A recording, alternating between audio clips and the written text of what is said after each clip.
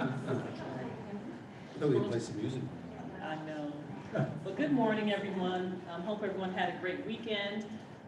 It was rainy, which was was good for me because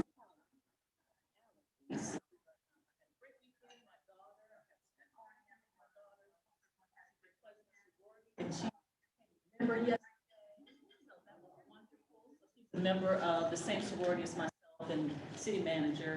So she's a legacy, continuing the tradition. It was great, but I'm tired. I feel like I've been pledged the past couple of weeks. But, so and it's good to be back this morning. We're excited to learn about our budget. We did have our state of the city last week. We had a very optimistic report, I believe. We got some great comments. And thank you so much, council members who attended, and Councilmember Miller called and gave us an encouraging message. So thank you staff for really helping us to stay on target so that we could have support to the community about the city of Douglasville, how we never shut down and we continue to move forward and moving the city forward even in the midst of pandemic. We do look forward to the second round of CARES money, rescue relief fund, whatever it's called, the acronym, to help with the city and our budget. But we are in such a great financial state that we're able to borrow from ourselves to help us in an emergency. And I really commend our finance chair and our finance team and Karen and Shane and the whole team. Thank you so much, city manager, for keeping us on task and helping us to be fiscally responsible with taxpayer dollars. Because it is not our purse book. It's the city, it's the citizens, and we are here and able to manage. They've entrusted us, and that is the major thing is resources, finance. So thank you all so much for being a team, working together. It is such a pleasure to work with this council, and not trying to throw shade, as my children could say, on past councils, but it was a little contentious at time, and it makes it difficult to try to set policy when it's an atmosphere where you're not encouraged to come and do the job that the citizens have elected us to do. So thank you all so much for that. We look forward to the next 2 days of hearing from each department and just make the city continue to grow and be great. And so interact and time to ask questions and for each department. I know everyone's going to have a wish list. I saw the chief on Friday, and he was telling me before I could leave the police department all these things he wanted. And so, of course, we're going to try to help with our public safety. But thank you all again for taking time out of your lives, coming today, and sitting through these budget hearings. And I guess that's it. 15 minutes, but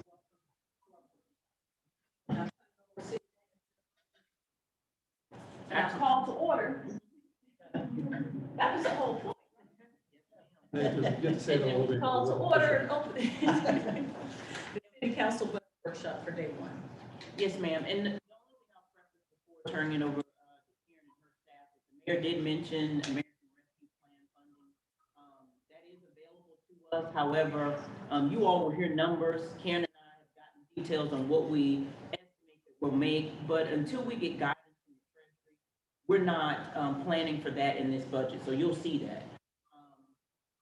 As the mayor mentioned, there's a lot of capital requests from the police department, really from all departments. And some of the ARP funding we can utilize for that. But as of right now, as y'all know, I deal with what's known.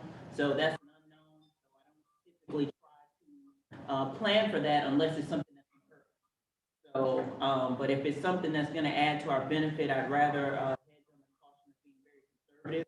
So you'll see throughout the entire day of different projects that we're saying we're waiting. We're waiting to see because I would rather hedge on the caution of let's see exactly what the Treasury allows us to do per the rules, as well as what they are going to grant to us before we actually add that into our budget. So this budget is planned for what we currently know we have. And with that, I'll turn it over to you. Finance committee, I apologize. Yes.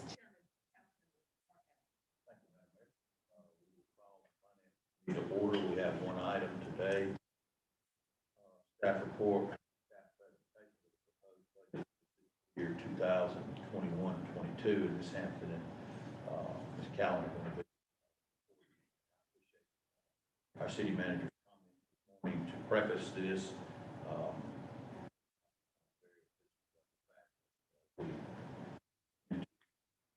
conservative note, and I would hope that we take that into consideration as we try to assign projects that will benefit, not knowing what monies we may receive from the federal government. And I don't recall the name of it. Let's see what we're going to receive and see how we can best use this. So just to summarize, the fiscal year 22 budget, it is a 4%. That is largely due to last year we received $1.7 million of CARES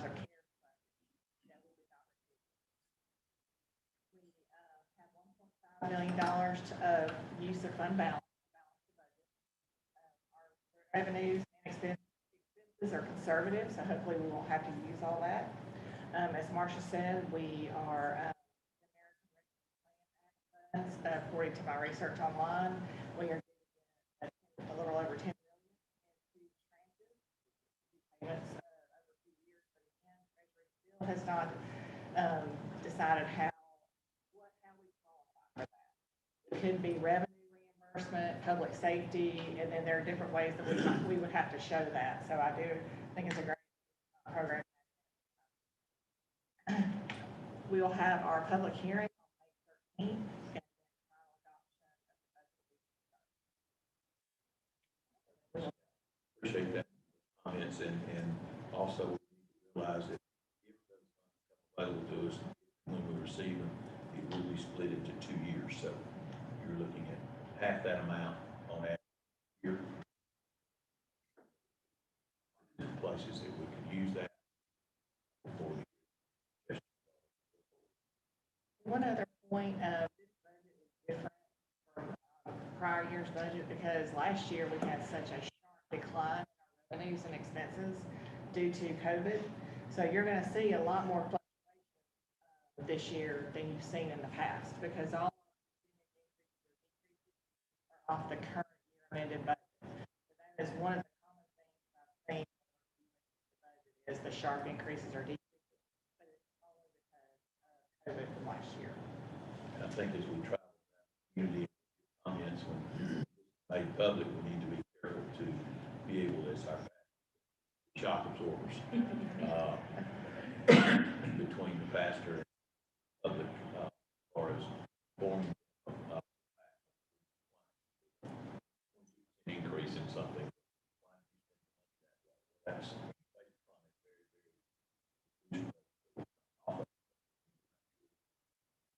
try to be informed and try to keep our citizens informed. It is a special year. Yes, sir. All right, and then we will start with Mr. Roberts. Good morning, everybody. Mr. Shane here will sort of guide us on the screen there. So I believe one starting with the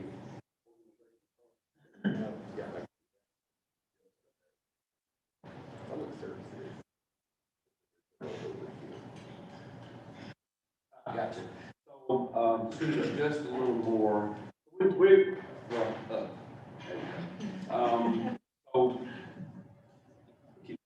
just a little, there you go. So we have proposed to make a couple of changes this year. Some of our positions, and one in particular is on the far right there, third one down, bottom, well, the middle one right there. Next. Commercial driver operator, and that's just to change the classification to sort of help us with some of our driver positions. And so, because as you know, we've discussed it from time to time about the manpower issues, and I believe that'll help us address some of that going forward. And so that's probably the most significant change on there. If I'm missing one, Ms. Hampton, Ms. Callen, Ms. Dickinson can correct me. And, so you can move on accordingly, and I'll just follow with you. So with buildings and grounds, and not much about this line item has changed, other than I'll remind that not only the facilities crew like Happy Howard and his team work out of this budget line item along with Carlos Underwood and his workers here at the conference center. And between those crews, we're doing a number of things that we did not do even just 2 or 3 years ago. We're handling the majority of the facilities cleaning. And we had already started that before the pandemic, but with the pandemic, it has really worked out well for us, I believe. And we have used some private contractors to come in and help us when there's been an issue, as most of you know. But for the most part, that has worked well for us, and I foresee us doing that well in the future going forward. So that's our group. Now, going to the budget itself, so not much changes in the budget line item other than the amount of money that we have for facilities, maintenance and improvements, which is right there. And you'll see there's $225,000 in that line item. And I can't tell you today exactly what we will do with those funds. That does change based on some of the conversation we just had, reference the federal funds we anticipate getting. But there are a few things that we'll be working on, and we can address those in the coming weeks. And we had $1 million programmed in to begin with based on our facility study. So in order to balance the budget, keep everything conservative, and we knew that these were possibly going to get these funds. We deferred those, but we did have $1 million due to come up to repair in the facility study. And on that note, this facility, the police building and Station 10 all have a little bit of age on them, even though they're some of our newer facilities, excluding my 2 new ones. So they're all at least 8 to 15 years old. And not a major stuff, but none of it's free anymore. And HVAC, roof-mounted HVAC units and membrane roofing is not cheap. It's very expensive. It's the best, but there's no discount prices coming with it. So we'll talk more about that in the coming months as we go forward. Fleet services, a year ago at this time, we had 3 employees in that department. We made some change in there, so I believe we have the right number for now. We have the fleet maintenance manager and the fleet maintenance technician, and they're able to handle all of our needs at this point, so that's working well with us. No major changes in the fleet line item.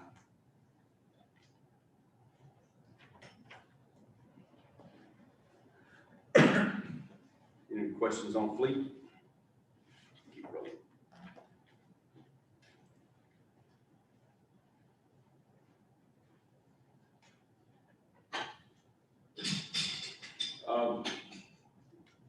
Fleet maintenance, that's pretty much the makeup of our personnel, the 20.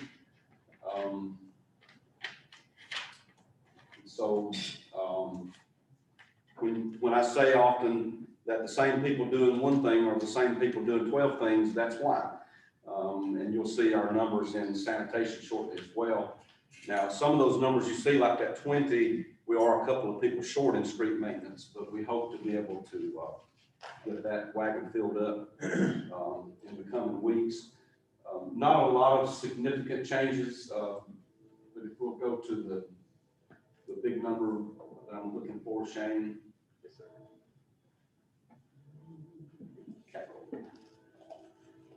Okay. So for this next 2020, we'll just continue working off some of the grant funds that we get, and hopefully as we receive some of those additional funds. So there's not a lot of discussion here either. We have the trustee card programmed in this budget. I know we had some questions about that. Greg, are they back in full operation? They are not, but they're also not billing us. Right. So we've not paid anything It's probably been a year, but now, we hadn't paid anything to their credit. I guess to their credit, they're taking a financial hit on it too, because that's money they count on, and, so they've kind of bit that same problem, the same as us, but hopefully, it will, be a situation where we will have inmate crews in the coming months. Part of the issue, is that we're not arresting a lot of low-grade offenders. Those are typically the inmates we get. The roadside crews, they're not hardened criminals. These are typically, just folks that, just couldn't get a couple of things together, and they're in their short time, and they're not a flight risk. And, so you can tell your constituents if they say, I don't like those prisoners in front of the house, they're fine, they're good. And that'll come into play as we approach the summer months as well, clean up and some of the things we've been doing. So, again, we're moving on over a year of not having that fully staffed. So that additional support, again, will affect us this summer. And it really impacted us hard this past Saturday when we had our event at the Presbyterian Church. And so I laughed, but I won't go into why I laughed, but it was kind of comical. But anyway, I ended up having to come over there and stay until about 4:30 to get it wrapped up, because we used to having those inmates, and as some of our volunteers, they cut and run on us about too. And so we had to kind of double up and work a little extra, but I will not let that happen again. Mr. Gregg, I have a quick question. I know that we couldn't use some of them, the support last year for volunteer for the inmates because we had an outbreak of COVID. Have they been tested, or how did they? The inmates? Yes, sir. That I cannot answer. Now, I can tell you from what I do know, and it's just general public information, they test everyone coming in. Now, whether they test them on a routine basis, that I cannot say. Okay.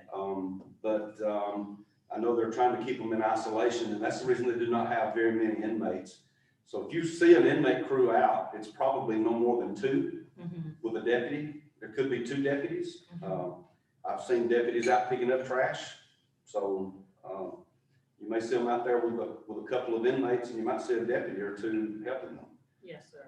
But they're just very short. They're just not because they base everything on flight risk. Right. And so they've got people in the jail, they just can't let them out. Right. And so, not that I want anybody in jail, but they'd like to have some work crews, so. Yeah, I know the sheriff said that last year, that they didn't, they couldn't come out and support and do litter control because they had a COVID out. That's right. I think they had at least a couple. And I don't know how I don't even know how you would prevent that with so many people. Yes, sir. So they've tried to keep them as isolated as they can, but I can't imagine the efforts they've had to go through to make this happen. Yes, sir. We also have, on page 12, holiday decorations programmed in this budget.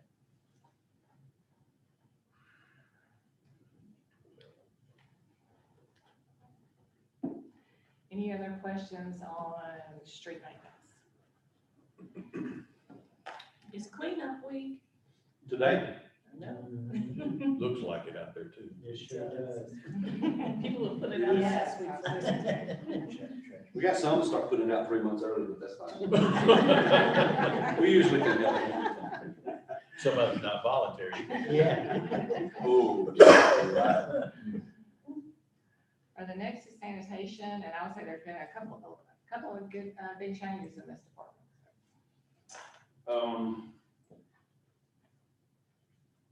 Remind me. Well, we have the new rates going. Oh, yeah. That's, Yeah, it is Yeah. a partial year last year, but it's gonna be a full fiscal year this year. So it really helped out this fund tremendously. Yeah, I was thinking more in terms of July 1. So yes, so Yeah. thank you to the council for the increase in funds. We did find ourselves a little bit behind on revenues just because of where our rates were set, and that does help us a lot. And that also ties to us with hopefully being able to make some position changes that I mentioned earlier to hopefully alleviate some of our inability to attract new people. So hopefully all of these things combine together. And thanks to the council and maybe to some degree to previous councils for our new facilities. Man, they're awesome. And it's a shame we've been in a pandemic. We haven't been able to do some of the things that would even include you guys because of the pandemic. But I do not know how we would have operated had we not built the new facilities. When you think in terms of when those new facilities came online, we partially moved into Cedar Mountain in January of 2020. Now, we might have heard rumblings of some virus across the ocean, but we didn't know much about it. And then we moved street maintenance over there probably February, and then the pandemic hit us. That did delay us getting sanitation over there, but because we had the facilities and able to spread people out, that allowed us, I do not know, I don't know what we would have done. We'd probably been in some trailers right now. I'm not kidding. We'd have had to have a trailer somewhere just for some groups to be able to meet, because we just didn't have the space. I mean, we went from having basically 40 plus minus people, including inmates, including community service. So those numbers can swell to another 20. So you're talking 60 people on any given day, basically working out of one little facility. It just wouldn't have been possible. I mean, we'd have to be renting somewhere. So the timeliness of that, I don't believe in luck, but man, I'm telling you, somebody was looking out for us, Mayor. Because I don't know what we would have done for the last year. That's a true story. Yes, sir. When you think about it, what would we have done?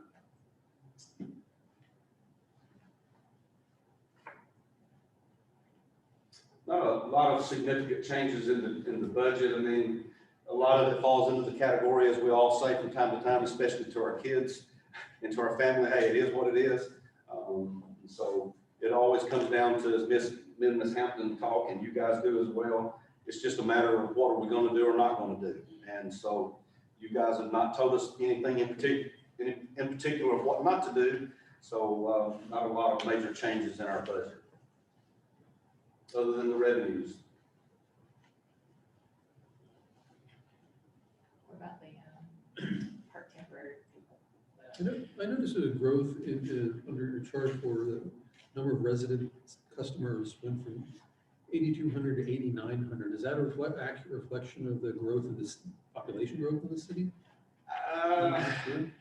I'm going to say no. I don't know where that number, I don't know how that number comes, because we've been pushing that 9,000 for a minute. Now, we know we've got new residents, so I would have to get some better clarifying numbers, but we've been higher than 8,200 single family customers for a minute.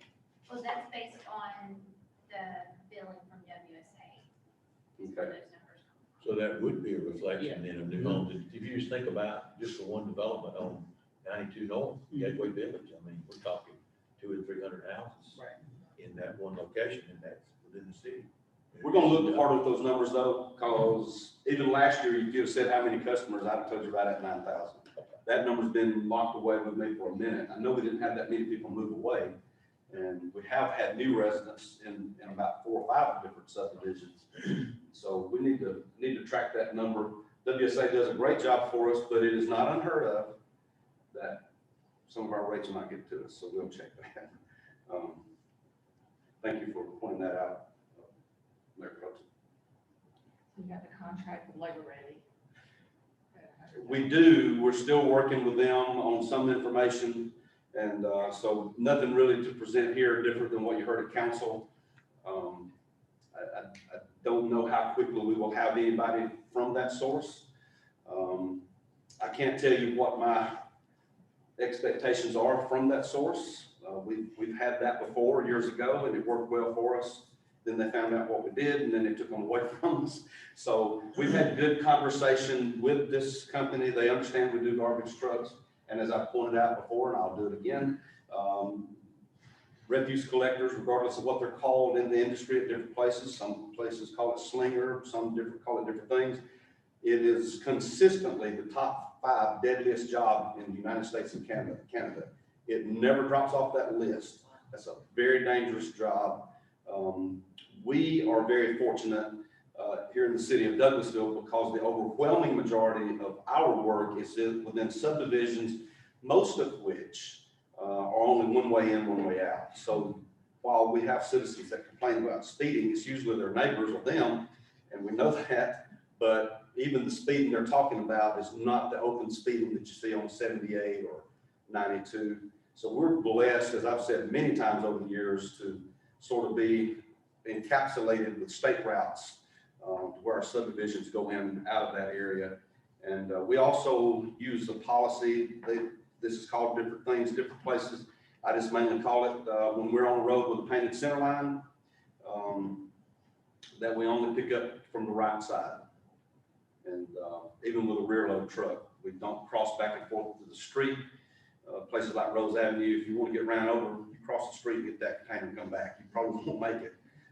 We actually had an employee hit by a car down there about 6 years ago, maybe 7. But fortunately, it wasn't a major injury. Could have been the worst of the worst. But Cartersville just had someone killed with a garbage truck just barely over a year ago. When you said that we had had this service before, and when they found out what we did, they took them away. Is that because? Well, so yeah, they didn't want them to work on garbage trucks, and they didn't want them doing different things, and so they know what we're working with, and they're going to charge us based on that. And so before we had Ronstadt, years ago, they sat on the corner of Gurley and Highway 5, right there in the building that's, I can't think who's there now, but it looks really nice now, but they were there for 4 years, and we had Ronstadt. Probably, Melissa says it was before her, so it was sometime 2001, 2004, maybe. Probably had them for about 2 years. Yeah, I just want to address temp firms, recruiting agencies. I think that you all will probably see us in that space for the next 3 to 5 years.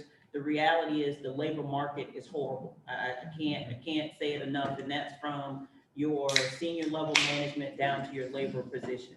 And your positions that are middle level manager and below, that market is just not there. I mean, it is a struggle. It was a struggle hiring a staff attorney. We're having to pay, and these are not small fees. You're having to pay upwards of $25,000 to $50,000 just for recruitment on top of the salary of the individual. But what we have in-house is not enough to be able to, from a recruiting standpoint, yield the employee that we need for the city. So whereas we would come to you and talk to you about the labor shortage in public safety, that labor shortage exists throughout local government. And now that it has hit the private sector from the service industry standpoint, you're going to continuously see that there's going to be constant turnover, and there is an expensive cost to turnover, inclusive of recruiting firms and overtime. So we're going to do our best to try to maintain and keep that cost low, but I'm just letting you all know that whatever is happening economy-wise in the labor market, that is going to be this year and possibly well into next year. The comment that the gentleman made at our last council meeting about Olive Garden continuing to be open, I made this reference to Councilman Adams. I know someone who manages the Applebee's on Thornton Road. They had to close completely. One Friday, they had one server for the entire restaurant. That is what you're dealing with when you're talking about hourly workers. This is a national problem. This is not a Douglasville problem. So we're just going to have to get creative, but that cost of creativity, I mean, that price to creativity is going to cost us. Is this tied directly to what the government is doing as far as? I think it was already there before. I think you're dealing with, you already had a tight labor market in the fact that you had more jobs than you had employees to fill it. So now that you provide incentives, whether it be through unemployment, through stimulus, basically now you tip the bucket over. So you already had a market that there's just far too many. Right now, it is an employee's dream. They can go work wherever they want to work, really and truly. If you are skilled in some way, you have a job. And you also have a group of, I would say 30 and under, someone who are choosing not to go into the labor market at this time, being very selective of where they go. And then you add to the fact, the space in which we work in, there's no degree in local government. You don't go to school for this. many of us who are in this happen to be in it. So we are challenged, so it compounds the issue that we're in. And so when I say that it's going to exist this year, it is because of what the federal government has provided. The federal government has provided cushion for a lot of people. And I'm not saying that to say that it is not a needed thing, just saying that it provides cushion and it tightens that labor market even more, putting a strain on those who need employees. And that is gonna exist throughout this calendar year. And typically in those situations, it carries forward for the next year and thereafter. I have a question about that, Greg, specifically for the entry-level employee in the sanitation department. What is the average starting wage? It's probably about $25,000. What does that relate, what does that become in an hourly wage? Probably $13 an hour. I mean, you're trying to trick me into a mathematician. No, I'm just comparing that to something. But it's about, yeah, you're right. You're 100% right. Someone in the council meeting on Thursday or Monday, one said that they had a billboard for entry-level McDonald's workers at $16 an hour. And so if you are an entry-level employee in whatever skill, if you have a skill, if you don't, which one are you gonna choose? Right. And that's why we've been trying to switch to the automated truck. So you go from one situation to another. And so that kind of ties over to, we've really had a truck driver issue for quite some time. I won't call a name, but I was at Sam's Hotel yesterday and I bumped into a guy that used to work for us. One of the worst employees we ever had. He pushed people out of the way to come over to talk to me, which was great because we didn't have a bad relationship at all. And he was telling me that he's looking for a job again because he worked here a little too short to get any benefits from the city by about 2.5 years. So he's trying to look to see how he can get back. I only say this to go, that guy come out to me while I'm standing in line paying, and I'm like, oh my Lord, you know. And so the drivers that we try to get, we've got a new guy that started last Tuesday, and I believe he'll work out, but he lives in Newnan. And he says he's moving up here. So as Miss Hampton and Miss Callan and definitely Melissa know, we've tried to get out of the box a little bit to attract people, but all of you at some point in time have heard me say that, as you say, Councilmember Adams, that we hire a truck driver at $15, $16 an hour, and we get them trained to go down the road to make $22 an hour. And so that's what's happening. So when you see a private, I'm not talking about Billy Bob's, if it says Greg and Nicole's garbage, they may not be paying those guys that much, but if it's got GFL on it, or if it's got Republic on it, that Republic driver's probably making $80,000 a year.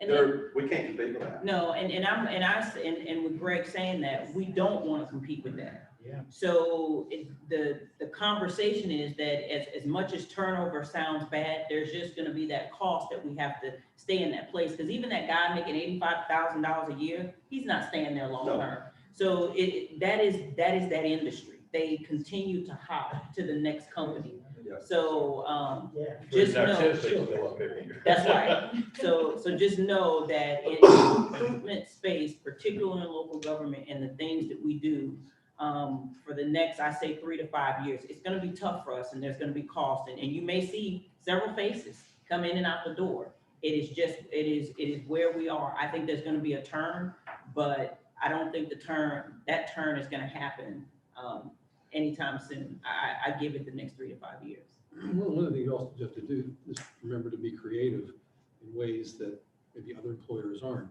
You know, I face the same situation. I can't hire an architect who could go into Atlanta and probably make twice as much as what I can afford to pay him. So I have to come up with ways, you know, whether it's the convenience of the location, let them work at home, you know, buy the software for them, and provide professional memberships, whatever. Just little things like that, even though it may not monetarily add up to the same amount as the other salary, becomes a really nice convenience for them. And so that's something that you have to think about, is how can we be creative to attract good employees that may not that may not cost us as much as the next municipality down the road. The Yeah. thing is, though, you got a mindset that somebody's gonna chase a quarter more an hour. But Yeah. can And Republic not looking offer at the the bigger same picture. benefits that we can, like insurance and vacations and stuff like that? That group doesn't care about that So, stuff. well, I just wonder though if they saw, because I know Mr. Roberts and I kind of talked about this. All my years with Southwest and AirTran, once a year, they would send out a sheet and it would show, okay, this is what your salary was, but then they would give you a breakdown of what your vacation was worth, like put $1 on it, and what your health benefits were worth, and what your flight benefits were worth, and if you were getting tuition reimbursement, and they put $1 on that, and that dollar started looking a lot bigger. And sometimes I think maybe people can't see the value in having a job that could really be a career with the city of Douglas. And we do those, we do total compensation statements. There's just gonna be, I guess the message I'm saying, there's just gonna be a particular employee in a particular space that those things for them don't matter. And so when you're looking at that driver, that group doesn't care about a total compensation statement. So a lot of so we don't typically lose people to the benefits that we offer because we are very flexible. We offer a lot of things. We lose people because they're chasing a quarter. And those are generally people you don't want in the long term anyway, because they're gonna go to that next job and the next job and the next job. And they're not gonna have any kind of stable employment situation. And so what I'm saying is that individual that we would typically attain, that individual has options, and we may not even be able to grab them because they're going to other places that are very similar to ours, because that pool of those candidates are very thin. Karen just recruited for her assistant finance director. It is very hard. How many other cities are recruiting for finance positions? There were 10 10. other cities recruiting. So if you have that same skill set, there are other cities in the metro, we're offering the same kinds of things. For example, as city manager, I can probably go and write a contract at any city I want to. That is just the reality in the space that we're in. And those extra benefits that are offered, they'll be at another place because the demand is just that great and the pool of candidates is just that small. So, the message more so is to say, be patient in a sense, because this is the space that we're in. We're doing every single thing possible, but you may see different faces. You may see a cost to what it means to recruit, and Greg coming in next year saying, or the police, if you think about it, we've been talking about that situation with the police for at least 6 years, and we're constantly 8 to 10 down every year and change. But the thing that you all can rest in comfort is that your service doesn't change. So despite the fact that we are down, we still continue to do everything that's required to provide the services for the citizens, but there is a cost to it. This is where the robots come in. Yes, Right. yeah. Automatic waste pickup. I mean, automatic checkout at Home Depot or Walmart. People just, I have people that, in our real estate offices that just love all this new automated forms and input on your contract. And I'm thinking the office manager is pushing it, and all the time I'm saying, that's gonna take your job away. Yeah. It is. And how impersonal can it be? Of course, I'm getting off, but Yeah. anyway, it's the same thing, just different industry. I had just one thing, you can give them everything in the world, and they still gonna be looking. Sure they are. Looking for a jail, be out here all the time, they love what they do, but they look Yeah, all the time. all the time. All the Nothing guaranteed, no long term anymore, time. it's over with for our ages. So to all that, to that point, we have increased the hourly rates of the commercial drivers, crew chiefs, and refuse collectors. And it's programmed in this budget. The total cost of that is $85,524. So that's included in this new budget. And then the labor ready contract is programmed in at $100,000. Doing all you Is can that horse still breathing? doing all you can do. Yeah, totally. I mean, we could talk all day about it, but, and we'll be talking about it again, to Ms. Hampton's Okay. point. I mean, there are so many angles that I could throw out here. Some of you would know, and some of you go, what? But sometimes I feel like I'm dealing with kindergartners. But wait a minute, Craig, It's almost like I'm begging them to go do what they're doing. what tickles me, when they leave you, in a day or two, they be driving a WSA truck wait. But sometimes that's a good thing. Sometimes it's a good thing. I said, wait a minute. Sometimes turnover is a really good Yes, thing. yes. They walk out one door, another door, be glad to go. It'll end. And I know, one other point is that the workers' comp rate for the garbage collectors is higher than police officers. Yeah. That's that top five I was talking about. That's what drives that. So are we taking them with a misdemeanor, a felony, according to what it is? Because there's a lot of them out there wrong now. They won't work. We look at all that, to be honest. That's a Yeah, lot we- of, that's a lot of conversation too. I mean, Okay. we do have to be careful on how we proceed on that. I'll leave that. That's above my pay grade. But we have looked at a couple of people and then they didn't come. So they were offered and then they didn't come. So, that can be a little bit of a slippery slope. I think everybody can agree. I would hope that, we would not have changed a whole lot in the last 10 years or so. We were having some issues, with employees, and I think specifically in the police department at the time, where you would have been much better off to have never hired the person by the time you were able to have them to resign or leave or whatever reason. And so I know we had a lot of conversation about reducing our requirements, reducing the qualifications, reducing the, just how closely you look at their record before you, and of course, when you reduce that and you hire more, then you also increase the potential for problems. Do you want the liability or do you want the need for the employee? And we have not, and one thing to address Councilman Davis's point, throughout the years, elected officials have reached out to us to take a look at somebody that may have a blemish on their record, and we've done that. Or even someone in the community that's called, we tend to look, we'll call. They may even know somebody in the community that we feel is a good character reference for them. But to Greg's point, most often they don't come. We go through all of this stuff and they have options. So, And I will add, yeah, and it may not seem like it to you, and local government in general is this. I say all the time, I do not know the success rate of people working in government, in the public side, going to the private, but I can tell you, at every level of the city, I have witnessed it, whether it was my department or not. There's a lot of difficulty bringing somebody, especially if they're of a particular age, not really young, to bring them out of the private setting into this public setting, because our work structure is different in local government. It's different. It's not anybody's fault. It's not staff fault. It's not administration fault. It's not mayor and council fault at any city. It's just the way it is. And you guys know, we talk about a lot of things over the years, right? We talk about a lot of things. We want to do this and we want to do this. And some staff member works on that and they put a lot of work in it. Then we don't have the money, or somebody's new on council, and a lot of people can't handle that. I'm not going to say I'm in love with it, but you just have to kind of roll with it. And the people that can get in certain positions in local government, and hey, man, that's the way it operates. We looked at it and couldn't do it. But you bring people, and I hear people all the time criticizing us, not just us, but local government in general, state government. And I'm like, dude, you have no clue what you're talking about, because you're talking about going and spending money on something, and you're not taking into consideration that we need this money for police, we need this money for that, this money. You can't just go do one thing, Yeah, and I'll address one other thing on the labor force, especially about, how Greg mentions that we're different. I mean, there's a certain amount of flexibility that we can offer working from home in certain space, but the ultimate, at the end of the day, we provide services to the public. We have to be in the office. So we do get people who, especially now when almost everyone is working from home, that is what they want.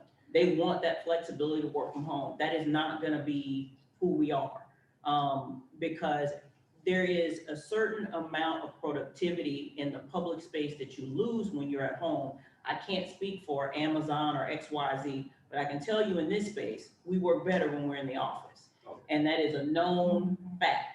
The overwhelming majority of what we provide is here in the office. So a lot of people can't make that transition. That's another battle we fight, because there are people who are used to, in the private sector, they have this kind of laissez-faire type work environment as long as I have my computer. Well, Joe Public doesn't understand that. Joe Public expects you to be at that window taking that permit, Amen. paying that fee. That's who we are. And so if you can't walk through the door with that philosophy and that position and accepting of that, we're probably not the place for you. And that's okay. You just have to be accepting of that is the space that we're in general. Not that we're not gonna be able to have some time where, you know, we all can work from home, but that is not where we are. It's just not. So recruitment is gonna be, it is what it is, and to find those little gems. That's right. That are out there, we're just gonna have to accept that as a big part of it. Yeah, and I think that's why the graduate fellowship program has been good for us, because we talk to those young individuals up front when they come on board. This is who we are. Even when I interview people, I say up front, we work in the office. Are you gonna have an issue with that? So, I mean, I personally like working in the office. Again, it's really about productivity and how we provide that service. You cannot, even from Karen's department, she can probably tell you during the pandemic, her department primarily worked from home to a certain degree, but there's productivity that's lost, even from a finance perspective. And a lot of her employees don't greet the customers every day, but the productivity is different. There's also, you have one built-in advantage, a small one, but there's a certain stratum of available employees that people who want to work in public service specifically. Correct. And there's a certain idealism about that they come to. They want to do public service, which you don't, there's nobody growing up that I know who says, someday I want to work for Walmart, because that's my, the idea.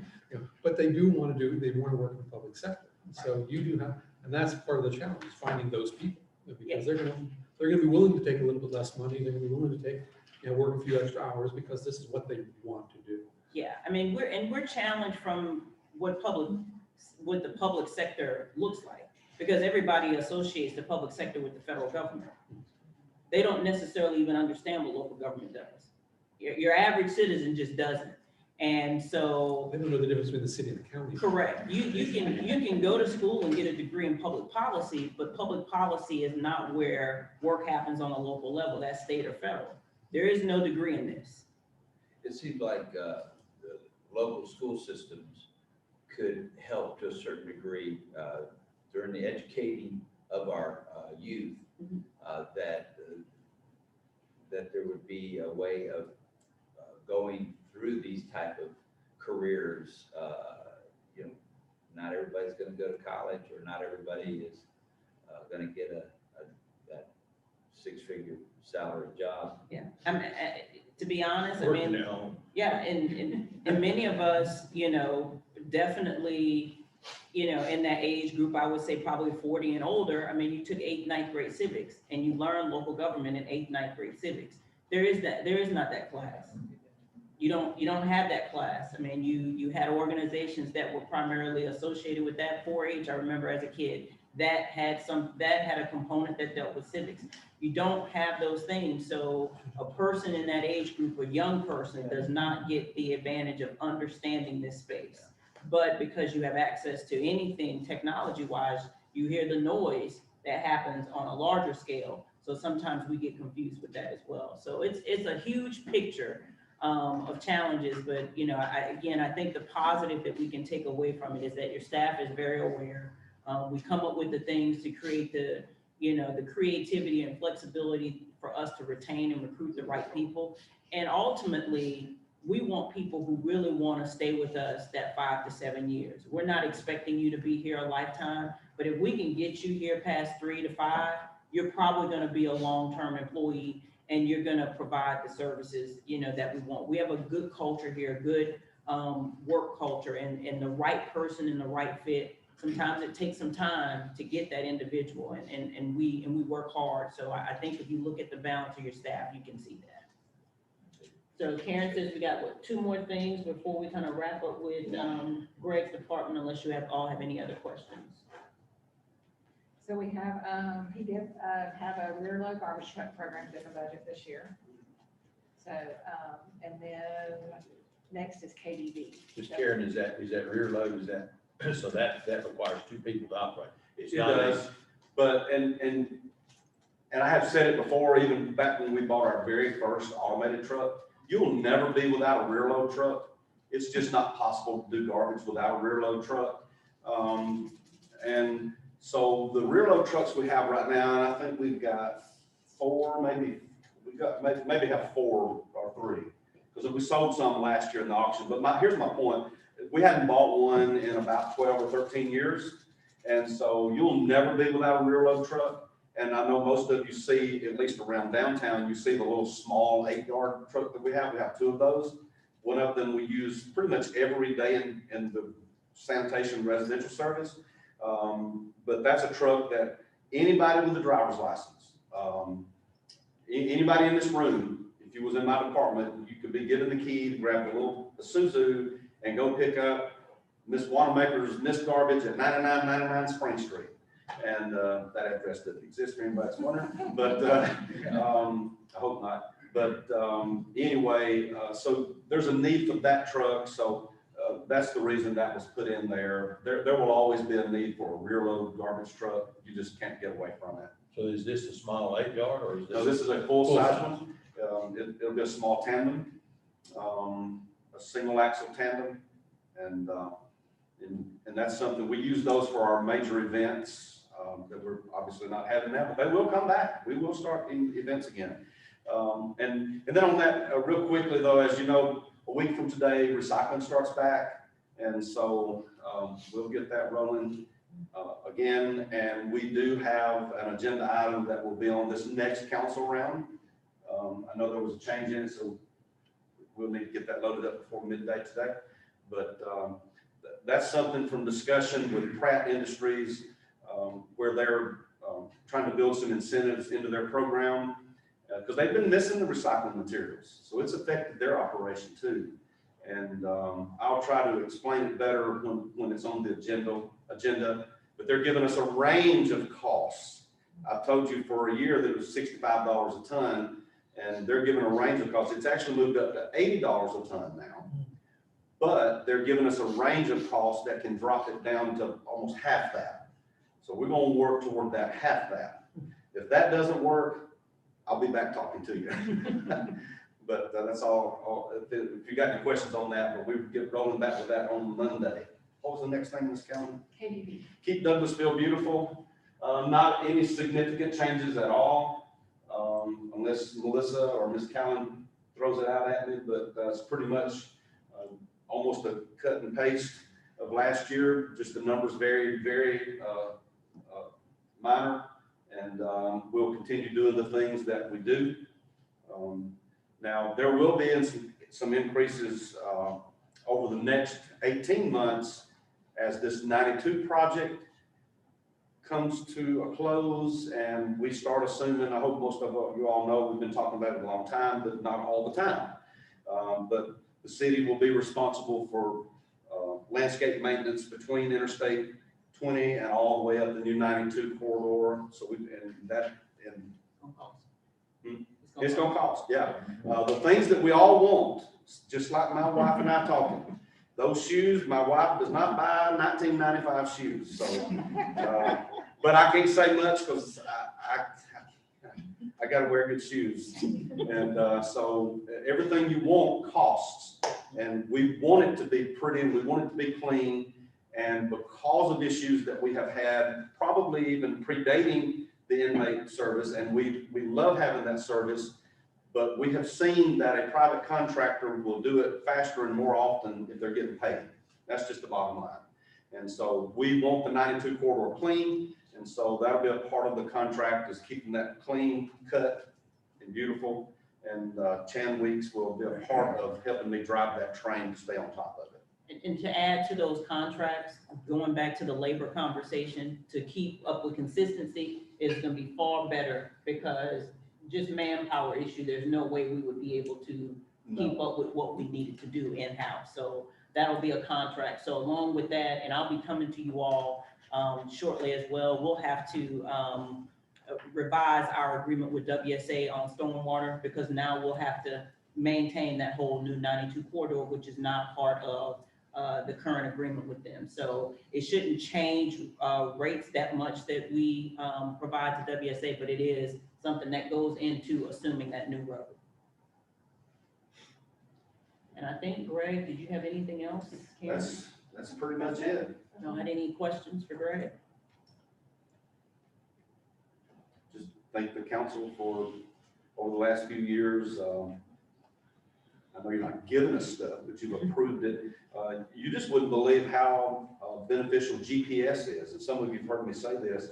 When we purchased GPS for all the vehicles, and it's all the vehicles, every vehicle, my vehicle, Travis's vehicle, any vehicle you get in, if you ask for the van, that van's gonna track everywhere you went. So make sure you're going where you're supposed to go. Oh, my goodness. I know, but, and we had some employees in different departments, not necessarily mine. We did have them in mind that had an issue with that. And I can tell you, and we've been with 3 years with it now, I didn't get it to track anybody. At that time, Ricky Knight was the man, our fleet supervisor, and he didn't put it on mine and the supervisors, and I said, no, we still got some extra. And he said, oh, you want it on your truck? I said, yeah, I'm better than nobody. I clean toilets every day. You put GPS on my truck every day. And where I'm headed with that, the GPS, sometimes employees and personnel see it more as they're trying to keep up with me. The man's watching me. No, but that GPS, as Melissa will tell you, that GPS has reverse lies. I've known of bald-faced lies of people saying that somebody did something and was somewhere, we weren't there. I won't go into it, and I'll do this in 1 minute, I promise. Several weeks ago, and this happened is aware, she may have to jog her memory just a minute because she's got a lot going on, but somebody made a complaint about a city employee. They didn't, Marcia and I knew the person. They lose a lot of credibility because of the way they went about this. It involved the police, it involved a bunch of stuff, but the very first thing is our GPS didn't put anybody at that place at that time. It's now kind of went full circle.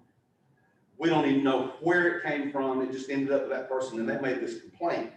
What it did, that complaint came to me probably at 9 o'clock on that morning. You can believe this or not. I literally didn't work on another thing for 3 hours. That tied me up for 3 hours. Because when you make such a thing with me, don't ask me to check on something unless you're wanting me to check on it. Because I brought what I'm doing to check on, especially if it's something of a pretty significant deal.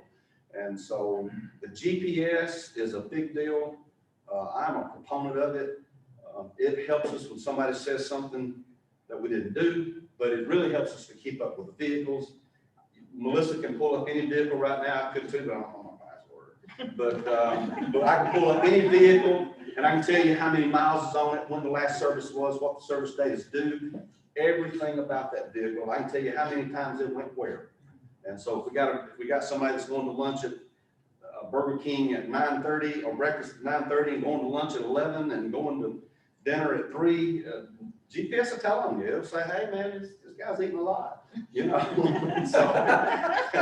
and so I think it's just a good thing. We all have to have accountability, including me. And accountability is a big thing. If you operate without accountability, that's not a good thing. You know, Greg, the same thing happened in the school board a few years ago. They put GPS on all the buses, and it served two purposes. Yeah. Of course, it served to make sure the school buses were where they were supposed to be when they were, but it also held parents accountable when they said, hey, my kid was missed. And you go back and look at the GPS and no, we were there at this time, which is the approved time for us to be there to pick up your child. We were there and we sat so many minutes and now we're gone. And so it worked two ways. Yeah. And the bad thing is sometimes the drivers say I was only going this fast, but GPS said something different. So GPS clocks it all. It's made me start using my speed control more. I just wondered where all this was when I was raising my girls. That is all I have. I promise. You all don't have any questions from Greg? We'll take about 10 minutes to get set up to the next department, which is Parks. Okay, take a little break. Hey, Travis, be sure you got us an update on Mr. Cartwright now.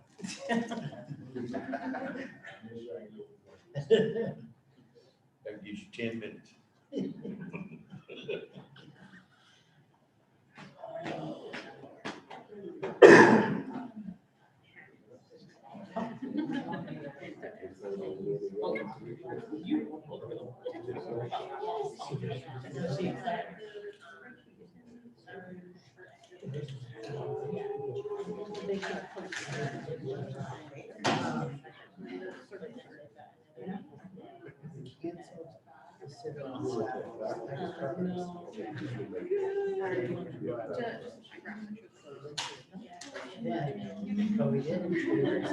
She looks happy, she's so excited.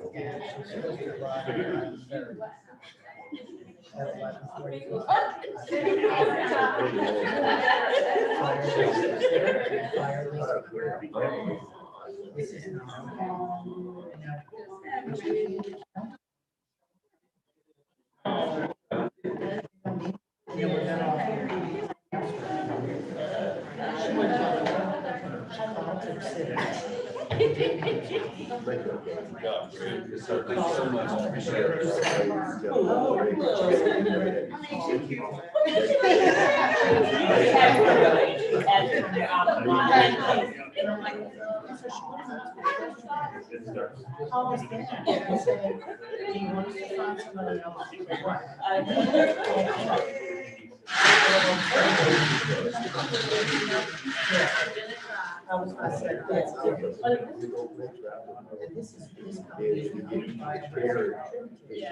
why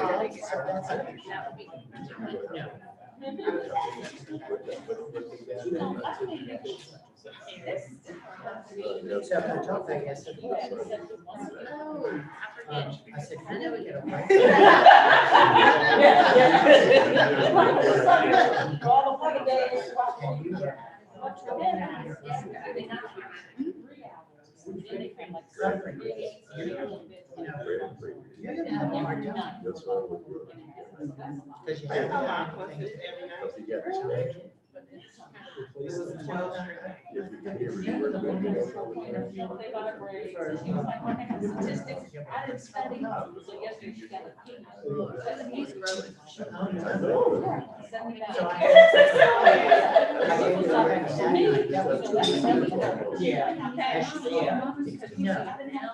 So I said, okay. And I told her, I said, my birthday. It's on a Thursday. I have a opportunity on a Friday. Oh, yeah. If you want to come over.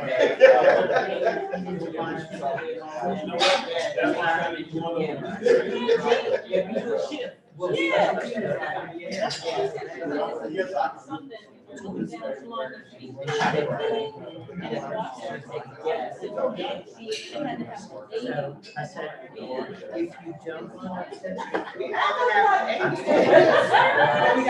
it, just so you know. No.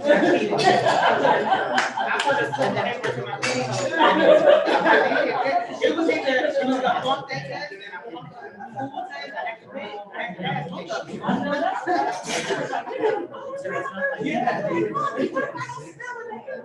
Right about right here. You remember, and then I wrote beside my skirt, I said, I want this skirt, and I wrote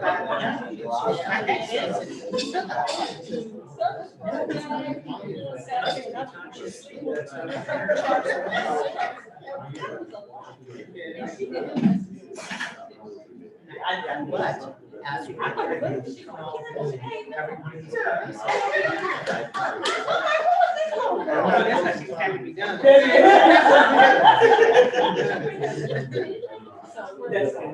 That's good. So how honestly, she ready? She ready? All this like.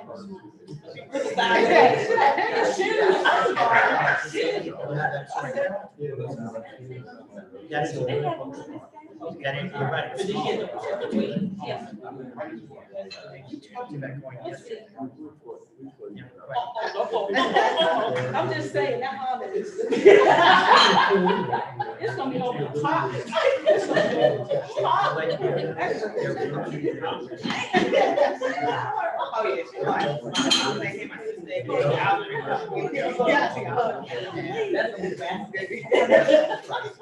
I mean, Words.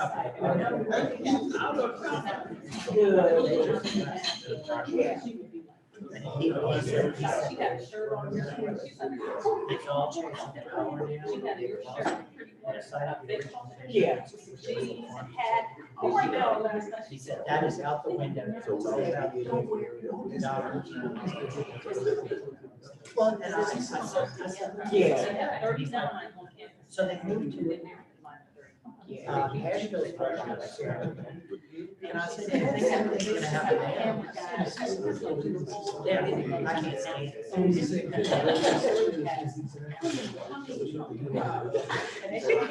yeah. That's cool. Look at it. That's supposed to be done. Yes. I just, there's tiny little buildings, they all jam right next to each other. Well, hopefully this fall, things will be kind of like that. Get back on campus and clean.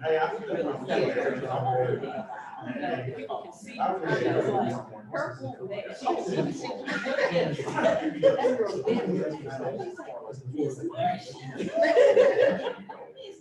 told her,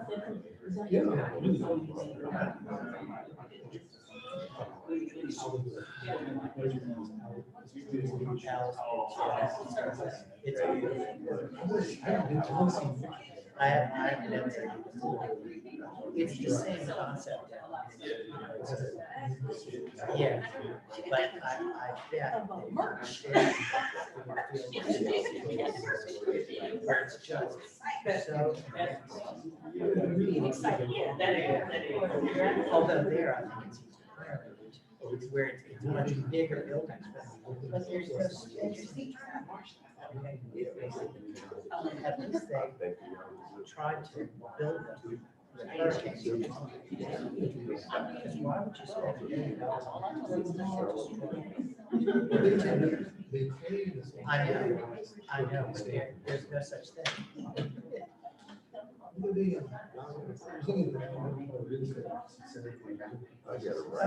It's outrageous. Basically, it's a duplex.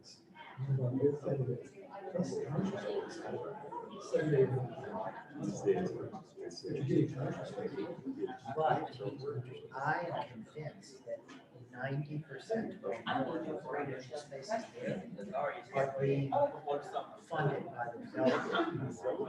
I don't think there's any self-supporting.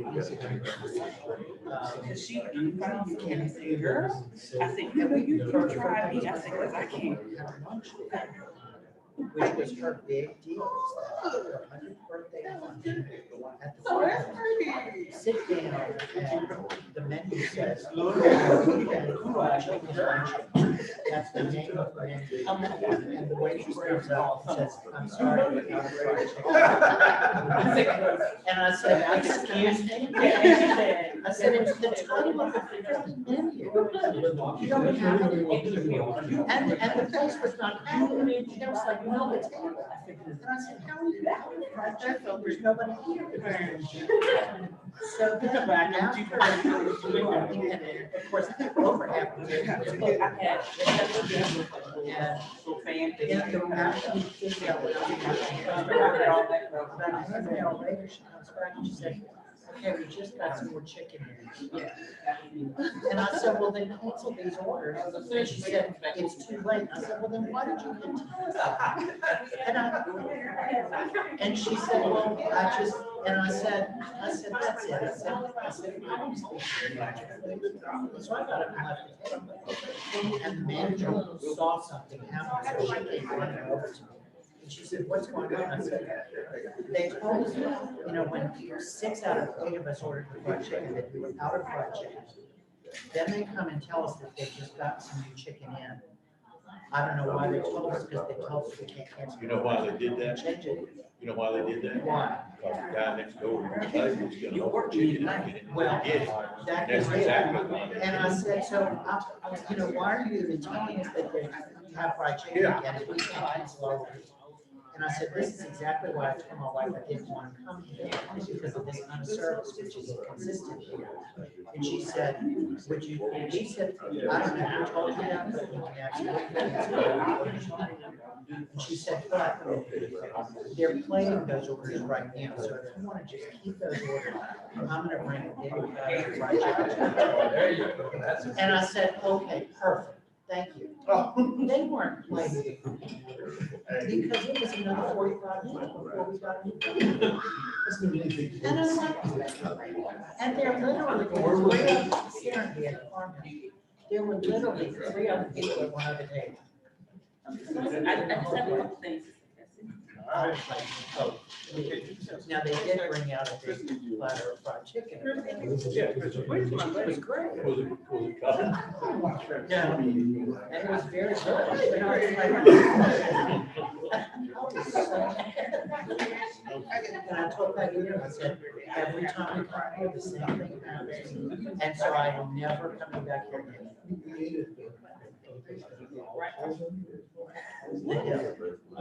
Oh, yeah, yeah, yeah. It was good, stupid expensive. Stupid expensive. Oh, yeah. Well, that's one of the things. No, I have changed. Okay, yeah, you need to, I told you. When the last time I swore I was going to. You take too long. I'll take care of it. Oh, thank you. I told you. So we went back. Yeah, this is. I was on first floor, And my son, they put the plate in front of him. And he goes, Dad, and there was this big long black hair sticking out of his stuff. And so I called the waitress over and I said, there's a hair in his food. And her response was, well, it's not mine. And I said, I don't care whose it is. It's there, and it's obviously not anybody at this table because it's literally baked into the food. So it's not one of ours. And she's, what do you want me to do? I said, I want you to get him a new plate. He didn't get a new plate for over half an hour. And then they didn't comp that plate. They still charged us for that plate. Not going back here. Which is a shame because I love the place itself. I won't be eating there. As they should, and they should be following up with your apologize. It was like, eat around it. I've never. She's scared. And I don't think it's it was a female chef, his name was Hillary. So I don't know. I got set to farmhouse. I'm like, not eating anywhere it's here.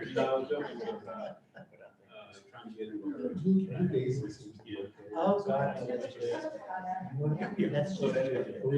we used to go there every Sunday morning, go sit here, have breakfast. And place to order. Took 45 minutes. 3 orders out, 2 of them were stone cold and 1 of them was hot. And I'm like, I don't want these been sitting here.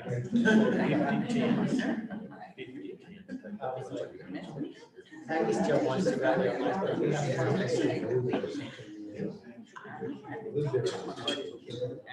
I don't know, or maybe they do better care.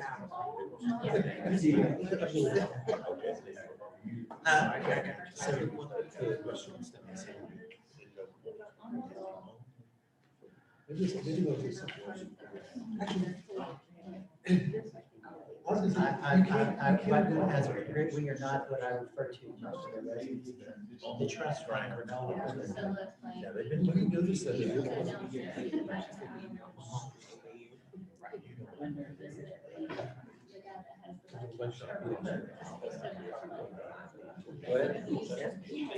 Yeah, I take my bike.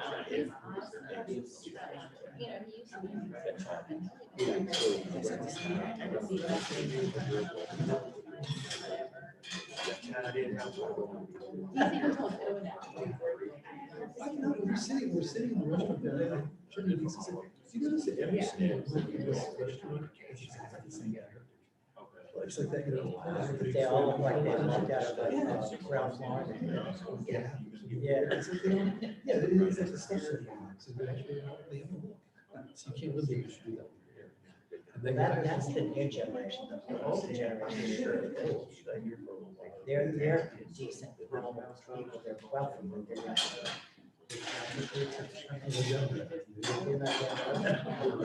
It's just like out of the science fiction. There's machines making them. No question. Okay, we'll come back from our break, and now we have Mr. Landrum. I know, this is still one for the finance committee. I'm just. It's all finance. It's up to you, Mr. No, ma'am, you go right ahead. So, Mr. Landrum, Parks and Recreation. Good morning, everyone. Hopefully we can get everybody energized after Greg. I know y'all sleeping and everything. So we'll get everybody back on a good energetic day. So, Parks and Recreation, the first slide here is our organizational chart. You might not recall, but there are some differences from our organizational structure from last year. The athletics operation is one that we have a lot of high expectations for coming back into the operations this year. So you'll see that we've transitioned some staff into that operations. As you see, we have more staff in there than last year. Another recreation assistant, administrative staff, along with park maintenance worker. And then also in our other divisions, in lieu of a food and beverage manager, we created the golf operations manager position at West Ponds. And to mirror the golf operations with the park maintenance side, we created a park superintendent position as well. Those are the primary changes that we've had in our org structure.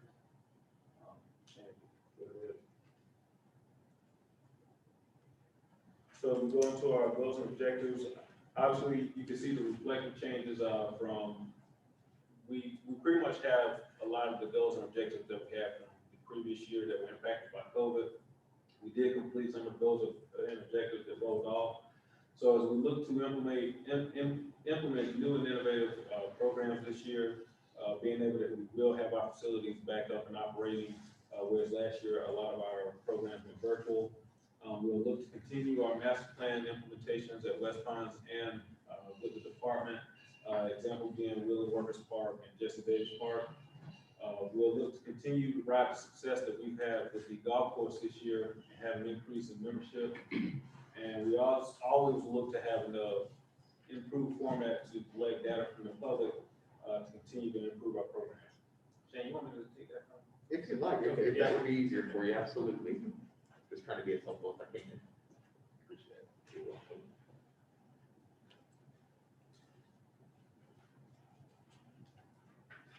So of course, as you can see, the numbers, the actual numbers for this year were impacted again for COVID. We were able to sustain some of our educational and training hours via virtual opportunities. The decrease in our programming efforts, of course, because the facilities were off the grid and we went virtual.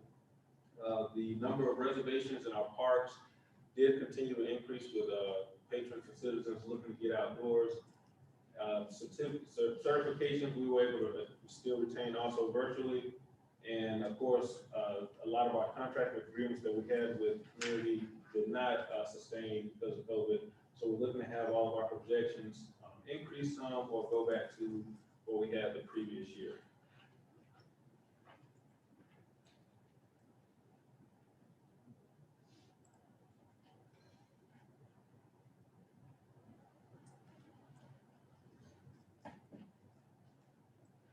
So as you can see in 6110, the revenues decreased some. This line item was one that we used to acquire donations from companies for our fireworks show.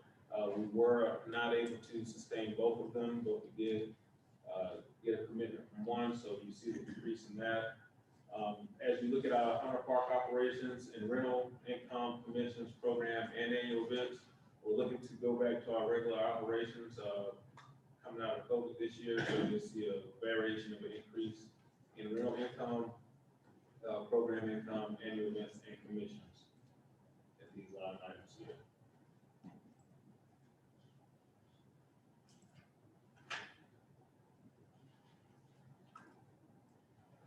So as we look to go to the expenditures, the personnel numbers, which is normally pulled from ADP, those are generated from finance and HR. If we could look at the contract.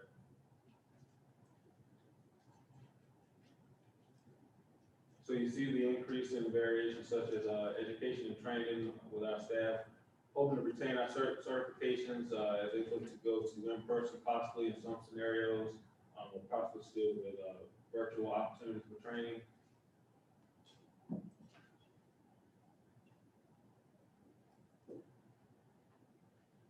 And as you can see here with other professional services, this increase is pertaining to our Rec One software. So where we have to continue to pay for the usage of that service, that amount is increased here for us this year with slight variance up to 52K. The building maintenance decreases from the transition of our facility going from carpet to CVT. So of course we didn't have to have the carpet cleaning come in as we had in the past. So we were able to decrease that line item. And then, of course, also the same thing here with education and training. This is in our 6112, our Hunter Park operation, to have training for those staff members as well.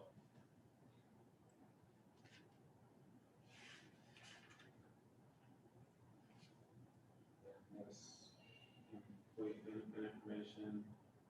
There was a slight increase in 6112 as far as the operations. We look to have an increase with annual events coming back online. Program supplies also took a slight increase with the anticipation of having in-person programming. And so overall, you have a slight increase of 25.7 from the previous year that we have with 6112 here at Hunter Park.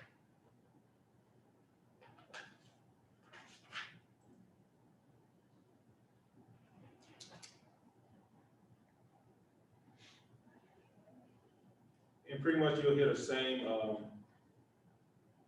mindset with our L operation and athletics. And that the athletic operations took a halt last year with operations.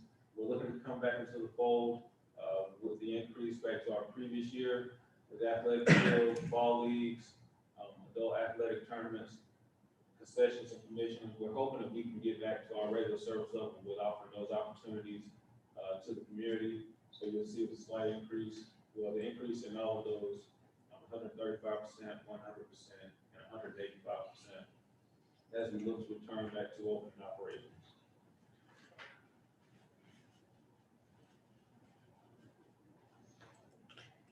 Same thing with this division. Now that we've added more staff into that operation to continue to support, you'll see a request increase for training and education. Then, of course, as we look to offer new opportunities like youth basketball, you'll see, well, that's the staffing, I'm sorry, staffing increase with uniforms. No, I'm sorry, that is with youth basketball, I'm sorry. Would offer new opportunities to the community, an increase necessary for the purchase of basketball uniforms and needs for that program.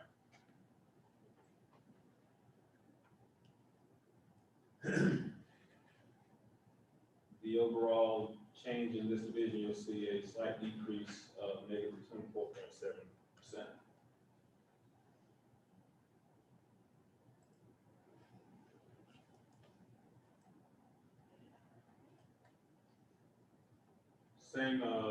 Same thing with Jess Davis, looking to open back up. Of course, we didn't have the pool operating last year, so you'll see an increase back to the number previously. Same thing with the summer day camp program, and the increase in those being that we'll have a full slate of our participants this year, rental income, and the pool back to operating as normal.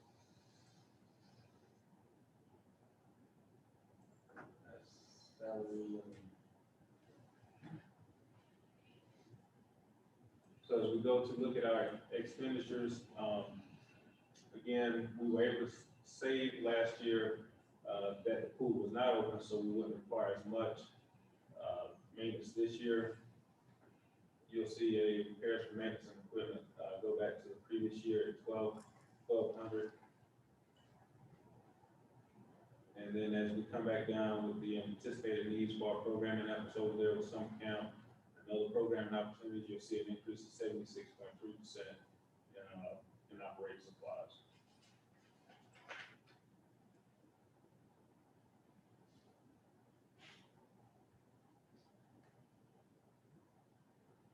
You'll see a slightly, natural gas, we don't know before that. And of course, again, like I mentioned, with programming being a new initiative that we want to increase over there. We've traditionally just had our summer camp program be the primary opportunity over there, but we're seeking to get more opportunities for the community over there as a whole, so you'll see that increase with programming at Jesse Davis Park. As we transition before we start on park maintenance, just want to just update you all. Travis will be before council on the 17th, Travis, for Jesse Davis. 13. The 13th to talk to you all about comments that were received from the last public meeting. I believe it was with New Horizons and GMC to talk about park amenities. You all may want to consider their recommendations, you may not. But are we at 50% construction plans? Are we close to that yet at Jesse Davis? Yes, So we're close to 50%. So any changes that you all are gonna make on Jesse Davis, we wanna make them now. Kind of speak now, forever hold your peace sort of thing. But what has been the direction that has been given to GMC is based on the budget that we talked to you all about at the retreat. So anything added will make it go higher. Also keep in mind that we still need direction from you all as to if you want to move forward with this as a project and you choose to do a general obligation bond, will you do it in November or will you do it in the spring? And as a reminder, Ms. Acker mentioned that the election superintendent was asking for that information by June. So we're getting close upon that date. And as far as which date, again, that is completely up to you all from a staff perspective. It's not really much difference, but you will have an opportunity to discuss that on the 13th.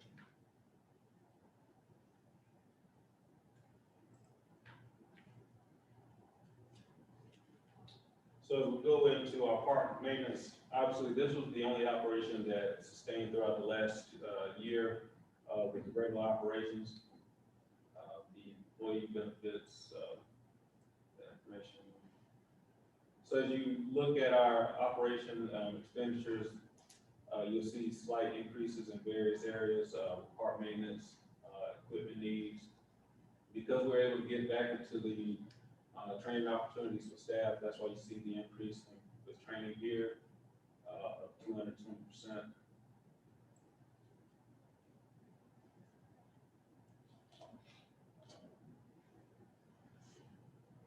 Keep going on that one. That's what we're doing stuff.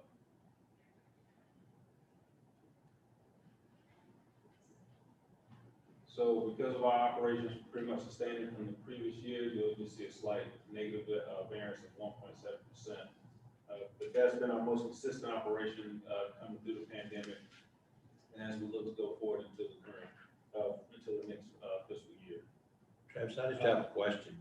On mine, it's page 35, which would be under expenditures by function.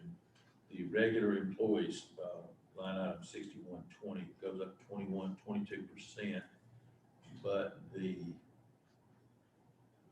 benefits somewhere here I saw went down.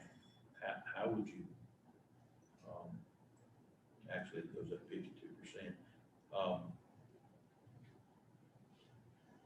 Were we budgeting for a 7% increase in group insurance, or is that a 7% increase because you're going to have more employees?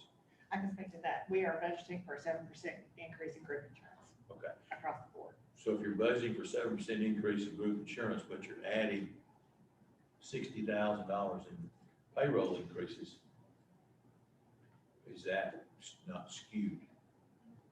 In other words, Are you basing it on 7% increase of 369,000 or 303,000? Does that make sense? Am I making sense? Yeah, no, it's not a function of the salary. Okay. Yeah, because if you all, you know, some people may choose not to have insurance, some people may choose to have insurance, so it's more based on, you know, the offerings or the selection of the employee versus what they currently yield in salary. And how we project that is we take the most recent, health insurance monthly and then increase that by 7%. Because some departments also have like employee only, family, that kind of thing. Yeah, I was gonna respond with that, but Karen too. Well, but I guess where I was confused was then on page 36, you got under 6166, you have a 35% decrease in employees. Salaries, full-time for personal services under the West Pines Golf Maintenance. So you're actually going to reduce the number of employees under the West Pines Golf Maintenance. I think this is where there was some misconfiguration, so, the numbers that might be skewed here, from the personnel form that was sent out, we had the staff show up in different areas, so I think it pulled the information, say, for example, we would have staff in West Pines Maintenance showing up in West Pines Golf Operations. So, which they should have. So I've sent an updated list to, Finance, and that is gonna heavily impact some of the numbers that you're seeing here. But I guess.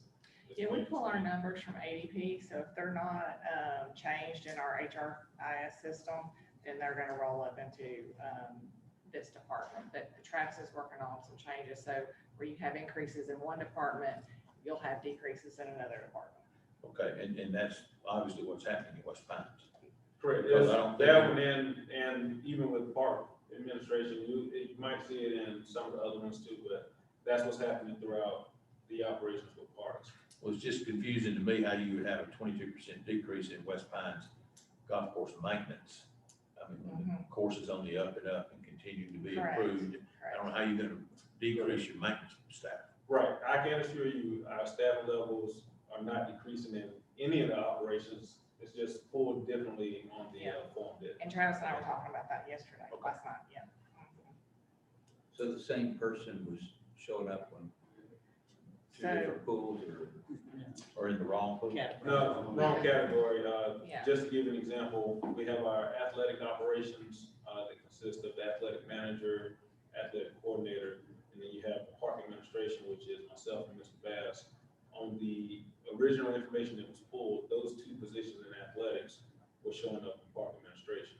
So it showed a huge increase in park administration, and unless Mr. Bass got a salary I don't know about, you know, that one significantly increased, whereas with athletics, it took a huge decrease because it didn't have those two positions reflected in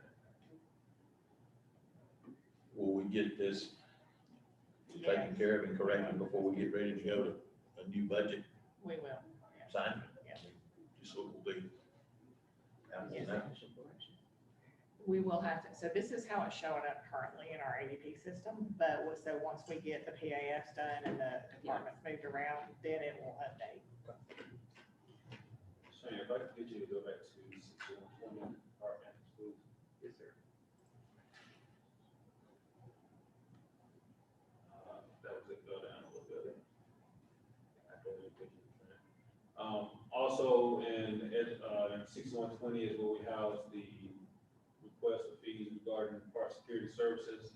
I'll give Ms. Hampton a chance to address that. So you all also will be talking to Travis next month as well on park security. As far as that contract, as you know, we reduced the hours on the contract based on reduced need because of COVID. Now that we're ramping things back up, I'm pretty certain there's going to be an expectation from Mr. Pearson to adjust that contract. One of the things that I do want to talk to you all about, Travis and I are, or I should say really Travis, is addressing some complaints and some issues that we've received from some constituents on issues regarding the staff that's associated with Mr. Pearson. I believe Mr. Pearson is working on addressing those issues. but some of those complaints, just to be transparent, are harassment complaints. So one thing I need for you all to think about, and I've been thinking about this over the weekend, especially considering the temperature that we're in when it comes to public safety and law enforcement in the nation, how do you want to handle the aspect of security? Whether it be Mr. Pearson or any other security company out there, they're not a staff of yours. They're not protected in the same way under your insurance and your liability. That individual does not have the same powers and authority as your law enforcement officer. They're still having to contact police, call 911 in certain situations. So I'm not suggesting that we have police as security. That's not what I'm suggesting.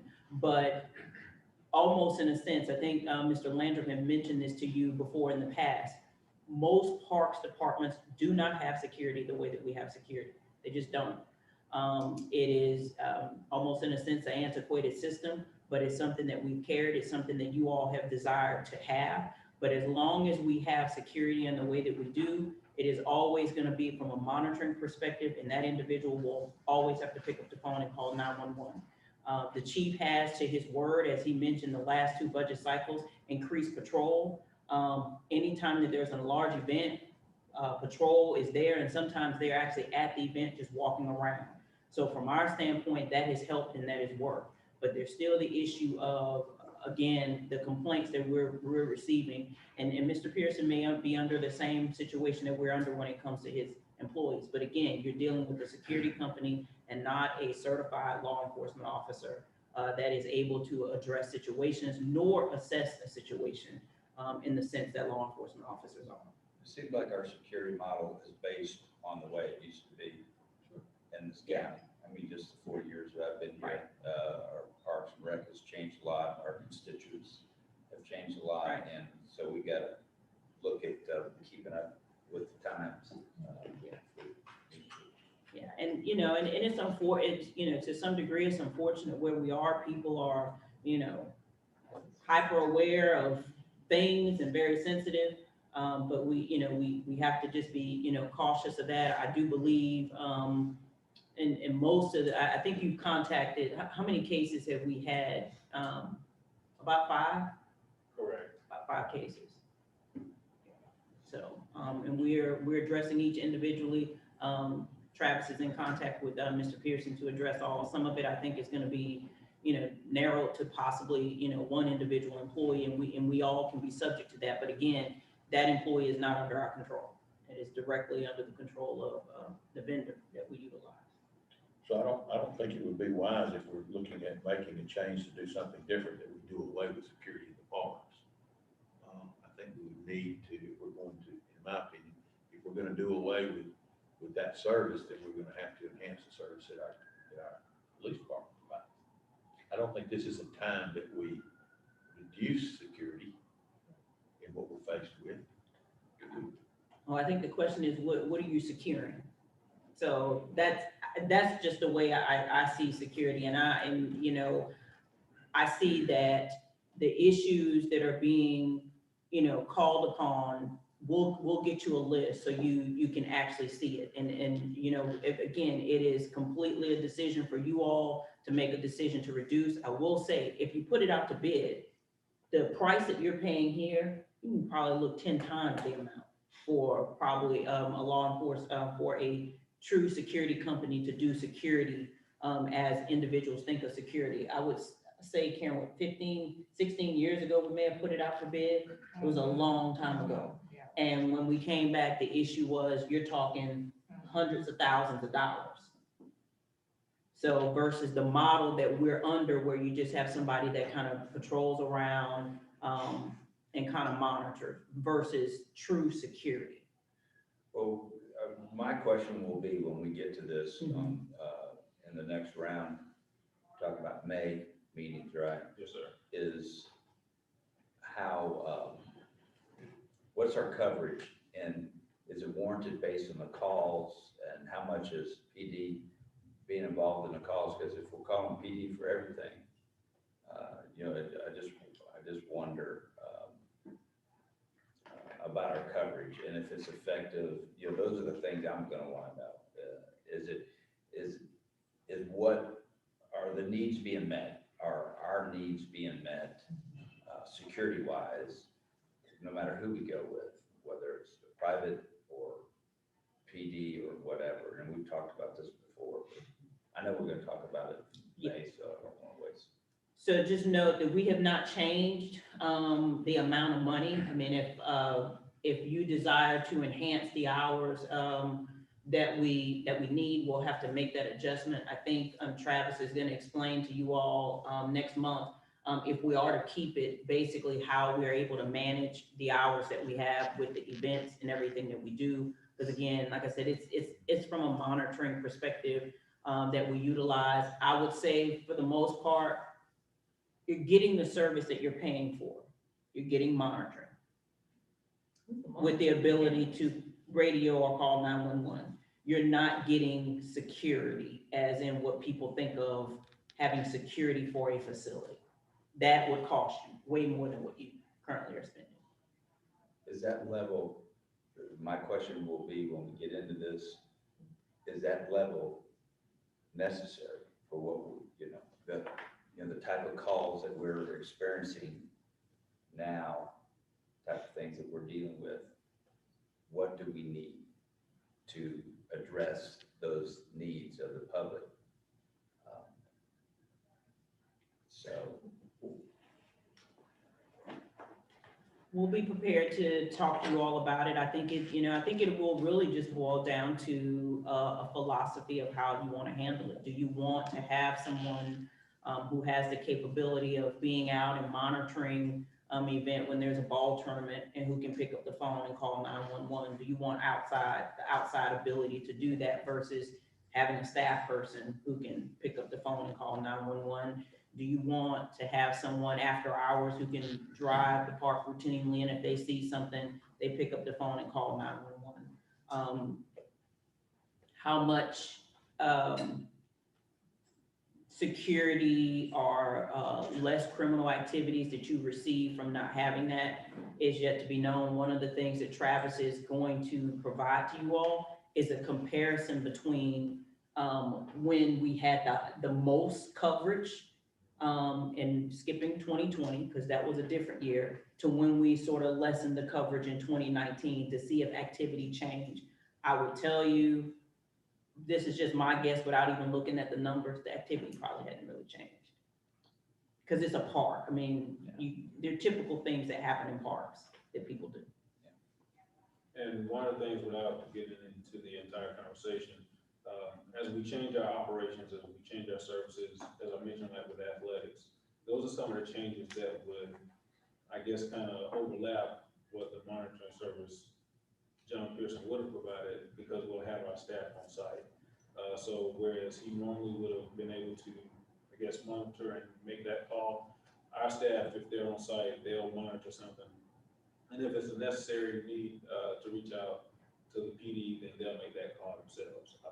To minimize the lapse of service, they're not going to call Pearson Security to create a lag time to turn around and call the police.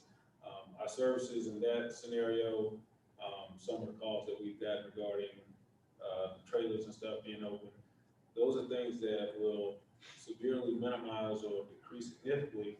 For example, when Club Drive comes open, and our maintenance operation is able to move into that facility.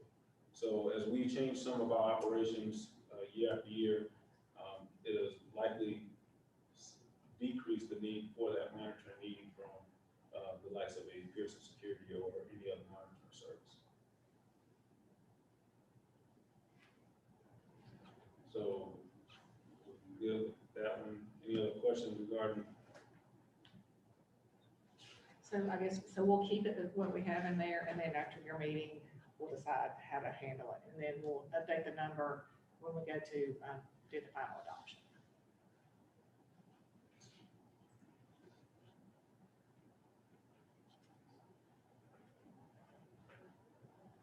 With Town Green, you'll see an anticipated increase of 109.9%. This is with the anticipated need of electricity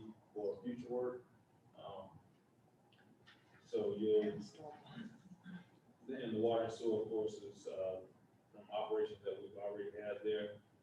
But all of that is in anticipated work for the future regarding the town green, those increases. And we should be able to start coming to you all in June, as we get close to final, construction documents. Our current anticipated date for, bidding it out is July. So, we're getting close, within 90 days of starting that project.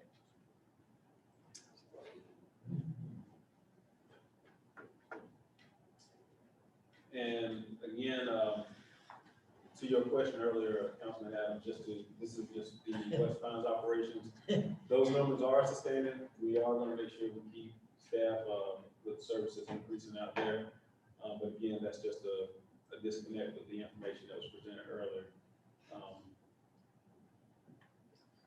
As you see, of course, with us being able to operate during COVID, we did have somewhat of a, impact in COVID, but we were able to recover. So based off the success that we've had and the changes that we've had at the golf course, we're looking at significant increases, with our revenue budget, looking to stabilize our budget at 30K for rounds, an increase on range revenue, the food and beverage also, and then of course, this line item here is specifically related to the performance training center that we had open up last year. The success of that, we're anticipating an increase of 40K for 2022 with that operation.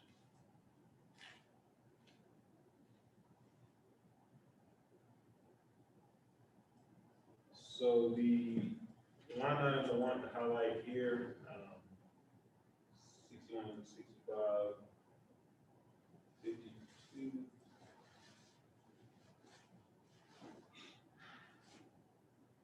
Okay, good. So with the Easy Go golf carts, we're still looking to have some of the issues impacted with the battery that was installed in those original units. So we're looking to have a change in the lease, and that lease is gonna generate an increase in that line item.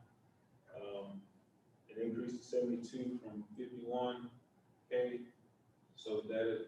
No, It's that's down. well, yeah, there it is. But no, that wasn't it. Right down. Okay, now he's got a top. Sorry. Shane's messing with me. So, yeah, that's the leasing that you see here, the increase, to cover for the anticipated battery change, with the Easy Go golf carts that we have. So Travis, this is not something that was covered by a warranty that they're going to handle. We're having to pay for that while they're under lease. Well, according to the notes he provided, these carts are warranted for limited use and require, well, this is for the new one. So we requested a quote from Club Car to terminate our current lease approximately 1 year early so that we can transition to the new lithium battery powered cars. The new ones are warranted for unlimited use and require zero maintenance. The lithium cars will also have an estimated $7,700 in electrical cost to charge the carts at $9 per car per month. The Club Car price is currently $72 annually for 72 cars, a range picker and a beverage cart. Easy Go price for the same makeup is $77,000 annually. Yamaha, the third manufacturer, doesn't make lithium powered golf carts. I didn't get the answer, Travis. You read the thing? So the current one that we have, we're asking to get out of that lease early because of the batteries and the issues that we currently have. And he requested a quote, which is the 72 right here, so we can get the upgrade in the current lithium batteries. So the old ones are not under warranty then. Yes, why don't they pay for the ones that we had to have issues with the batteries? Well, those are lead acid batteries. So apparently we're either out of warranty or we must be out of warranty with those. Okay, so that was the question. Were we out of warranty or were they not gonna cover that? I know we're having issues with the batteries and changing over from lithium or whatever, but we're paying more money to change over batteries when we had batteries that should have been covered under warranty. Two different companies. So if we continue to stay on the lease that we have, we'll continue to have the same issues with the acid batteries. Uh-huh. So that's why I'm requesting that release to go ahead and transition to the lithium. Do we have to pay for the acid batteries and get them out of the contract early? Is it a penalty or something? I would assume not. We can find that out for you, find out from, Do they run fast? Chris, can you text Chris? Yeah, thank you.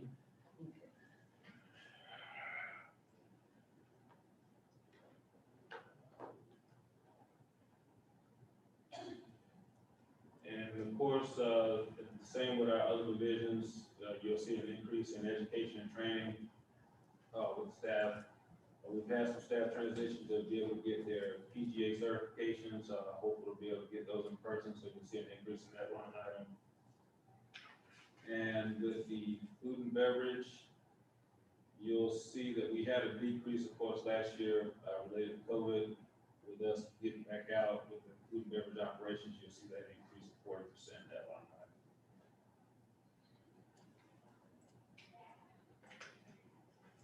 Overall increase of 5.1% in expenditures for the golf course.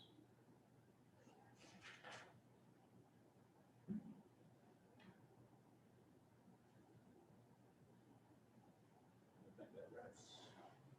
Question. How are we gonna go down on HVAC and electricity? Let's see, based on, should be based on year-to-date. Sometimes we look at year-to-date actuals and have to adjust versus the amended budget because we haven't finished, the current year yet. I'm just doing more rounds, being busier, it's Yeah, it's and really that, setting yeah. the mark for what we'd like to see all of our divisions to be able to do in Parks and Rec. You know, this has just been an anomaly, really. I'm just curious, I thought it could have had something to do with the batteries, with the charging, with the, cost to charge. I don't know. We've also had a little bit of, as Shane reminded me, we've had some savings from the new plans that one company helped us with, finding the new plans. Not sure how much that has to do with it, but if you look at year-to-date actual, right now, we're only at 11,000. So. That would make sense.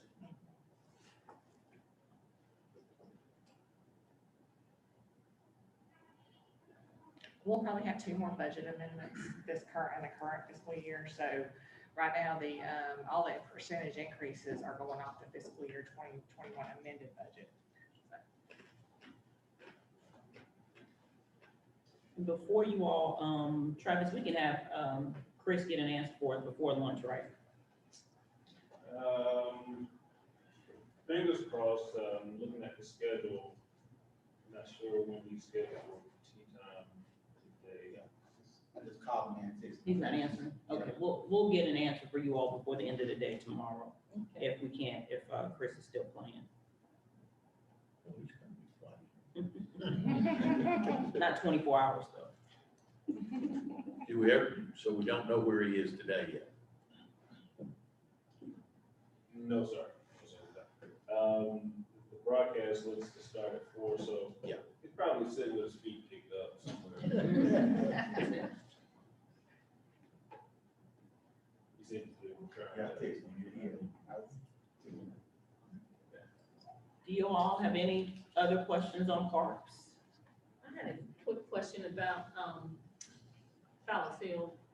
We have most of the parks covered and I know the plans. Is anything going on at Fowler Field? I know that there was a proposal about the soccer fields near the rear, but just in general. I'm not saying to do that, I'm just, are we doing anything at Fowler Field? The current upgrade that we have, Fowler Field, unfortunately, is not field related. It's related to the restrooms.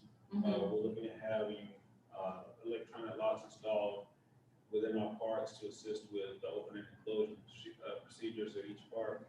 That's the only current project or upgrade that we've looked at for Fowler Field.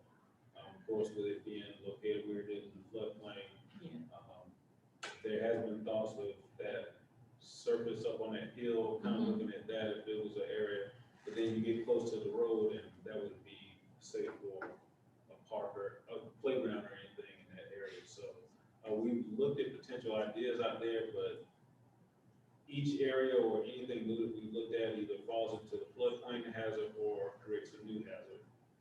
Being close to that oncoming traffic right there on Chapel Hill. So, right now, the bathroom blocks is the only thing we looked at. Okay, so the walking trail, no upgrades to anything else?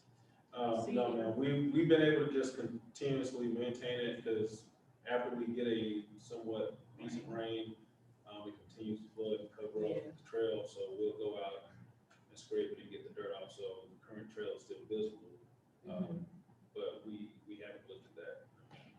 Any other pocket parks on the south part of the city? I know we were talking about looking for some of those. I know Mayor Pro Tem is Councilman Watts' ward too, but any other parks? I know a lot of the subdivisions have those amenities, but is there anything? Actively seeking, no, but as we have gotten interest and information from the community, they'll reach out to us and let us know that there's potential land acquisition opportunities throughout the area. So depending on where it's located, we'll communicate that, speak to the city manager about it, see if it's something feasible, if it fits into the plans that we have per master plan, and entertain those options as they come in.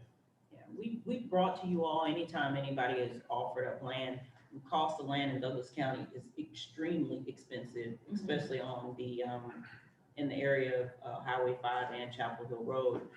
We have, per you all's direction about renovating parks, not looked really actively at new parks. You know, the last, I guess, parkland we have is Bright Star Park, which that's not really going anywhere. But if you all want us to pursue that, I would just say, we would have to come up with a capital investment plan to do so. After this phase, maybe looking at that Bright Star area. Yeah. I mean, it is owned by the city. Because you're probably raw land, decent acreage for a park. I mean, you're talking possibly 10 to 15 acres. I would have to get GIS to do a map to see where that would be available in those areas. And you're into the millions of dollars. To even to do a passive park, Willing Workers, for example, you're over $2 million.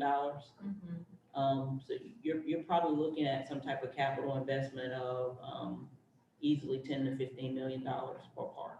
I just wonder, with what we've got going on now, renovating Willing Workers, Jesse Davis, and I just wonder about land acquisition, especially since this is not a buyer's market right now. You know, I know we would like to have some more parks out there. There's a couple of wards that are park poor. But I mean, we've got a lot of money that we're investing in. Down the road, Yeah, not right now, just ask. I don't know. What about, okay, no, I don't get too far out of field here, but we're gonna engage the mall as part of our master plan for the Highway 5 corridor. Is it possible to start looking at some, maybe some of the land in or around the mall that could be used for that purpose, that the mall might be willing to part with at, say, a certain discount? Sorry. I mean, we can ask, but I will tell They you. can say no. Well, I'll just say, if you remember your recent conversation with the townhome developer who approached the mall wasn't willing to give a discount. And I think that they're in a position where financially. Right, but they don't really gain anything by working with that. Reduction of debt. There's certain tax implications they can gain by working with us, though, that they wouldn't have gotten necessarily with working with a developer. They don't gain, I mean, that's just a private transaction between them and them. But if they were to work with us, there could be certain tax implications for them that could be to the benefit. I would have to pursue those to see if there were. I will say this, what you would be competing with from a mall perspective in that standpoint is if they're able to get a private developer to help them in some sense, to help the mall from a commercial perspective versus giving us land to do a park, we probably would be better off asking them to develop a park themselves so that it could be of the use for the surrounding areas versus us being the primary entity to get financially invested or even owning, because again, Now you go into the maintenance of it. And so, I personally, I think that would be my recommendation to you all in areas particularly highly commercialized, areas like Chapel Hill and Highway 5, is that as development comes in, making a deal with the developers, part of the development plan for them to do public space versus us doing it. I'd be perfectly fine with that. I think we want to maybe approach it the same way we did with Town Green. And I could see a Town Green type development around the mall. That would be a perfect win-win situation where they can create a green space with the mixed use along the perimeter. That's something the mall needs to do anyway. If they're going to survive. They're going to have to come up with some solution on this. But we need to be in that mix though, to make sure that we get something like that out of it. Right. So, I agree totally, Mayor Pro Tem, but I think we're probably too far down the road with the commercial development like the mall, who's already set in somewhat of a depressed market, and we all know that they're behind the eight ball as far as financing. And so I don't know how it's going to benefit them to release property to us at no fee coming into them, but their mortgage holder is going to be, I'm sure, putting the brakes on that. Whereas if you had a developer coming in to buy the mall and redevelop it, then that may be the time to put these kinds of things into play. And I would hope that we could, but I don't know how you're going to be able to convince CBL that it's in benefit to them, as even looking at being a partner in the community, to give up land that is mortgaged. That's the reason they couldn't cut the price of the out parcel, I'm sure. And I don't know that there's any out parcels left that would benefit or that would be large enough. You'd have to cut into the parking areas and those areas to get a park out of it. they're going to have to do some sort of solution similar to what you see up at Cumberland. They're going to have to create a parking deck somewhere on the property to absorb the parking they'll lose, but get something else out of that. They're going to have, I think a Town Green type developer would work well there if they're, if they're conscious of it and pursue that. They may not be thinking about that, so that's why we need to be engaging them as part of that process, so that they're. I'd assume that they're thinking of survival. Yeah. Well, and you all are part of, you all approve the development plan. So that is at that stage where you make those negotiations. So, from a staff standpoint, as they come in, if that's the desire, the one thing I will caution you all for is, as you develop nodes and pockets, you don't want to compete with yourself. Because as you develop, it's one of the things that, there's the north side, then there's this. You want to make certain that your areas in your community all offer something unique. So there's a benefit to me going to Tributary. There's a benefit to me coming downtown. But I would say, I would not recommend you all do a Town Green at the mall at all, because you take away from your investment that's here. And you want to encourage those people to come on this side. So as you negotiate with developers, you ask them to offer something different, so that it makes that travel throughout Douglasville. Because Douglasville, there might be traveling time, but we're just not large enough to create those individual pockets and nodes to detract from one another. I would agree with that. I think you're right that we don't want to duplicate ourselves and then sort of start to consume ourselves along the line. So I think maybe a better example would be more like the Villages or something where you create sort of not a Town Green so much as a square, a little main street or something along that in that area where you have a commercial attractor. Yeah. More so than the green itself, but that green space could be part of that. And I would say that I think it's, and I hope I'm correct, making the correct city. I believe it's Woodstock has taken on the model because they could not afford park maintenance, especially when the economy was depressed. When John Whelan bought up downtown, they have put it in their plans for developers to incorporate park space in all of their development. So that one, the private entity maintains it. Two, neighborhoods have active areas, but they're not large enough that it would prevent, somebody from deciding to go to Hunter or somebody deciding to go to Jesse Davis. And it's a better amenity than just, a pool or a tennis court. It actually is open space that the neighborhood could enjoy, and that makes it walkable. So as you all approve development plans, you may want to think about if there's an opportunity to work with the developer to do something like that. I was wondering, as we're talking about this in the mall, and the fact that going forward, they're gonna have to to survive, they're gonna have to do some things. But, the bicycle and pedestrian, plan that we're putting forth, it just seems like, maybe the mall could be approached about, a bicycle, I mean, as a rider, if you could create a bicycle path at the mall, that goes all the way around the perimeter and connects somehow to the rest, it would be, so I don't know if those overtures have been made, to them about something like that, getting on board with this, where they don't have to give us land Right. and just be part of That's what's right. going on and pull people. And that's something that we can pass along to AECom, the Advantage, they did the bicycle and pedestrian plan, so they're your contracted company consultant to do the Highway 5 corridor study. So we have made the decision that as a must, the mall, someone representing the mall must be on that committee. So we'll make certain to pass that along to see if there's opportunities, trailhead. So a lot of ideas, I mean, a lot of unique ideas like that, we could theme it in some way. I was working with a developer in South Fulton a year or two ago until he died in a volcanic explosion. To do like an art park type city plan for South Fulton, and that idea got shelved, but that would be, it's an idea though that's out there, to create sort of an artistic community around a village-like setting. So that's one possible.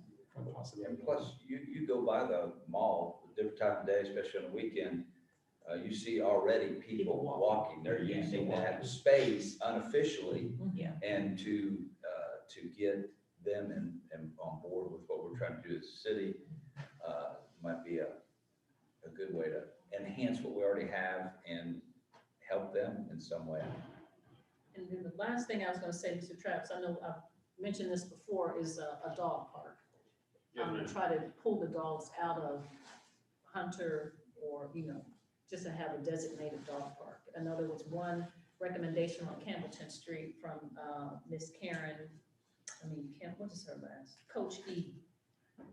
And it was on that corner by your, that area. My understanding is that the family just across the street from them, they own it. Okay. And they have plans to build a home on that site. Okay. Now, I don't know if they would be willing at some point to talk to us, but for now, their plan is To build a home. a home there. Well, if there's any place else that we can kind of take, have a designated dog park, because like I said earlier, with my daughter, I've been in Kennesaw for the past 2 or 3 weeks, and there is a designated dog park next to another park in the area, and it's just, it's phenomenal. Yeah, I think you're referring to Swift Game Trail, where they have the dog park within the park. Yes. As I mentioned with the city manager, we are interested in that, so to your question earlier, if we are able to acquire some land, whether it be for a dog park or depending on the location, another community park, whatever is presented best for that area, we are hoping to find some land to acquire for that also. That place, the plot of land by Rose Haven, that came up, right? They wanted too much money for that. Yeah, every person who's approached us, we vetted for you all, but it's come down to money. That would be nice So, location too, but- Yeah, by Selma, Rose Avenue, something like that. yeah, I think it was 85, it was Pastor Fields. Yeah. And it was about, I think, 85,000, and we brought it to you all, and you all made the decision you didn't want to do it. Again, the dog park is, very similar to any other park, if that's what you all want us to do. It's gonna be a land issue. And then once you get the land, then it becomes a development cost issue, And then the maintenance issue. and then a maintenance issue. And I've mentioned this before, I don't know about Jesse Davis, but Hunter, there may be space at some of our existing parks. Because you look at the dog park over at Deer Lake, they just carved out a little chunk of grass, put a fence around it. It's probably a third of an acre, like that. And What about the Bright Star property? Can we do a dog park there? It's in the county.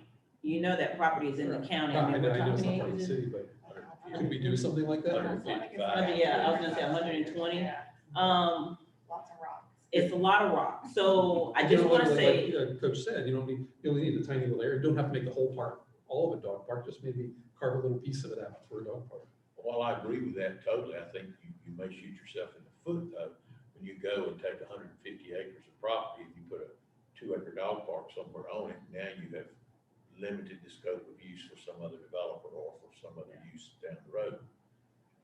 That's a lot of land to inhibit or to encroach upon for a dog park. Yeah, in my opinion.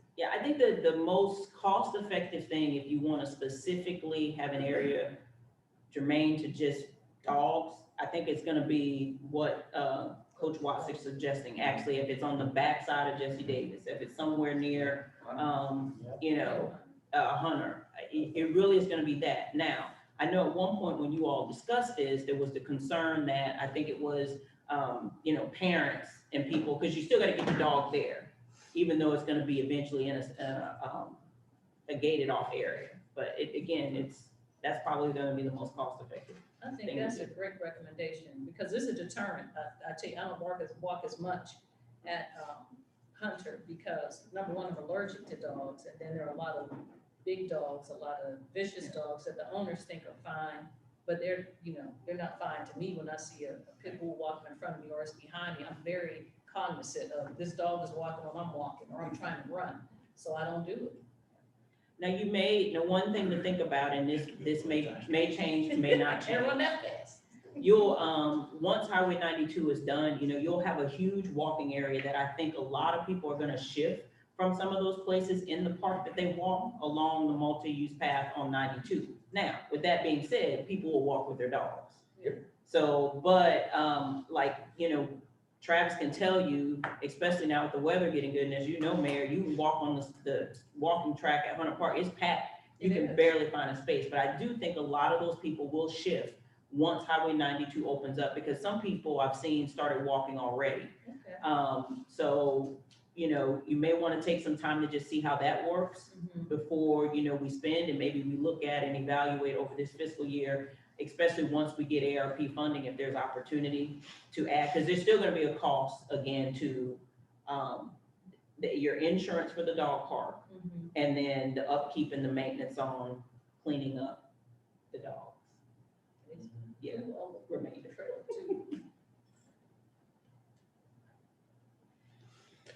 Any other questions for parks? We do have our other department that is ready, court, so we can do 5 minutes while they set up, unless y'all have any more parks questions.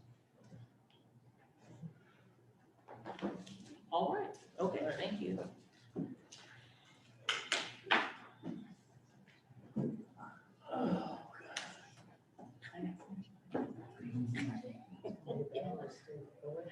No, I think they had snacks. She didn't. They haven't brought them out. I don't think they are. You never do that.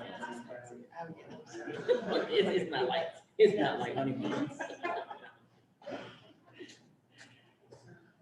We don't own. I read it. We don't own it. I'm not investing. That's why I said. Oh, yeah? So nice. When are you gonna go? I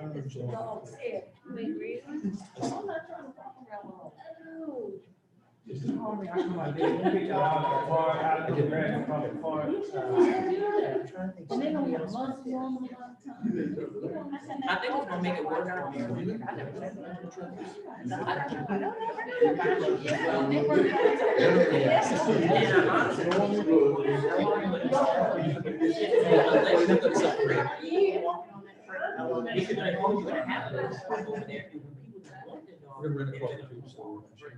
So now you're gonna make it a true designated spot. So that's gonna make that just eliminate that wall from it.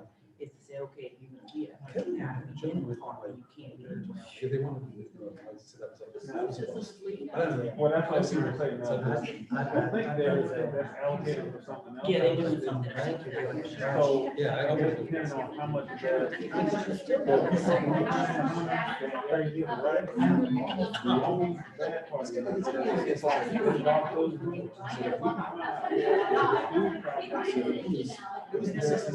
Wooded area. Yeah. You could- Yeah, because when I found out they were doing the plan over there, I was like, that's very like having 2 seconds. Oh, they already got plans and all that. So maybe right in front.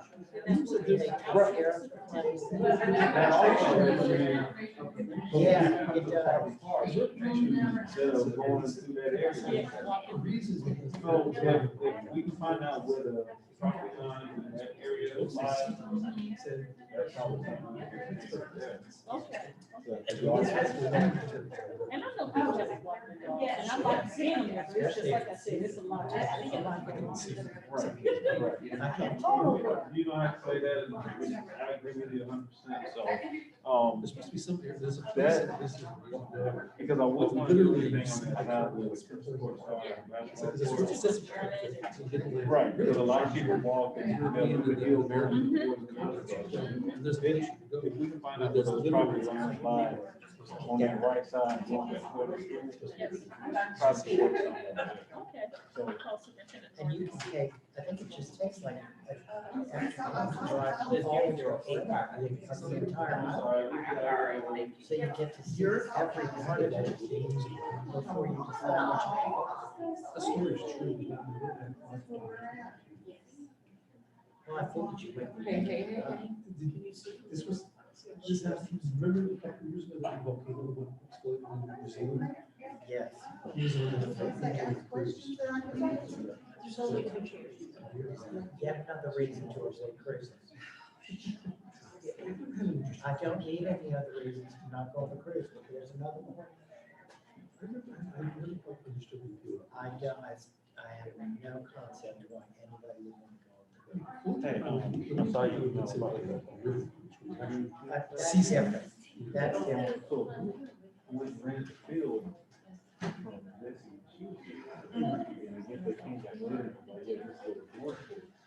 It's like a there's a weird game where they have little rooms and it's a limited capacity. You're not like that. No, that's a total, thing. I would love to. Like, if you're, especially if you're. Yeah, just, just respond and just say, y'all just found out. Well, yeah, Yeah, so I okay. just, Okay, good, now forward it.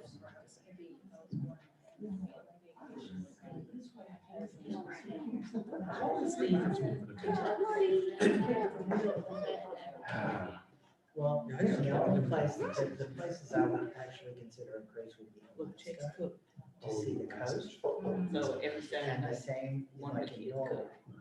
Yeah, because you Just so see, you can see things from the boat, that you can't see from the boat. whereas like, But it's a Caribbean Caribbean cruises. cruise, Sorry, made What you see is wings. what you see. Sorry, made wings. You just stuff your face. and you're stuck with a bunch of people who probably don't want to spend time. You can do that, you can do that. Yeah. He was in the kitchen, I'm like, what is it? I mean, it was good, I mean, it tastes like. There was a few. Yeah, it was good. What you want to do is, this is what it was.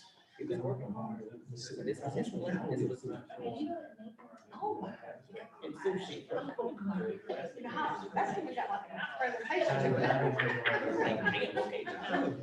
So Sorry said she's gonna make. You just- Large cruise.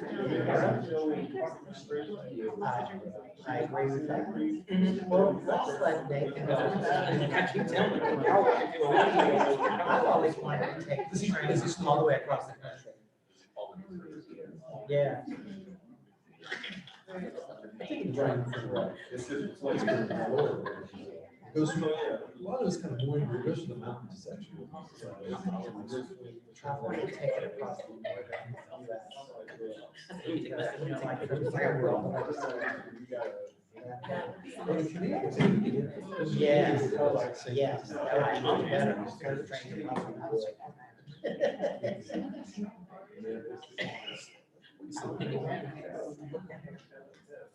I didn't know that you got the first one we did. Usually, kind of disappointing. Try something. Anything. You feel like you're in California. It's a nice job. It's not very long. It's pretty cool. Trains are good. Oh, yeah, yeah, I don't think, yeah, no, I definitely don't.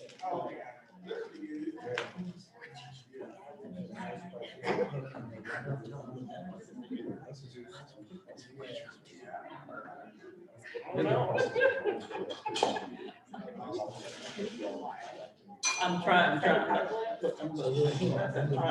That's it, once I go, it's like.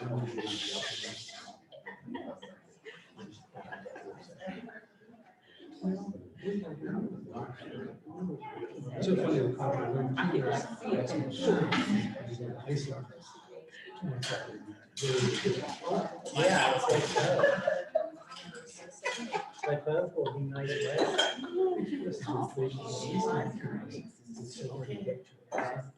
Yes. Once you start. I think you're going toward this, the real crowd gets good. Let me back. I said, I will, it's not right now. I've been actually in the-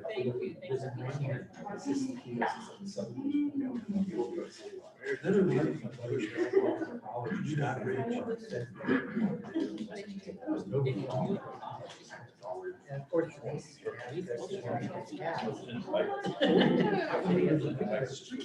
There's a loomer on there, waiting, didn't know. Take a picture from. I don't think we can dare speak. I grew up in Miami. Oh, okay, so you know. You know, going all the way probably really not too many times I did that over the years. But, you know, the keys themselves, I don't know. That we would show. No, the overseas island. Yeah. Gorgeous. 7 Mile Bridge before they replaced that. You know, that was kind of a neat thing. Marcia, But, this next cruise is coming up. I Mhm. said I really didn't want to present it when I was. Oh, no, but they have way too many revenue declines for them to. When we walked out, I said, we're done, y'all. We're leaving. That's the reason I was trying to mess with it. Y'all just shake, y'all, Yeah. That's it. My budget's so slim, there's no need to present. So we've all been on the diet all year, right? That's right. Missing a couple of councilmen. Councilman Davis, is he? he said he had a meeting he was running out to, but he'll be back. Oh, okay. Yeah. Well, yeah, 'cause you just- Smelling maybe at first.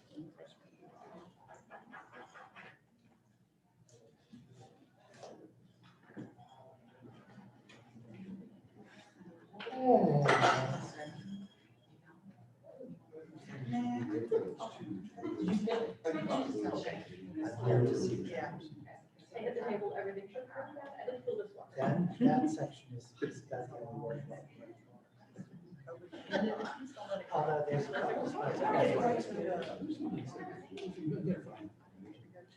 Just in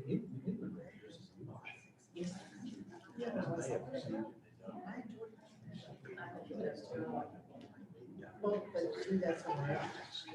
Oh, I mean, it's free. You may have seen it, I don't know. I haven't seen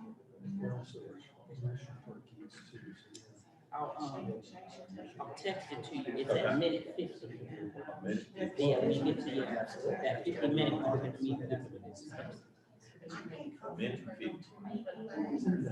No, the 50-minute mark. 50 Yeah, the 50 minutes. minutes, yeah, once you get there, 50 minutes. There is one. It's just an entrance. They give it a have a little boat. You can see. May have forgotten. We don't have it. National Park passport. You just need to go to the state. Every time you go to the state park. I think you have one. He liked the idea, but never got introduced, put it into the right committee. To encourage tourism, get people to travel. By the time you get a state. It's kind of neat. I Oh. haven't gotten some podcasts yet. That went out on I think Friday.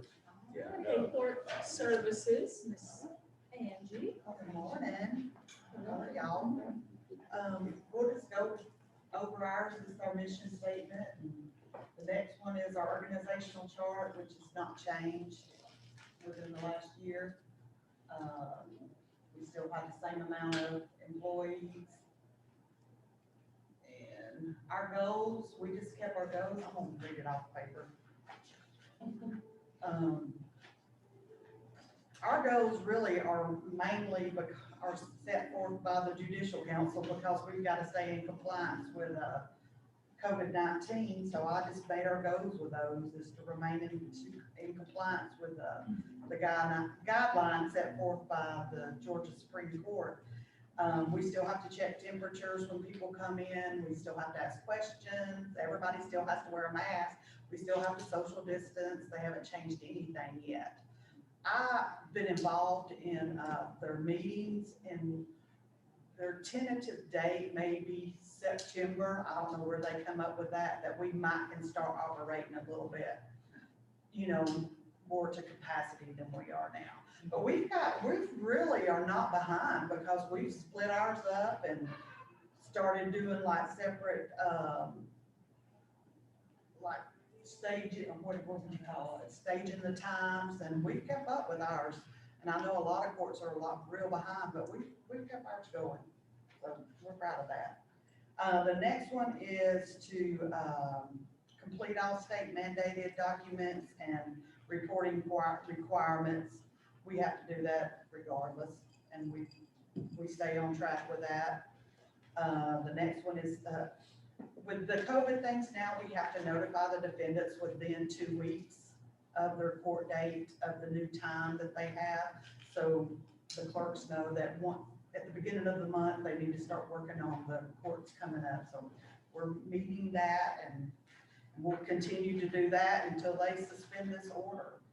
And of course, we're going to continue to ensure that everybody's treated fairly and impartial as we can through the COVID. We're not allowing a lot of people in, but we allow anybody that has a family member in to come in and, see their loved one or whoever during their trial. We try to keep it rotating. And that's why my city phone now is our phone that we contact people, because I didn't want them having one of the girls' personal cell phone numbers. So we text them on my city phone. So if y'all ever call me, somebody else might answer it. I'm gonna go on to the performance measures. As you can see, the ticket writing still is staying down a little bit, and we're just gonna keep it conservative for the next year because of COVID. So I just kept it down. I even changed it, went down after I ran the numbers again, and I went down a little bit more. Hopefully, it'll go back up. But then again, maybe it won't. I mean, maybe people are being better. Yeah, and actually, I predict that they'll stay depressed a little bit, especially when you look at turnover in law enforcement. Yes. So, I mean, that's an indicative when we don't have patrol, we're not able to write tickets the way that, we could. So I think that, Ms. Cochran may be here next year, this time, Yeah. saying the same thing, and the number is still there. So I think that that's just one of the things that we have to prepare for, that $1.8 million may not be coming back. Yeah. Yeah. So hopefully, we have though in the last 3 months, since they gave in the stimulus checks, we have seen, everybody was paying off everything. It's amazing. It is amazing. No. When people's got money, they pay.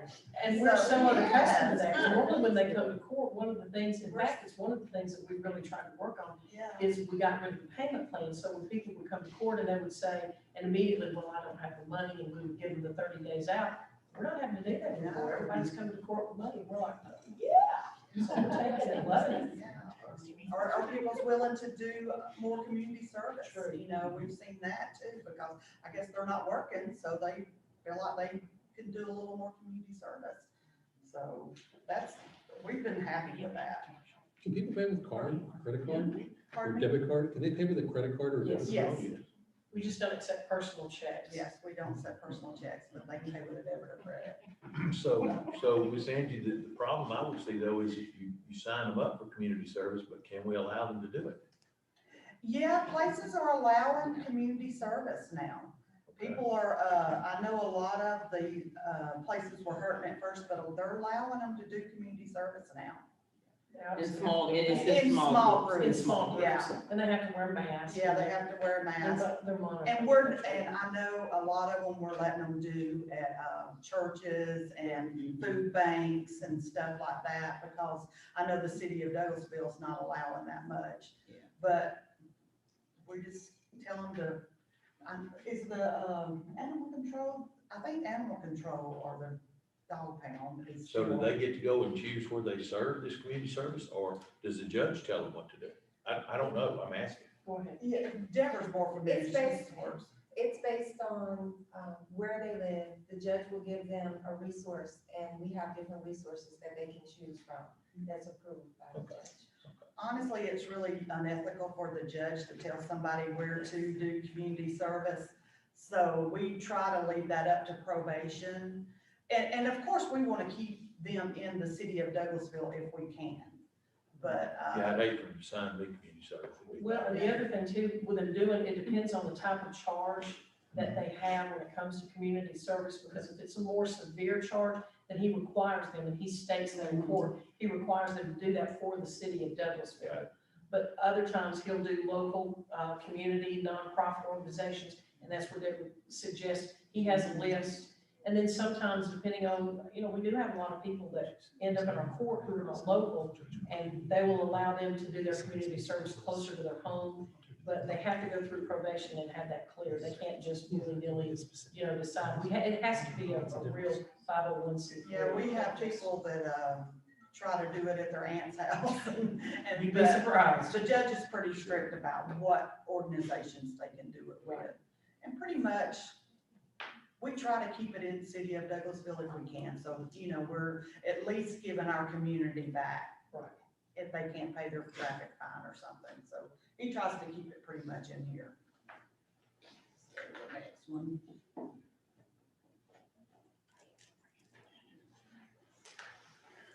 And as you can see, our budget has went down a little bit, but we're getting it back up there.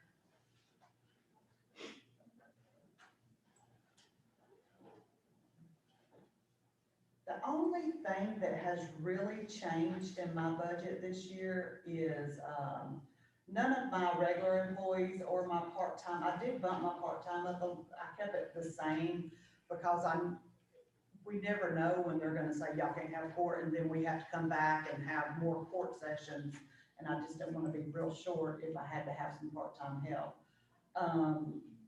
The rest of it, I had to add for a fill-in solicitor. This COVID really showed us we needed a fill-in solicitor and a judge.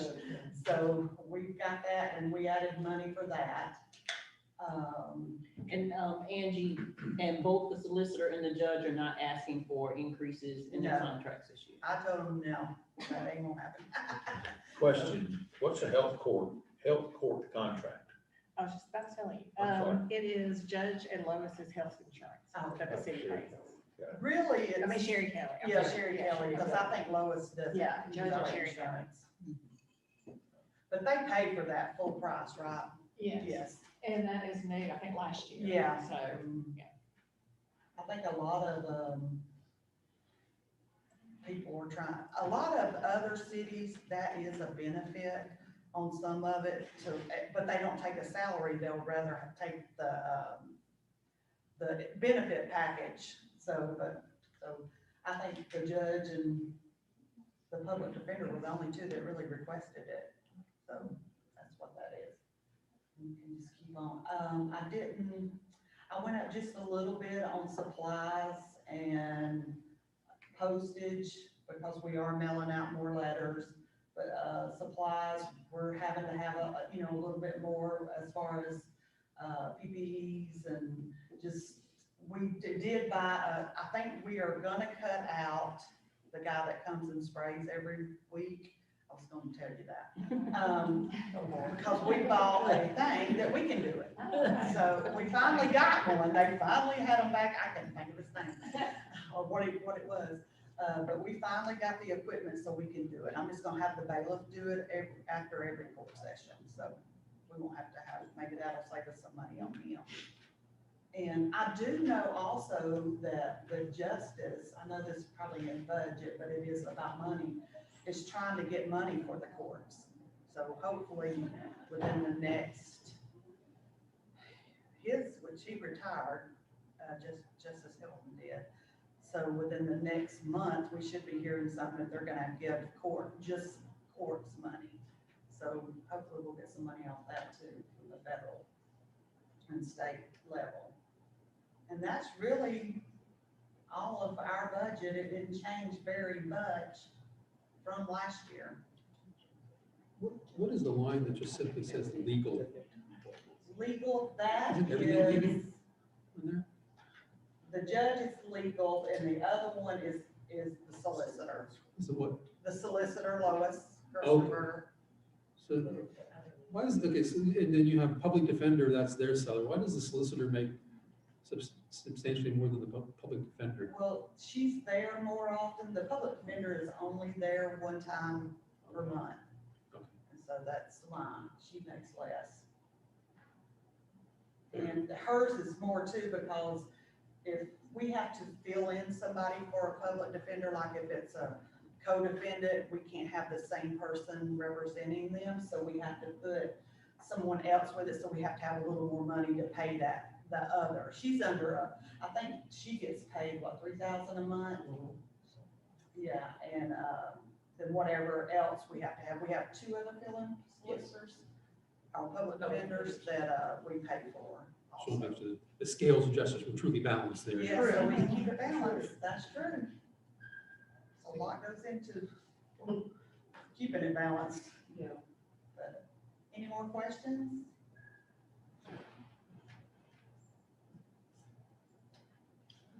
No more questions before us? All right, lunch will be served in about 10 minutes. So, you got something else? No, that's fine. You sure? We are fine.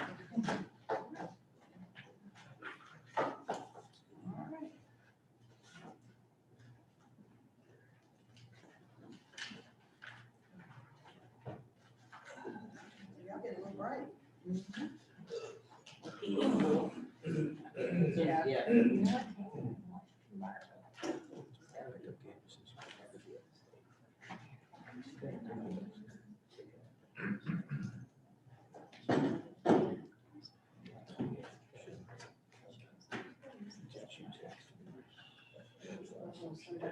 Public service.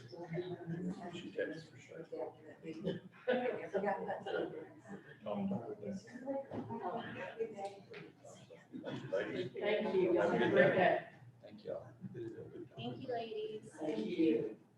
Mhm.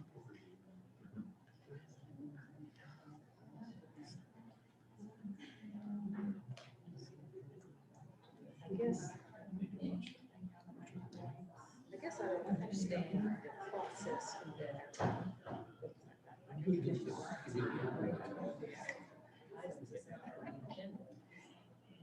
Maybe it's under business, so I need to watch myself. Because I don't understand how he could just arbitrarily go through. So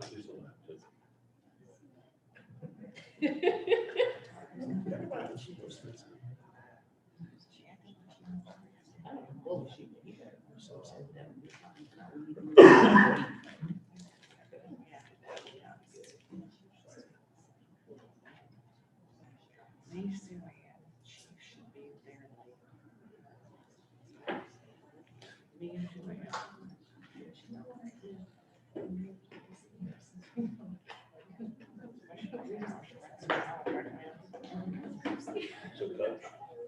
address that, situation under Parks and Rec. How you do that, how you're answering that. Yeah.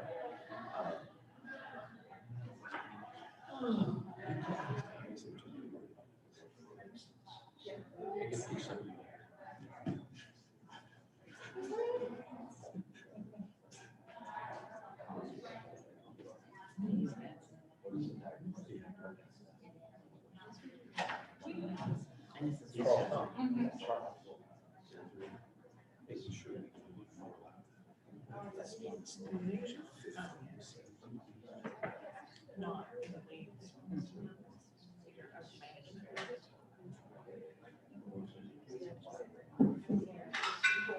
I think that point very good. So we're trying to not have a condition for liability.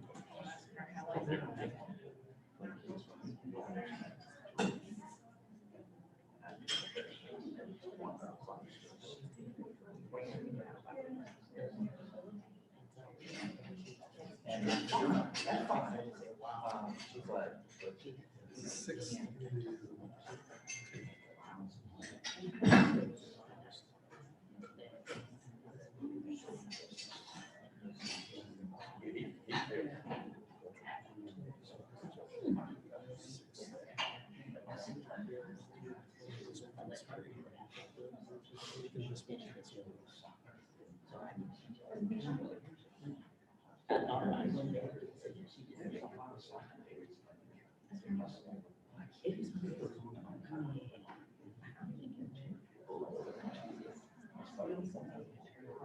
I mean, I'm sorry. I mean,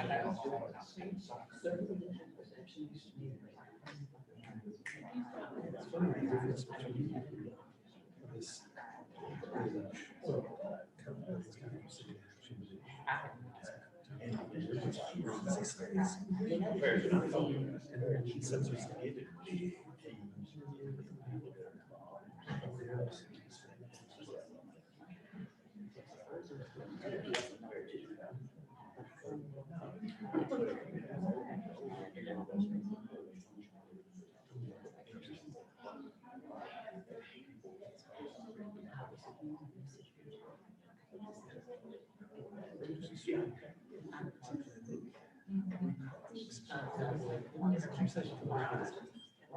There's a reason why it's hard to recruit good people.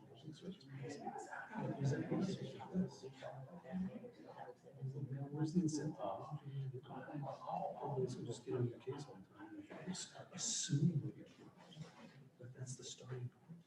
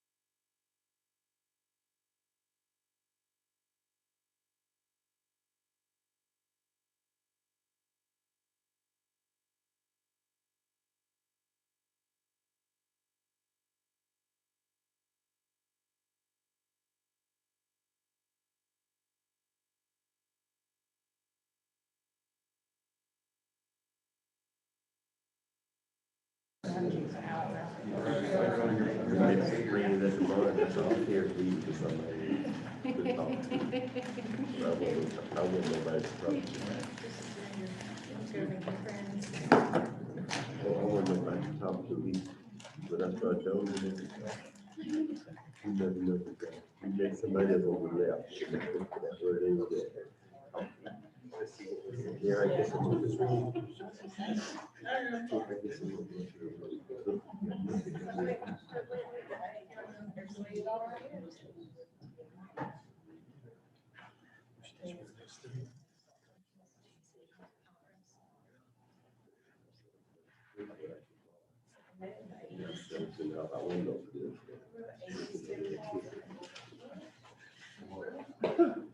Say, I'm waiting to hear a story from you about that Howard Law.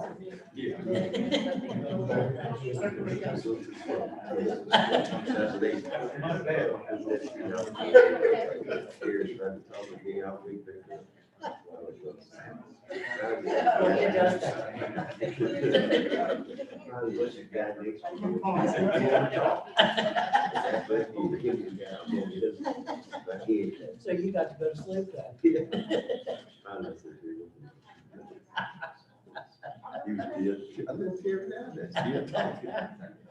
Well, that's something. If Carrie outlasted you, I'm impressed.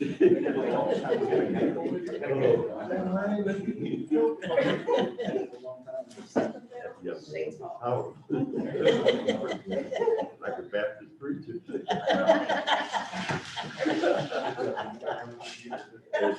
They always want to use that Confucius saying. I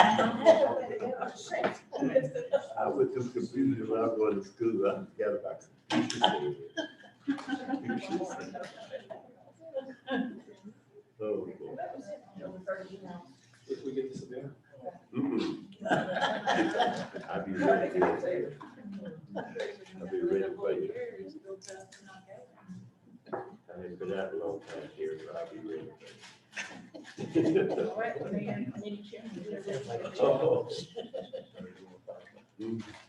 We need to call it back to order. Just whenever y'all are ready. Madam Mayor says that she wants me to call it back together, so we're gonna turn it over this time to our city manager, see if she has any comments prior to going to our next, presenter, that being Chief Gary Sparks, Public Safety. All right. Only comment I have is I think I leave as much time as possible for the chief. All right, well, we're going to get started. Tammy, is going to be presenting all, but I would like to say to you all that we really appreciate the support, that you all have been giving us over the years. You know, at the time, we hearing about, defund the police and we hadn't had that issue here with you all. We really appreciate it.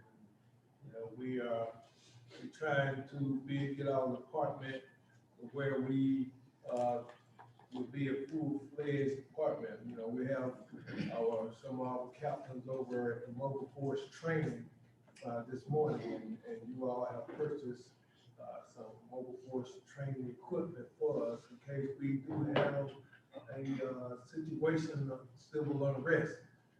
So we'll be fit to take care of those situations. So we're getting all the training and getting the proper equipment to handle these issues.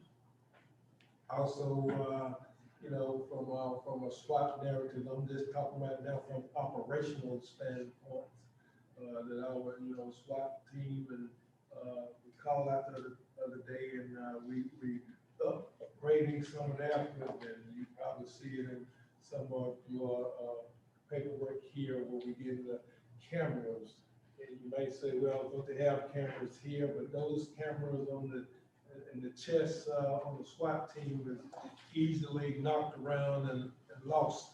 So we getting cameras that go attached to their helmets. And that's what most teams of that nature is employing these days. And the red dot system on their rifles is just to make sure that they're making good shots. Hopefully we don't have that kind of thing, but you know, those are some of the items that we're bringing forth, some of the computer systems that we're getting. And so we're trying to stay up with the 21st century with equipment and philosophy. So, some of the things that you've seen, some of these incidents, you know, I look at them and I thank God that our philosophy, our community-based policing, everything that we do to try to get out into the community, it enhances the safety issues of our officers to the public when we have interactions. You know, so we're gonna continue to doing that, and then the 18th of next month, we're gonna be having another use of force town hall meeting. This one, and we hope people will come out so we can talk about our use of force, our what we would do, what would happen, what it would look like if one of our officers was in an officer-involved shooting. How does that play out? How quickly will we put the film out or the footage?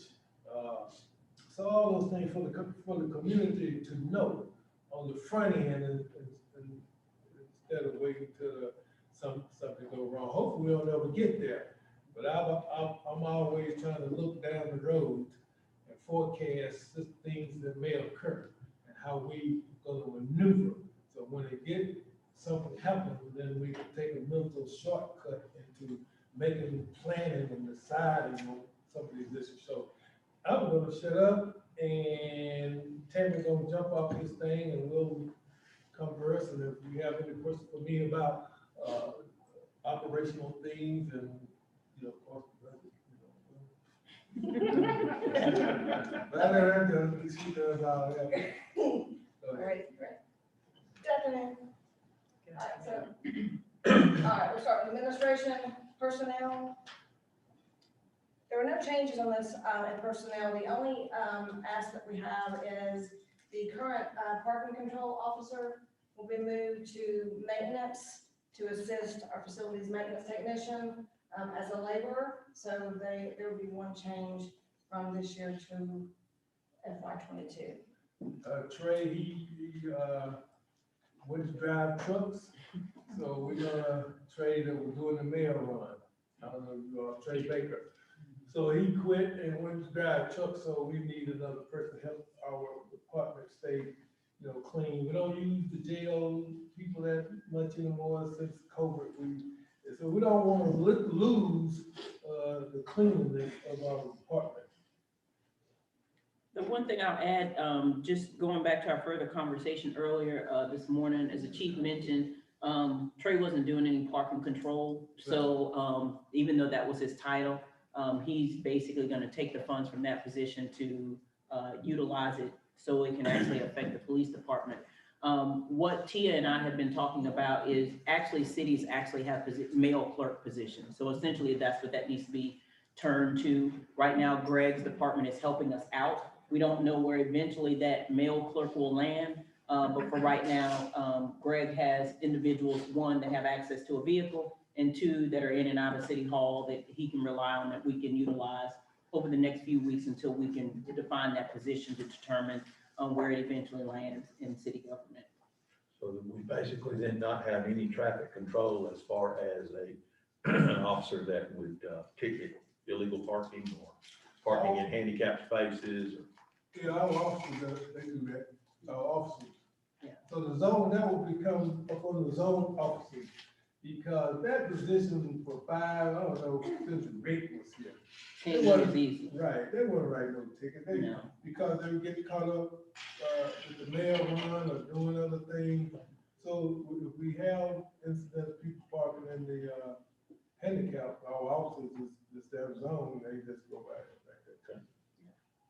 Chief, we don't need that position, but you know, when you go to Kroger or someplace and people are parked in front of no parking signs in front of Longhorns, or, you know, just double parked in front of That's City no, man, I think we just do it with the patrol, that's their job. People call 911, that's how they're gonna get there.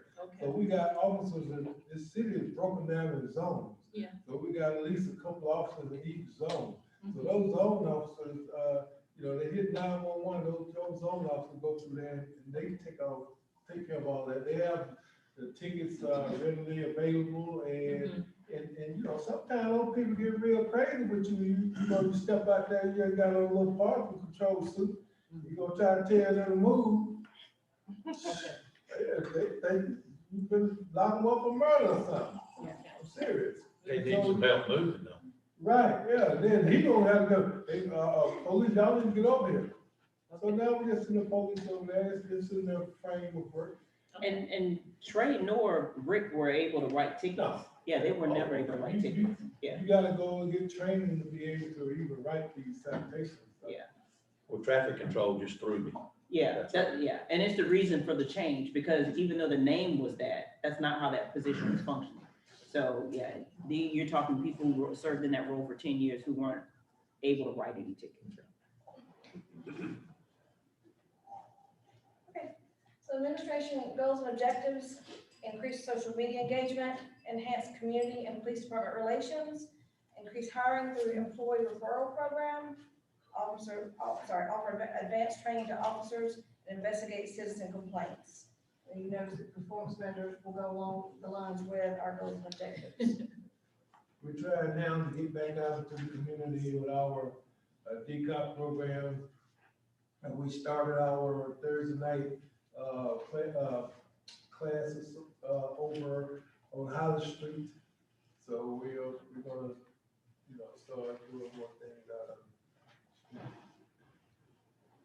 Coach, how was it you said it a little while ago about raising your daughters? I don't know how we ever did it without social media and Facebook. Do you? Sad to have to do that.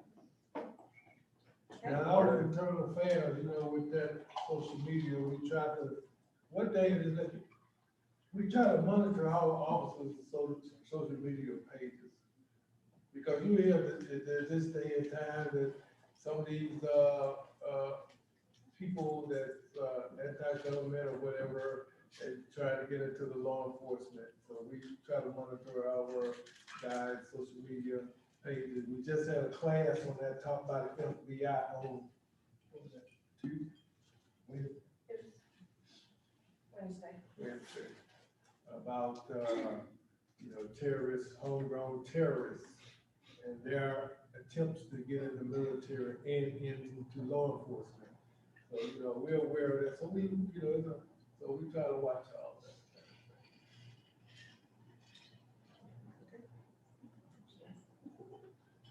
Okay. All right, Shane, we're gonna do expenditures, revenue for basic, year to date, they decreased, most of last year due to COVID-19. We talked about serving permits, background checks, accident reports and things of that nature, so, we can move on to expenditures. Training, increased, we're asking, we decreased it last year, 40% due to COVID. We expect to resume normal operations this year, and we're asking for, a total of 60,000 for our training line. That will go along with our goal of increasing more, officer training hours. And, you know, we get a lot, we can get, 20 hours of training, and we try to give our guys at least 26 or more, you know, on site.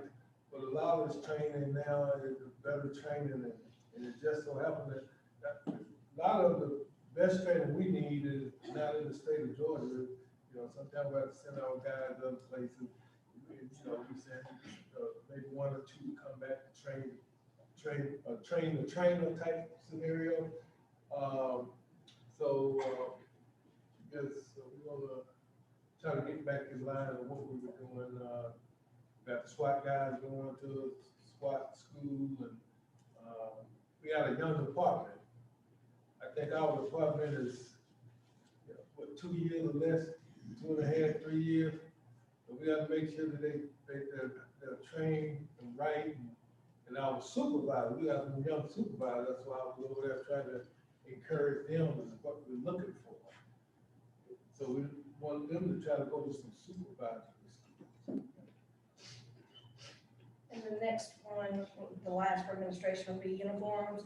We're requesting 27,950 for, to continue outfitting, new officers with riot gear and completing the in-progress riot gear. We want to purchase some laser reduction goggles and some fire retardant clothing to wear under the riot gear, protectors. One thing, if you watch some of these riots that are going on, you see some of the rioters that they may have a beam, like a little beam, they shoot these beams in the officer's eyes and it blinds them, or they throw Molotov cocktails and all this kind of thing. So we get our guys these goggles with defeat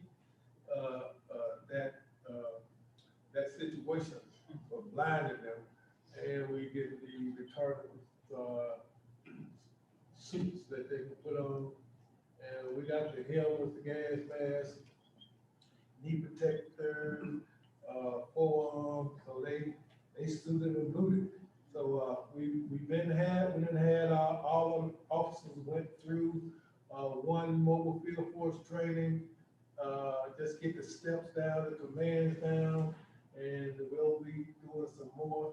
We got our major captains over today from a command perspective, and we'll be having some more with our officers. So we just getting ready. Move on to information services.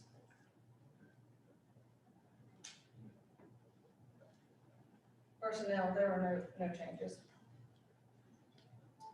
Expenditures, radio maintenance, it'll be, the Motorola maintenance contract, it's year 4 of 10, that increased $4,800. And then we are beginning to replace the APX radios. I believe there's a total of 85 to 90 radios. It'll be a 3-year process to replace them. It's $88,000. The warranty actually expires on those radios FY23. Lease, under information services, the TASER 7 certification program is $63,000. And this will be an annual cost. So basically what they're doing is TASER is not allowing you to purchase their higher end TASER like we use unless you join the certification program. And some of the TASERs that we currently have are discontinued and the other models are starting to discontinue. So in joining this certification program, they supply you with all new TASERs for all the officers, the training cartridges, duty cartridges, batteries, training headphones, everything. So you will not have to buy anything, but you do have to be part of the certification program in order to receive the equipment. That's expensive. Yes, ma'am. So really, they're coercing you into getting the new tasers, which I guess we have to be up to speed on them. So you're really paying for them when you have this agreement. Yes, ma'am. And that's about it all technology. After a while, after about 3 to 5 years, they're gonna flip the script on you. Okay. So TASER, they don't want to make these TASERs, so they got the market. So, the TASER we got now is, they phased out. We can't even get a replacement. So now we go into these, I think our TASER, these TASER they have video on them, they have video on them and all this kind of thing. You see the young lady, the officer shoot that guy with the TASER, and, I don't know what model that was, but, we just want to make sure that we got film footage everywhere on everything our officers are doing. Those TASERs have a record, when it was shot, all that kind of thing. Are they distinguishable between their weapon so that there won't be a mistake like she made, that officer? Yeah, they are. Our officers wear them on the opposite side, but anybody make a mistake, you might go in there and put the cake in. Yeah, turn like it over. adrenaline and all that. Not to make light of it, but what I'm just saying here, she just didn't make, my estimation, is she just didn't make the mental transformation from a gun to the TASER. She knew she was gonna shoot a TASER, because she heard her say TASER, TASER, TASER, that's in training. But she didn't make that mental concept in her mind. I'm thinking she may have had the gun already in her hand, and she thinking TASER, so even though when she pulled it out, she didn't see no, she was looking, her eye was on what she was shooting at. Her eye wasn't on the gun. Yeah. See, a lot of people don't need to be looking at that. She ain't like, she should have looked and seen and she had a gun. Her eye was on what she's shooting. You know, so those type of training things, when that happens, we go back to our guys. Well, you shoot a taser, you make sure you look and see before you take somebody. Just put that little extra step in there. Because when you get in the heat of battle, That's right. you know, things, you know, so we try to put our guys in situations that they can act through the situation, act through the fear, act through the situation going on so they can make the proper decisions. So, and then, you know, it's just unfortunate. The next line under lease will be the flock annual maintenance contract, which will include 3 new cameras. We currently have 12 cameras. It will add 3 more, and that is an annual maintenance of $35,750. Operating supplies, WatchGuard storage array. Our current storage array is 9 years old, is past the end of life. This allows us to store our videos in-house 180 days before the video is sent to the cloud. So that's on that. And then we are asking for a 3-year warranty on the 70 body cameras we just purchased this year for our patrol officers.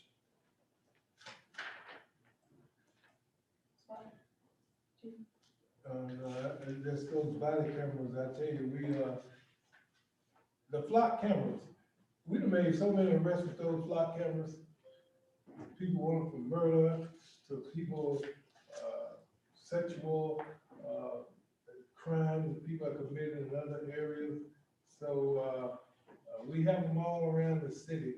And so we get these other 3, we'll they spaced out, so if you come into the city, that, you just not gonna get hit with a flock camera. And they only keep this information for 30 days and then it's gone. So it's not like flock is holding that information for years. And the good thing about it, you know, now the county got their flock cameras up. We could see what their flock cameras are seeing, and plus we could see, you know, we could look for whatever in Atlanta or wherever. If a car had passed that flock camera, we can look for that camera that they may have committed a crime here in Douglasville. So that's a good system. So just for clarification purposes now, to make sure I understand, everything you're describing to us that you're needing extra is under the lease 3212 Yes, sir. amount for a 19.6 increase in budget, correct? That is correct. No, I did not include, I'm not going over anything that's existing in the line. It's only new requests. We'll make sure we're clear. Yes, sir. Any more questions? All right, moving on to SWAT. So the entire budget decreased by 18%, but we're still asking for some items in our operating. Some blue simulated handguns for training, extra robot batteries. Ours are outdated and not working properly. Detonation cord and blasting caps for explosive entry. You want to elaborate on any of that? Yeah, we have 2 guys that we sent for explosive entry because, you know, we may have to blow a wall, or we may have to make entry inside of the building, especially commercial buildings. And, you know, so these guys, they know how to put that cord as explosive, and they know the amount of explosive to use to, you know, to blow concrete, to blow a metal door, all that kind of thing, that capability. So we have explosive capability. We have a robot, and we have the drones going on up. So we have an operation like that. We have drones, we got the explosives, plus we got our operators, that got the SureDoc on their guns now. We have the snipers, we have about 4 negotiators, and so we fully outfitted, we just put on like 4 new operators on the SWAT team. Some people rolling off the SWAT team, and so we put 4 more, so we, in our SWAT operation, we can go up to 18 to 20 operators, you know, and that's the Thunderbolt team, the talkers, the rappers. Thunderbolt team is the guys when it all fails, they're gonna kick the door and they going in there and bring peace back to the city. And you got your negotiators, try to negotiate out, and then you got your snipers, you're sending all the snipers. They're going to Florida for a sniper school. So they could be tuning in on the, you know, they gotta understand windage. They gotta understand the different levels of height that they may have to use that gun. All that kind of thing go into them getting their rifles sighted in. So, you know, we got a good group of guys over there. We're asking for mechanical breaching tools or door entry and thermal breaching tools that can cut chains, rebar. That will also include online certification and training. And then some EOTech sites to replace some of the older sites on the existing rifles. And the SWAT, detectives, any questions on the SWAT? Okay. Detectives, no personnel changes.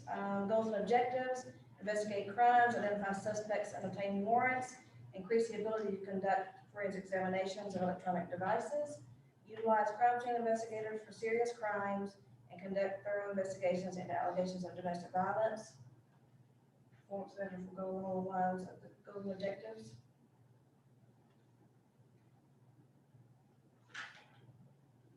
We had probably down about, 4 officers and detectives. Good thing, if we have 80, it's 3. We down to like 89 officers.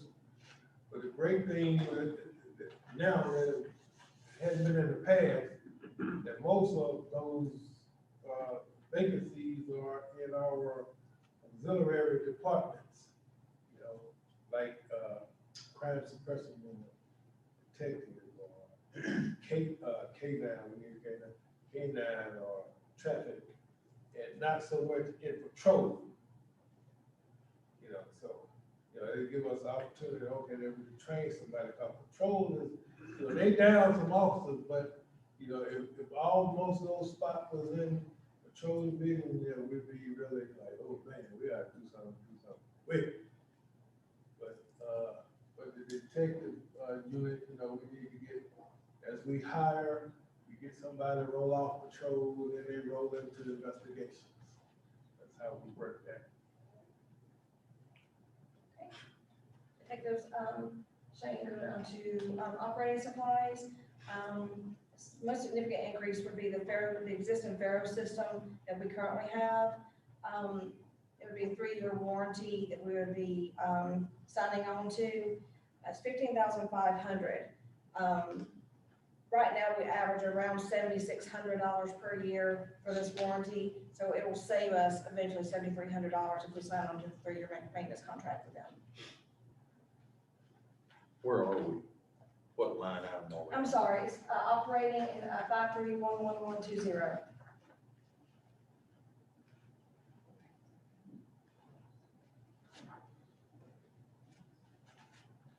It just seems odd, general supplies, operating office supplies for what you're talking about, just doesn't seem to fit the narrative, so I'm just Okay, making sure I'm I'm on the right line. Okay.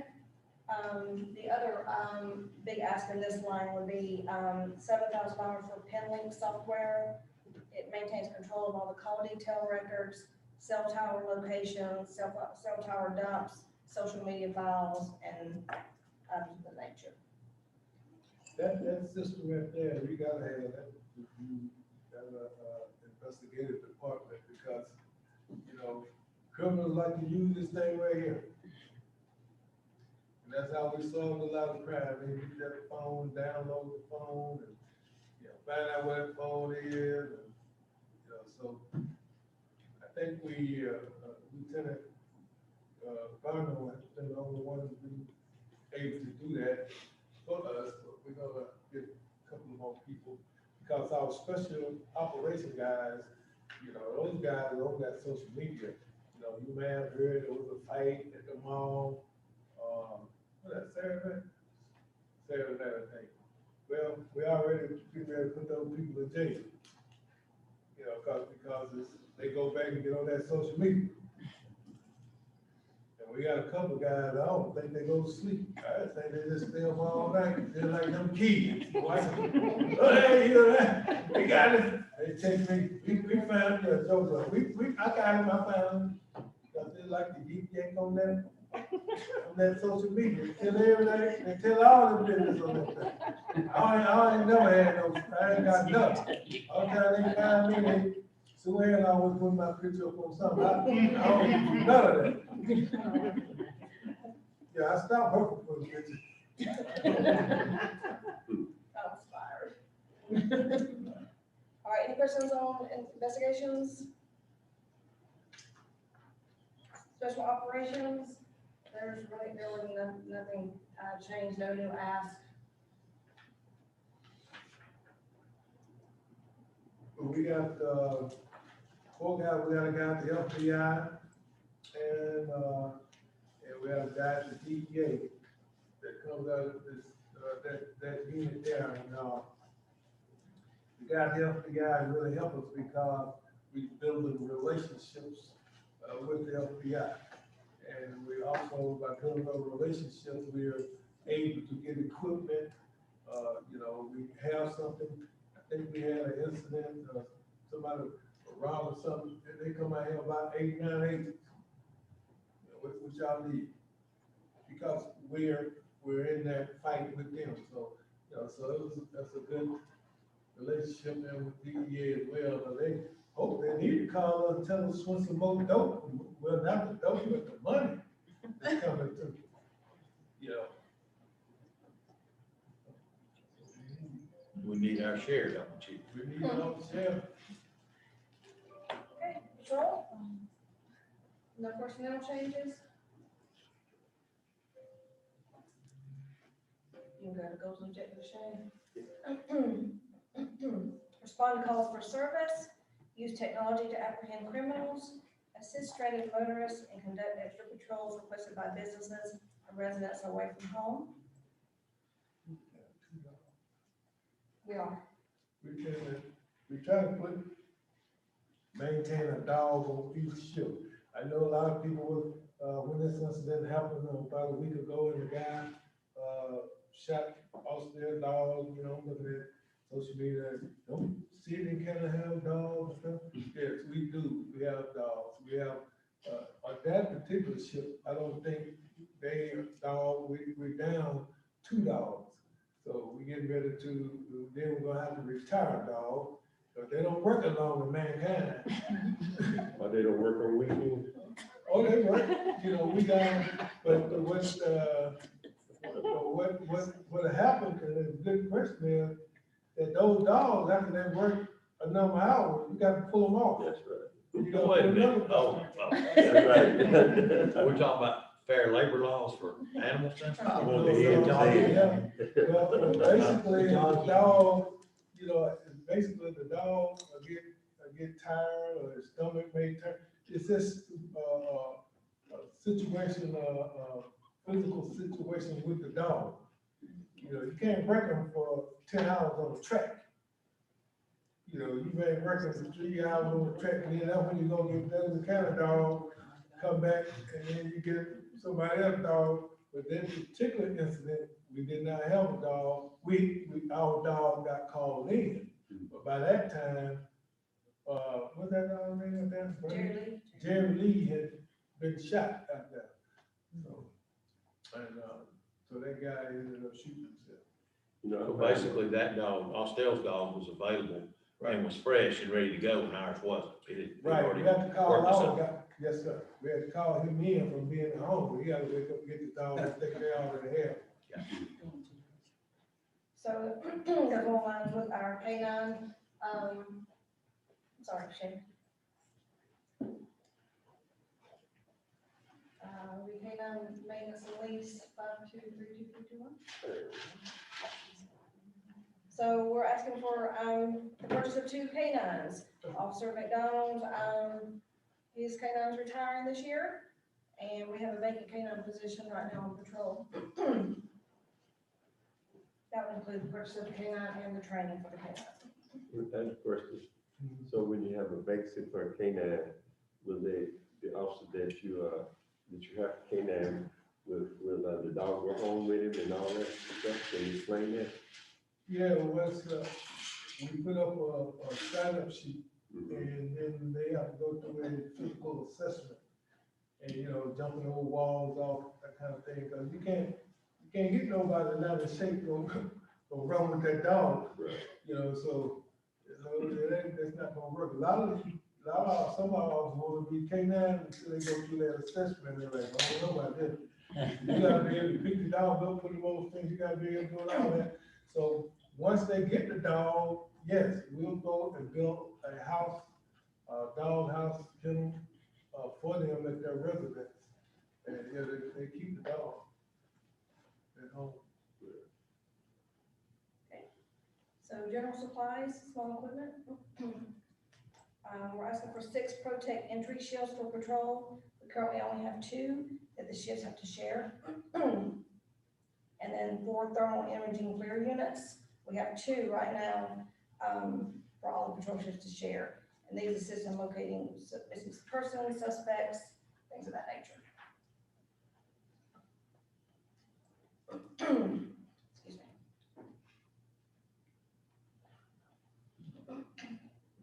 Okay, we'll go through the capital items of patrol. The virtual simulator, $57,000. This will replace our current Megit batch training system that we have. It's outdated. They've never done any software updates to it. And with all this new simulator will offer de-escalation scenarios, use of force training. Chief, do you want to touch on this at all? Well, this system, you know, our old system, when you go into the fetch room, then you are within the fetch room, your scenario is straight ahead of you. We already know, you know, when we go out to a situation on the street, that scenario is all around you, possibly. So this system that we're getting now will virtually, when a guy, a lady officer go into the fetch room, it's a situation is all around them, so they really got to be watchful on all sides of what's going on. And it just gives them a mental awareness to think through situations. It gives them scenarios they can run through their head once they come out of the fetch room. And they get on the street, they can put these situations through their head, and it's like mental shortcuts. I remember when I used to be a patrol officer, I used to always think about an armed robbery, where I'm gonna go, how I'm gonna set up, you know, what I'm gonna do when it go down, all these kind of things. Where's the high-risk armed robbery location in my zone? So, and if it goes down, how I'm gonna act? Well, we can put these type of situations on that board, and it can help our officers make little mental shortcuts to speed up the process, so we can speed up our activities to get there and hopefully make sure nobody get hurt and catch the suspect. So it's a much needed piece of equipment that we fortunate to have, and that we just upgraded. So this requires a yearly contract payment of $48,712. The good thing about this is if we're not satisfied with this training and this product, at the end of the fiscal year, we can say we're not satisfied, and we can return it, we can pick it up, and there's no harm with that. This is under machinery and equipment, 22,100. Yeah, this should be, Karen, where did you put this one? Which one was it? This one was added just 150,000? That's the 150,000. Yes, Yeah. yes. I'm sorry, this was just added Sunday. Okay. And with the same line, red dot sight systems for the SWAT team, allows accuracy. And then finish up the PD carpet replacement that we started in 2020. This will complete the entire police department with basement and top levels. And then watch guard body cameras, which the chief's already touched on for the SWAT team, which will go on their helmet.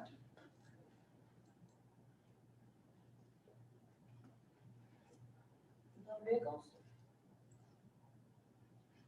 How many vehicles? It'll be a total of 16 vehicles. It'll be 13 patrol Tahoes. It'll be 2 Tahoes for detectives. And then we are going to purchase Detective Schaefer, which is detached to the FBI task force. He currently drives a Durango, so we'll want to get him something a little bit less undercover looking. They said it looked like more like a police vehicle when they out following people. He's on a gang robbery unit. And so, you know, they were like, well, your vehicle look like this, like police. I'm like, man, you know, I drove all kind of things and I run undercover, but you know, we'll get what they want. I told them to give us a vehicle, which they would have. But he's on our SWAT team, and they have criteria to use the vehicles. Like you can't come out here, you know, they gotta be parked. You know, they got all these things. I said, I tell you what, we just buy our man a vehicle. And then if we need him for a SWAT, then he can drive back. So that's the reason why we get him a vehicle instead of just the guy that said, yes, vehicle. So production time on the new Tahoes is looking like September. We should be able to place the order July or August. Just an update on the ones that we had ordered. As you know, production stopped this year, so we're expecting one of the Tahoes to come in maybe this month. The other 5 that we were expecting for patrol will probably most likely be produced at the same time these Tahoes are produced. We did look for Tahoes on the lots, and we couldn't find any. We did find some out in Texas, but, you know, we weren't going out there to get them. We would have to pay them to a lot of things. And then the county had ordered some vehicles that they can't purchase, and people called to see if we wanted them. But, you know, we want all-wheel drive vehicles, and they wasn't all-wheel drive vehicles, so we knew that these vehicles was coming up, so that now we don't want them, we can get our own. They ordered them, they couldn't purchase them, what happened in there? Can't remember, they can't pay for them, or they're not. They couldn't pay for some vehicles, so the people they had bought them, and they had got them the vehicle, they couldn't pay for them, so they called us and said, we want to buy them. We said, I don't want them, because they're not what we're looking for. They give you a special rate. Oh, well, they make, I don't know, I didn't ask them, they want 4-wheel drive, then what we want? So since it wasn't what we want, we don't need it. So Chief, I'm assuming that you're okay then to wait that additional time, and the Right. vehicles that we have our patrol people in are not in such a bad situation Right. that we're hurting for them. Right, we can wait September, we can wait. So we good.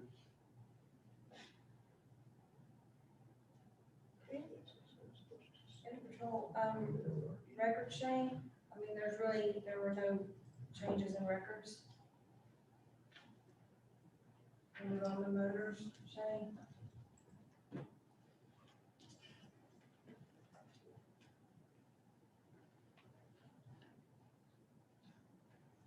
All right, motors go down to operating 5311120. Asking for a new laser to replace an outdated one.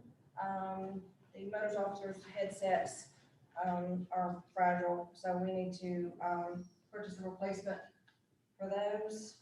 And then Pix4 3D mapping software. This will replace the total station that Motors was using in the past. The total station is outdated. It doesn't have the functions that this new software will have. To purchase a new total station is $12,000 to $25,000. So the software will also allow, it's compatible with the drone, it's also compatible with the Faro system, so investigations, SWAT, and motors can use this. It's help about motorcycle accidents. You get that drone up, you get a better picture of accidents. You know, we just had an accident, last week on, Fairman, getting on I-20. And, so we have had some serious accidents. Now, that's why we run radar. Now, I'm gonna tell you, now, we finna get it back out there. I tell all y'all, now, we get out there. I'm telling you, I forgot, I'll tell you, the boys are back in town now. Because we went through this COVID thing, we slowed down, we put the pedal to the metal, so you're gonna see that radar going out. So, yeah, like this weekend, they was up there on Thornton Road. Yeah, I seen They're it. putting them out, so we gonna get blue light special stuff. So, Yeah, Chief, and they're driving, like kind of racing on 285 and 20, you know, when you're driving, cars are driving in between, that is really frightening. So yes, it's like ma'am. they're racing while you're driving regular. Yeah, there's people, there's all kind of drivers, you know, just, people they don't understand when you get speed, weight, and you're not paying real attention, you have a missile. That's the reason why we go put these radars out here. One thing you say about Battlefield, now we not out here, got no speed traps. Because if you do not know what a police set up around Battlefield radar, you need to have a ticket. You know what I'm saying? So we try to slow it down so you don't have those horrendous accidents when you're in the city of Douglasville or even on the interstate going through Douglasville. So yes, ma'am, we finna put those things back to work. Question, under the group insurance, 22,100, how did we double group insurance under that part of the department if we are not adding individuals in the department? How does that come about? Same number of individuals, we're thinking we're gonna budget a 7% increase in cost of group insurance, but yet the group insurance line, 3226, 51,22100 is more than double. Where does that come from? So the way we budget typically with health insurance is we've got an overall health insurance increase of 7%, plus we budget for any vacancies for officers that are down, with the anticipation of filling those positions at the maximum tier that they could pick. So typically like a multi-family plan. So we typically try to budget at the maximum just for a conservative amount. So we don't have to come back to the table and ask for more. We'd rather reduce on the back end of the budget. So for a total of 5 employees, we're budgeting $70,000 for the insurance? You're comparing the actuals to the projections? Yes. Their vacancies. Their vacancies. We're budgeting for vacancies. So right now, since they're down so many officers, I think y'all are moving people out of motors into patrol and out of detectives into patrol. So assuming that they fill all their vacancies, then it'll go back out and then we'll have insurance costs. Okay, so how many employees under motors are we supposed to have? It's the, 5, We have 5 here shown for budgeted for 2022. so Okay. did, so you have Loudermilk, you have, should be 5. Okay, so for 5 employees in that department, I just use this one as an example. It's $70,000 for 5 employees for group insurance. So this will also include the fine unit, which is 3. And then we just added crime suppression, so that was also in there. Some of the costs could be where Justin Manwaring, the sergeant, moved over from patrol to motors. So I'm not sure when that money was moved. So it could Well, be I'm just asking, just for general info, I'm just asking why, if we're showing 5 people in the department, and you're looking at $70,000 for 5 people for group insurance, that's misleading.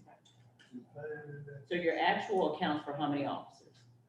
so 5, 6, Should be 7, 8, 9, 9. 10, 11. For 11 officers that we currently have on staff. Yeah, that was, we broke it down because we had the motor division, the fine unit. And we have, when SROs left, we started a crime suppression team. And we have 3 vacancies on the crime suppression team. All of those people come up under the, Motors. I misunderstood your question. Motors, I was thinking with the motors division stuff, that, we have the crime suppression, the fine unit, and motors under motors. Okay. But it says like, But it says only 5 employees under motors. Yeah, so there are a total of 9 employees that should be in motors. We have 5 employees on payroll currently and 4 vacancies for a total of 9. So we have 4 vacancies that are not currently on payroll. And you are budgeting $70,000 for group insurance for 9 employees. Yes, sir. Okay. That is very confusing, but I understand. I got you.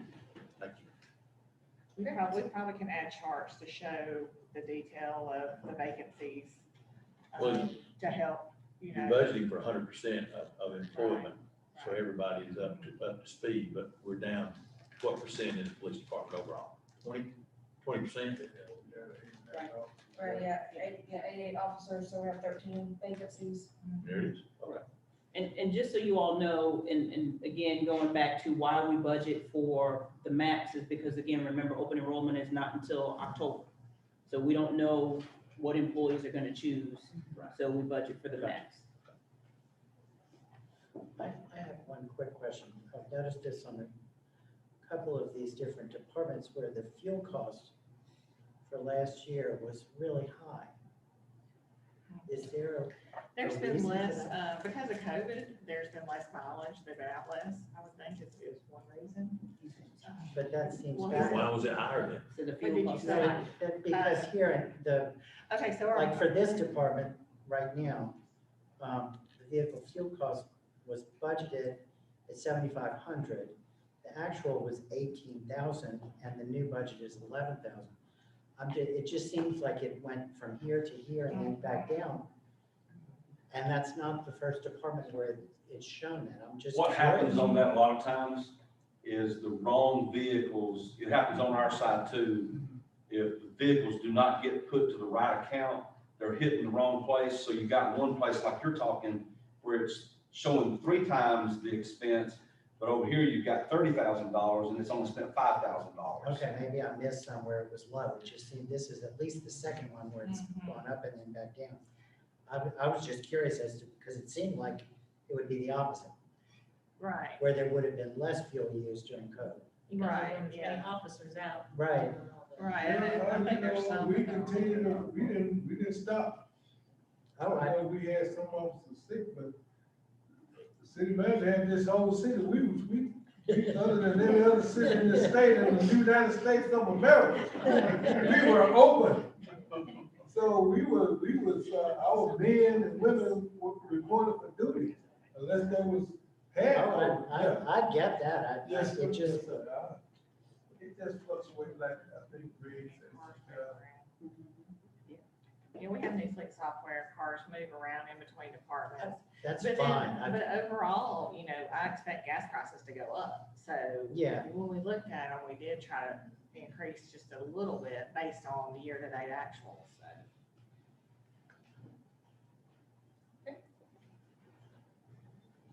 Great. Police training should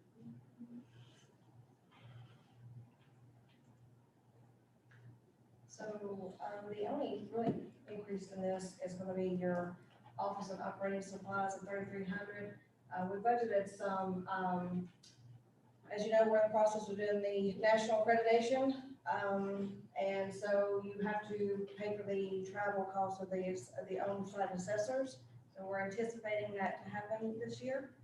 The current status of the accreditation is you have to go through a training school or training classes to be the board, the certification manager with the department. That's been completed now. And so now the training division is lining up their state certification files with their national certification files. So they're in the process of changing all that. So we're hoping, our goal is to possibly have this completed by this year. And we try to get, Leo certified, we already state certified. So we just trying to become nationally certified law enforcement agency. In order to do that, our standard operating procedure, must be in line with this national, law enforcement, organization now. You know, as we see and everybody's talking about, you know, what we gotta do with policing and all this kind of thing, this may be one thing that they look at that nationally, you know, some type of nationally standard. So this, LEA is a national standard for police department, and sheriff department, you know, throughout the nation. But, you know, we gotta pay for the people to come in from wherever they come in. We getting everything lined up, so I figure if we state certified, is this one more step up to that? So we could make, we gonna be. So we'll be a nationally certified organization. Now, what did that do for you? Well, it just shows the people that we policing that our procedures are watched, not only by the citizens and by you all, but it's watched by a national organization that comes in and makes sure we doing what we're supposed to do. And I think it has some situation where it may lighten the load on our insurance and things of that nature. So, you know, it just, and make sure that our guys, that we holding everybody accountable. It's accountability thing. So, you know, I think we could do it. Well, I know we can do it. We're gonna do it. It's already in the plan. Yeah, and I think to the chief's point, one of the things, GERMA is looking at is how many jurisdictions in the state of Georgia are CALEA certified, which I know that they're not a lot. And looking at lowering the cost, because it's at the point where when there's a law enforcement issue, really what you end up talking about as a local jurisdiction is how much are you gonna settle for? It's not necessarily a right or wrong. I mean, that's literally, what you end up talking about.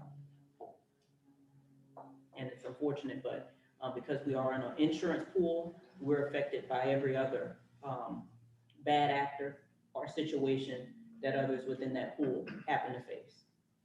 And I see a lot of things, and I will tell you that by far, we are well ahead of the curve when it comes to training and the things that we do in relation to some of the incidents that are happening with other jurisdictions. And unfortunately, a lot of it is due to training and bad actors from the officers. And there's a lot of communities that we know.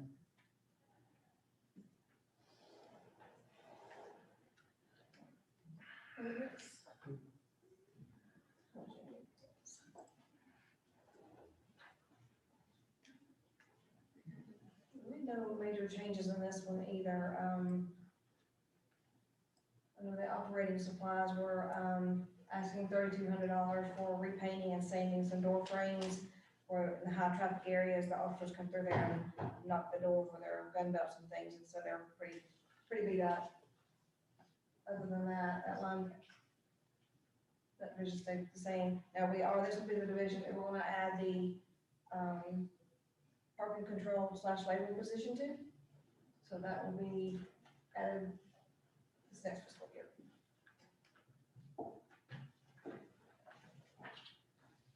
Support services.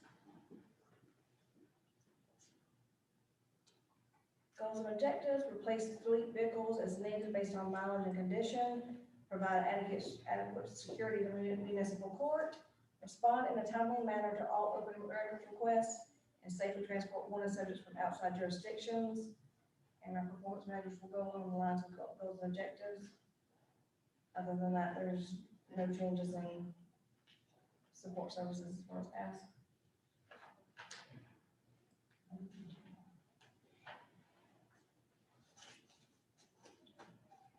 Okay, for general funds, Shane, you want to move on to, are you doing direct funds or grants? We'll start with local grant funds. Okay, Where are we now?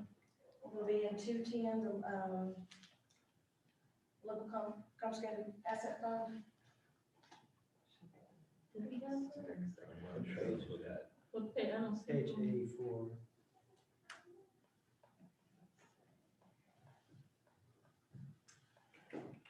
Expenditure summary.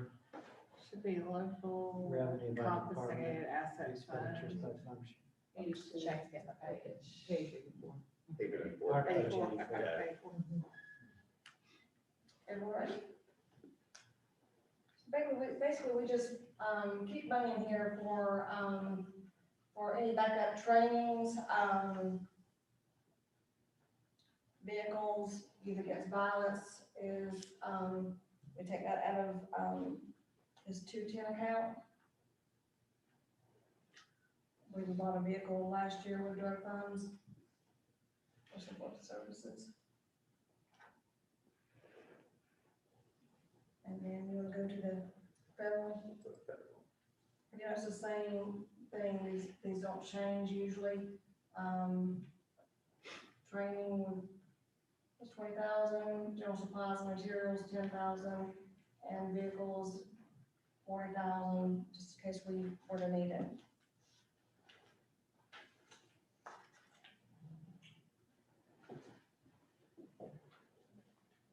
Any questions on drug funds? It's pretty basic, simple. I tell you, we haven't, and as far as, we haven't been hitting too much at, on the interstate.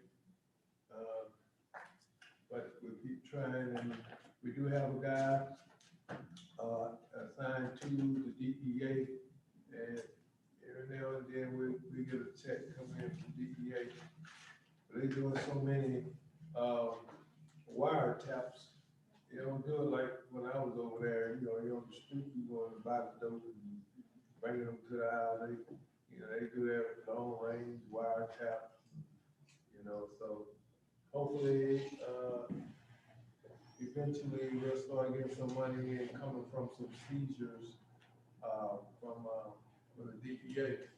Our local guys, they do a pretty good job, our special operation unit, they do drugs and they're doing gangs. Right now, we've been really concentrating on gang, part of it. And, they just went and did some, buys of all the stores in the city that's selling these little shooters. You smoke crack cocaine in. And, I think we got about, I don't know, 10 stores. And, they all play gift. They're selling those. You go in the store and you get a shooter, you get a little package with a willow pad, the little glass shooter you smoke dope in, crack or methamphetamine, and you get a lighter. And so with drug paraphernalia, so we went and we purchased those things from a lot of these stores in the city. So now we'll do some alcohol buys along with the drugs, and the gangs. So we got about 4 guys that's what they do. They try to do all of the comfort things, in force. And they have made some pretty good seizures as far as money and cars. We arrested a guy about 2 weeks ago, been working at Zaxby's for, I don't know, 5 years or more. He's selling marijuana around Zaxby's. You gotta know what it's like, get a little dope with your chicken.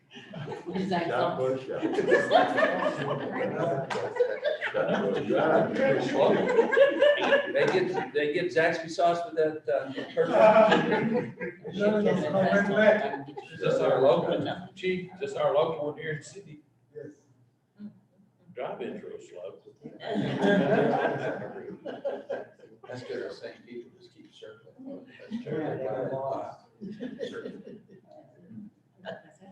Do y'all have any, questions for police? I do have a couple of comments. Chief, you and I had talked about restaurants that open and they apply for a liquor license and they're supposed to have that ratio of food versus alcohol, and they kind of turn into, my father used to say, smoke easy or something, I don't know. There you go, one of those, I knew it was those kind of words. One of those kind of words. But it's really not a restaurant. They turn into kind of bars. And so there are other cities like South Fulton, or they have like a moratorium Yes. And I don't know what kind of, staff, what kind of ordinance we can look at to kind of prevent that. Because the chief was telling me about some of our newly formed restaurants that are not real, they're turning to bars. Yeah, they had a couple of them, they not no restaurant, they just a bar. Yeah. So- They sell little food. So then how do we police that? If we don't audit them, They do send in monthly reports, but you're right, we cannot go there and verify the numbers. But they do send in reports with their excise tax payments that verify that they're over 51% of the ratio. So some of them will, like I've heard, that they'll do specials, just to get their food up, their food sales up. And there are companies that you can pay to audit that. I mean, I think Karen's brought that to you before to help support what law enforcement might do. But I don't know if you all want to do that. It was expensive when we It talked sounds about it expensive. before. Yeah, it was No. expensive. But a lot of incidents are happening, like the chief was telling me in the parking lot and some other issues because of, We just had an incident this past weekend, some of these places, a lot of them are small. So it's like back in the day of Studio 54. Everybody just waiting in line, somebody come out. So while they wait in line in the parking lot, when they smoking weed, drinking, whatever, and, we running over there, we having to, make some arrests. But, they come in and say they're gonna be a restaurant, be the restaurant. The next thing, you turn it into a nightclub, you're gonna be a nightclub, just say you're gonna be a nightclub. well, you won't get a license that way. Well, That's the reason. but then that's why we need to have something somewhere established that, these people need to be true, because we go back in there and see, no, you're not doing this. There need to be some consequences. That's just for me. Now, we send our guys in there to see what they're doing and trying to make alcohol buys by minors, and we doing that. But it just, I know the city of South Fulton, I heard on the radio they were doing this thing. Maybe, there's something, we need to look into. Yeah, and I would just- A lot of license. Yeah. South Fulton got a lot of license. I They pull Yeah. Yeah, I would suggest if you all want to go in that direction, especially if you want to have sanctions on the back end, that you hire a company like that, so there is some credibility behind your process that you choose to use. Because to Councilman Davis's point, their result was they pulled their license. So I would just suggest that if y'all want to do that, let's look into, we'll bring forward to you all the companies. So I think we ought to send them a letter. Send them a letter. Give them a letter heads up. Get it in order. now I know that was, council member in his honor, Mike Miller, wanted us to do that, wanted us to audit. And I think we used to audit before, I'm not certain. We did, but it wasn't. Sincere. Yeah, It was an honor system. well, it wasn't a quantitative, factual check. Yeah, I mean, there is not so much evidence, but I mean, someone came in and poured, there's really not a lot of teeth with that, and since you all are, providing a license, and I think Joel has mentioned to you all about your legal liability when you do provide those licenses, and, what rights businesses have to withhold those and you all to remove them. I'm just suggesting if that's gonna potentially be on the back end, that we have something that's substantive, that we can say, okay, here's the reason why we're gonna revoke your license. Because I don't think that anybody on staff actually has some type of method that we can prove the ratio. Because they have to go in and weigh up the bottles, Right. weigh up the bottles, and then again go back and see what's Correct. for. And then they say it back rates. Well, if we're not going to hold them to, if we're not gonna hold to that ordinance of 51% of food, then why do we have it? Because otherwise, we're going to have more and more and more as those that have decided to come here and do this have success, we're gonna have more that are gonna apply. And so you can either, in my opinion, nip it in the bud here, or you can let it get out of hand, and then all of a sudden the revenue is so large that you really wanna take it away. So what do we want the city to appear like?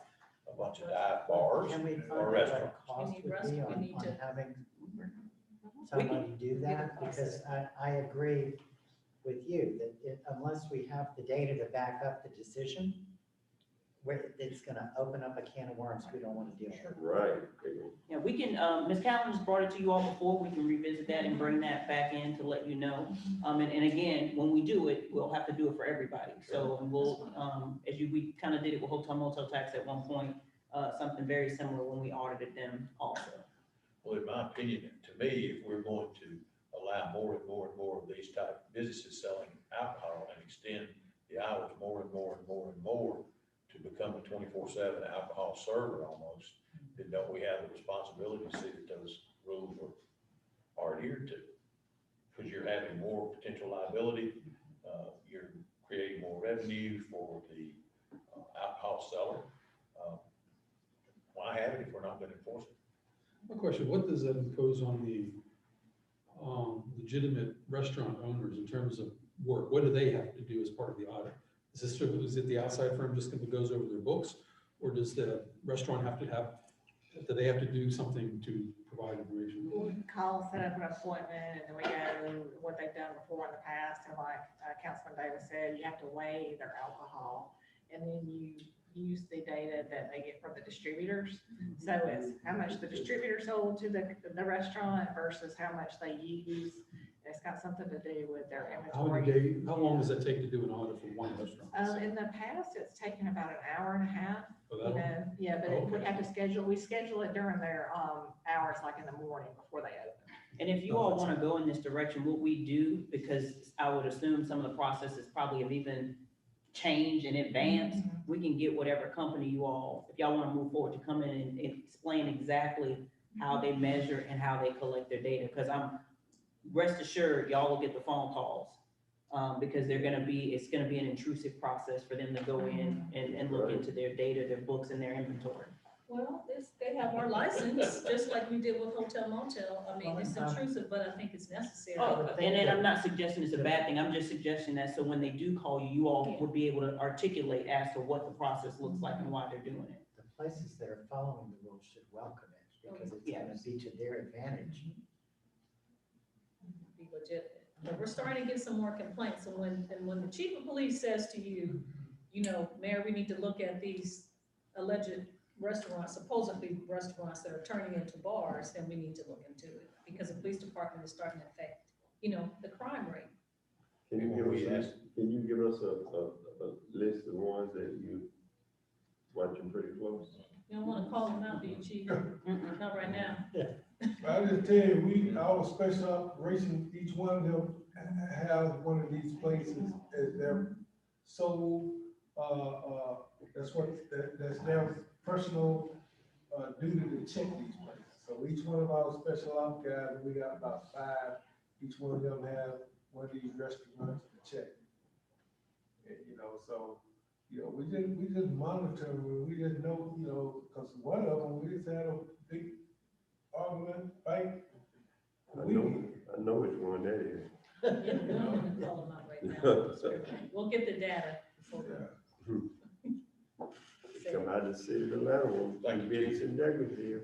Thanks, Chief. And I wanted to, when I opened this morning, Chief, I said that I saw you on Friday and we talked, but I wanted to thank you publicly. My cousin, Kevin, and his wife came here from Ohio on their way to Augusta to see their first grandbaby. He's a parole officer and she works for the appellate court. And the chief showed us around the municipal building. He was so impressed that he said when he goes back, he teaches classes at the police academy in Ohio for diversity and negotiations. He said, I'm taking those core values back. And he said, just tell your chief I had such a wonderful time. So thank you so much for taking time out to do that. And you impressed him. I mean, he's been in law enforcement for 25 years. He just was over. He talked about all that different. My husband's like, I know, chief. So thank you so much. Yes, ma'am.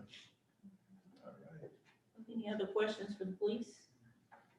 Shane, you want to cover grants real quick? We got 2 grants. Sure, now those are gonna be covered under day 2, so Okay. they won't have them in your packets for today, but I'll have them pulled up on the screen if you wanna look at those. There's a couple public safety related grants. The first one being the burn grant. Let's see here. So I've got some just general information on that with an estimate award amount of $17,000. There's no match requirement, and it's awarded by the Department of Justice for the purchase of training or technology related equipment. Would y'all like to speak any further on that? This past year, actually, we're still working, I gotta close it out, but, with the, first responder kits, which were the gas mask for the riot gear, we purchased those with this grant, and then the year before, was the Kawasaki, the mule we purchased with it, so it's been beneficial, for sure. And then there's also the bulletproof vest grant. Yes, so we're awarded $15,621 for the 2020 bulletproof vest grant, and then the city will usually match, and the vest range approximately $760 or so, and expire every 5 years, so this is a continual, usually a continual grant every year. Okay. Great questions. Thank you, folks. Thank you all. Thank you.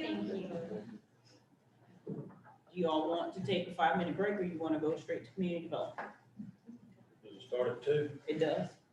Let's just take 5 minutes. All right. Yeah, go get into it early. Get it All right. We'll be ready in We should start. 5 minutes.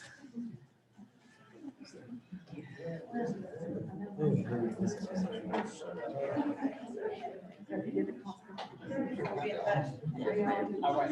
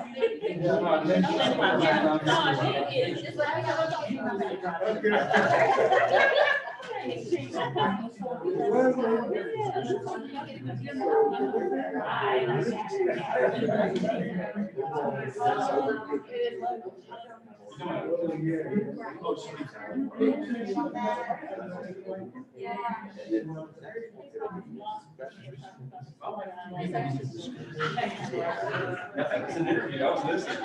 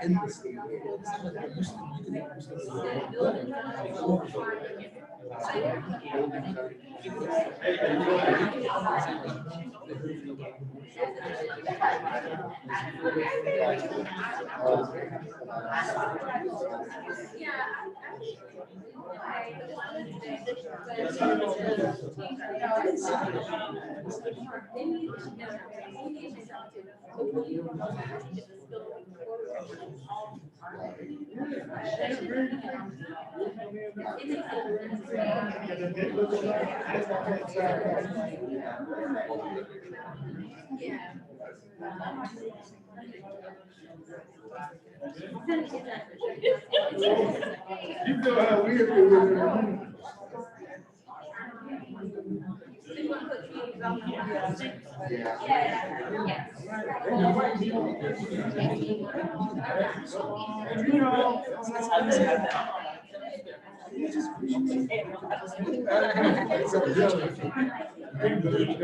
I've been home all week.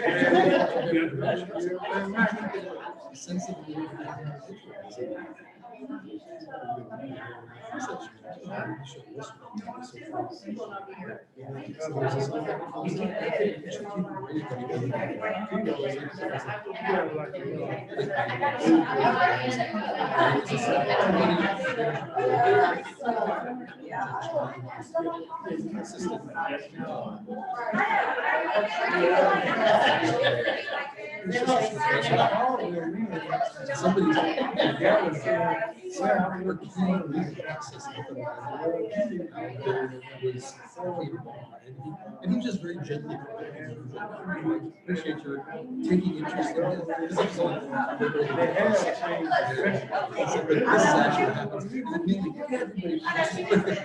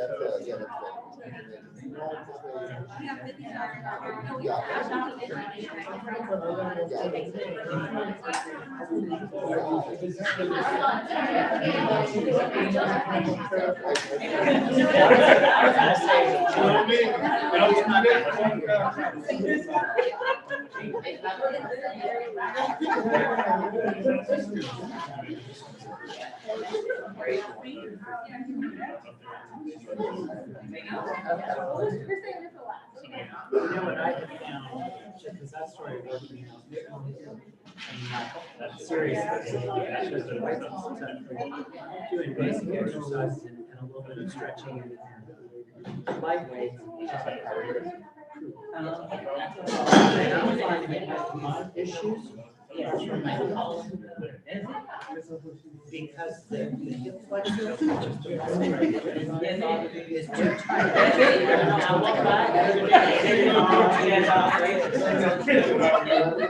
And that hurts your back.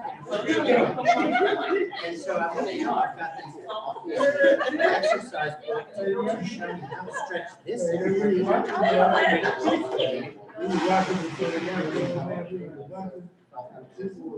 you go.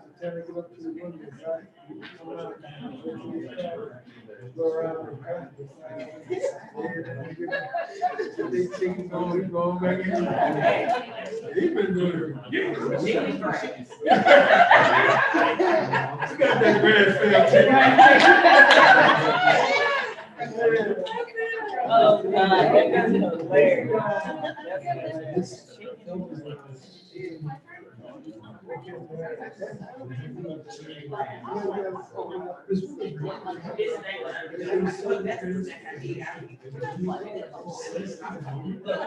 But I mean, also these things, I'm impressed. I'm not sure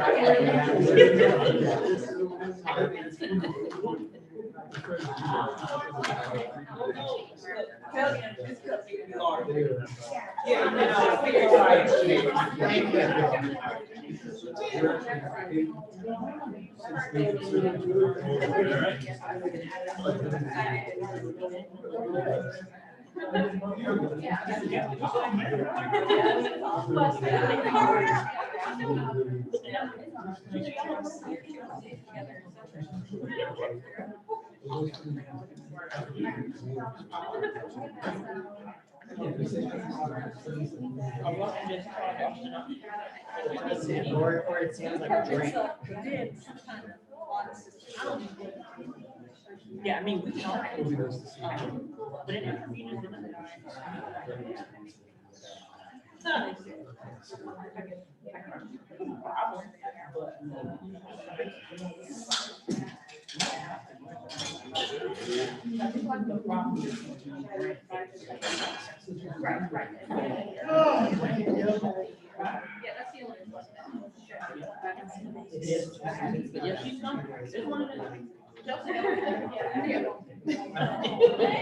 not saying I've been.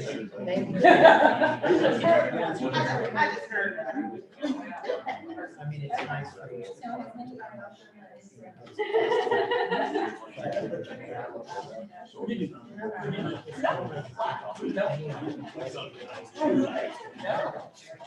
So if you're.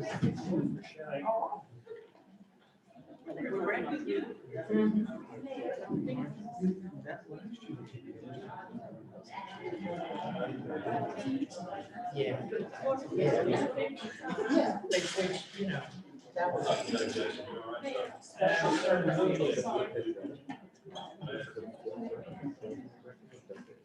my goodness. They get in trouble.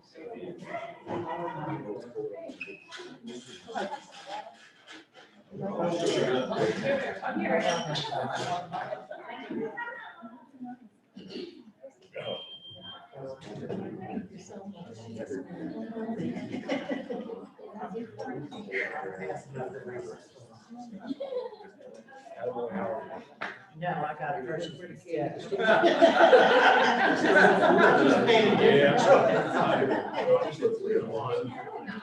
Excuse. I know, they did all, but recess is usually my go-to. Yeah. I wish I had that, I wish I had.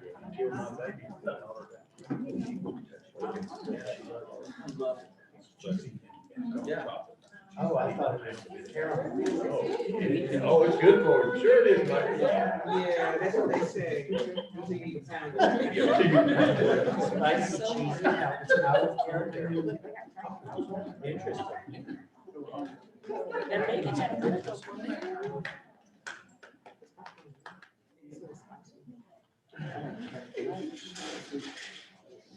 All right, I think we'll, yeah.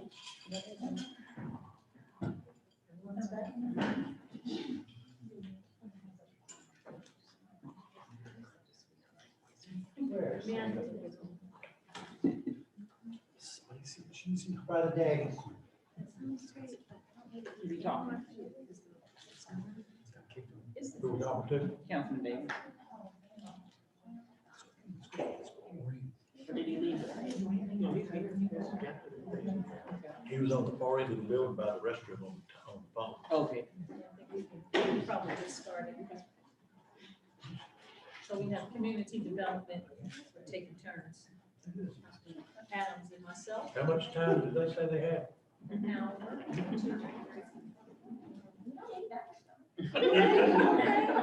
Good to see you, Ms. Patrice, Stephanie, April. You all just get started. All right, thank you. As you all know, I'm Patrice Williams, Community Development Director. Thank you for the opportunity to present our drafted agenda here. We'll start off with the organization chart. We do have a couple of new positions added to the chart that we discussed with you all back in February. As you see in the note, 2 of them are unfunded. We have the assistant director, we have the senior planner, and we have GIS. So the senior planner zoning was a little different. We have removed the zoning administrator, we've added the senior planner back into the chart here. And so we are looking forward to making these changes to make some improvements within our department. All right, as it relates to our goals, the 2022 goals. The first one is to explore ways to be more efficient with use of technology and servicing applicants with a focus on building and zoning plans. With the pandemic, thankfully, we had a lot of technology already in place. We may not have been using it to its fullest potential, but we've learned over the past 12 months that we do need to use it. And we have been using it, and I think it's been going really well with that includes the bullying and some of the other things that we'd already had on the website. And of course, email works really well. And so we've not stopped at all, as you all are aware, that things have actually increased within the building and the zoning division. So we've been pretty busy.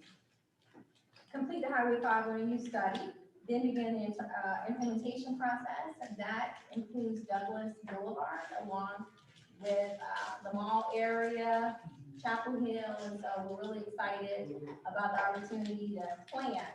I would say the park probably got in front of the horse as it relates to some of the development on Highway 5, but with this plan, we're hoping that we can maybe change the projection as we move forward over the next 5 to 10 years.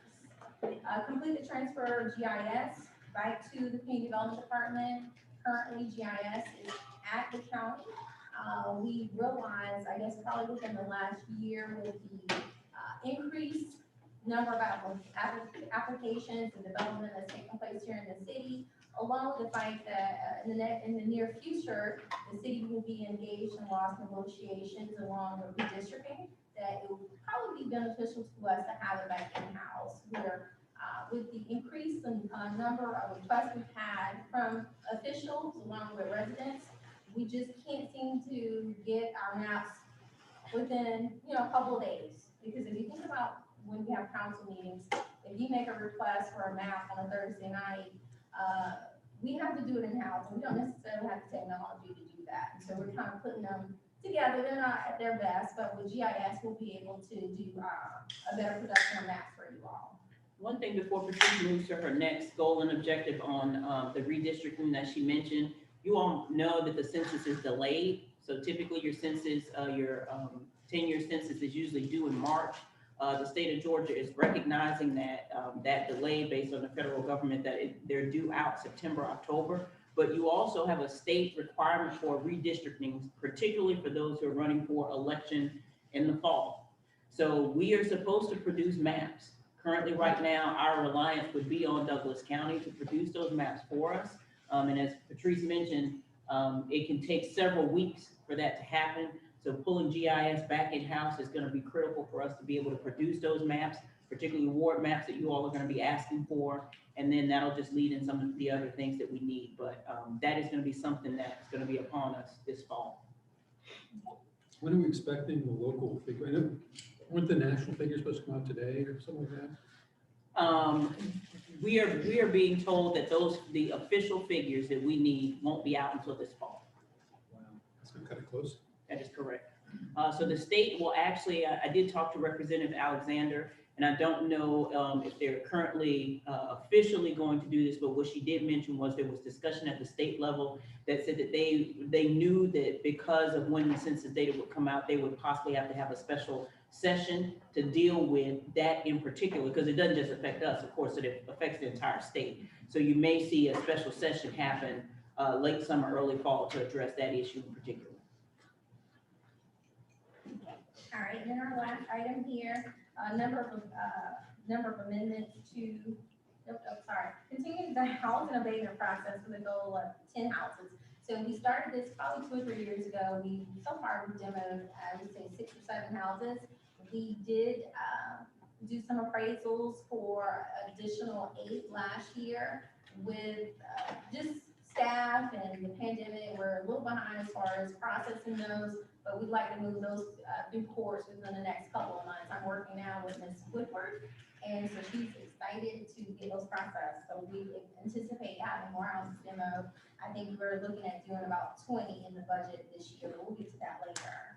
And then, of course, we have our performance measures here. I think I've gone over these before with you in February, but there's much the same. And so we have the number of sign permits issued. Of course, we're anticipating an uptick in those. Number of special land use permits here from 2021 to 2022, with an increase in 2022. Number of building permits issued here. That number looks really different because it now includes mechanical, electrical, and plumbing. We used to have them separate, and now we've added them all together. So you see a tremendous increase there, I would say, on that number. Number of building inspections performed. We anticipate about 5,000, probably more. I think we've been a little conservative with that number if you reflect on 2020. And then number of rezonings of parcels approved, we're anticipating about 20 next year as well, this fiscal year. And number of amendments for the UDO, we'll probably have more than 5, but we're gonna say 5 at this time. Okay.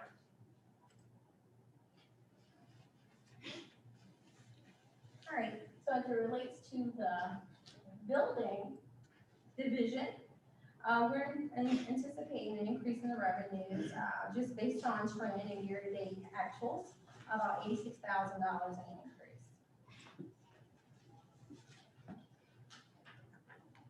All right, so Shane, you got me. Okay, we're gonna go down to other professional services at $24,650. That includes Bluebeam, which I mentioned earlier. That's the software that we use for plan review. We're trying to get our partners here on board as well. We've done a couple trainings with them, but we would like WSA along with fire to take a look at it. It just makes for a more seamless process here in the city. A lot of other communities use it, and so we're hopeful that we can get everyone on board here as well. So we have Bluebeam, appraisal fees, which includes the 20 houses that I mentioned. And we are working with a local appraiser, and she charges $300 per appraisal. So that's how we come up with the number that's in there as well. And then down to other professional services and dues, that's at $6,752. That includes certifications, dues, and storage. As you all know, within the building division, we have Mr. Mettler, we have Lawrence Nichols, and now Matthew Alexander. They all have to have their certification, so that's kind of costly.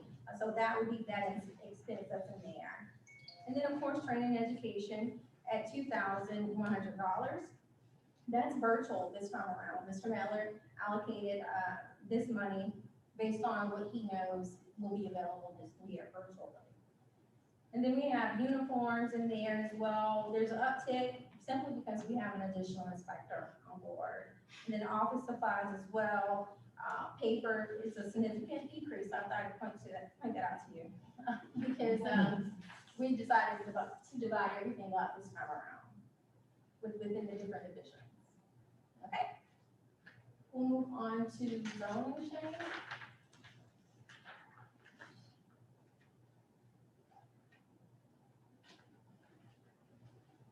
All right.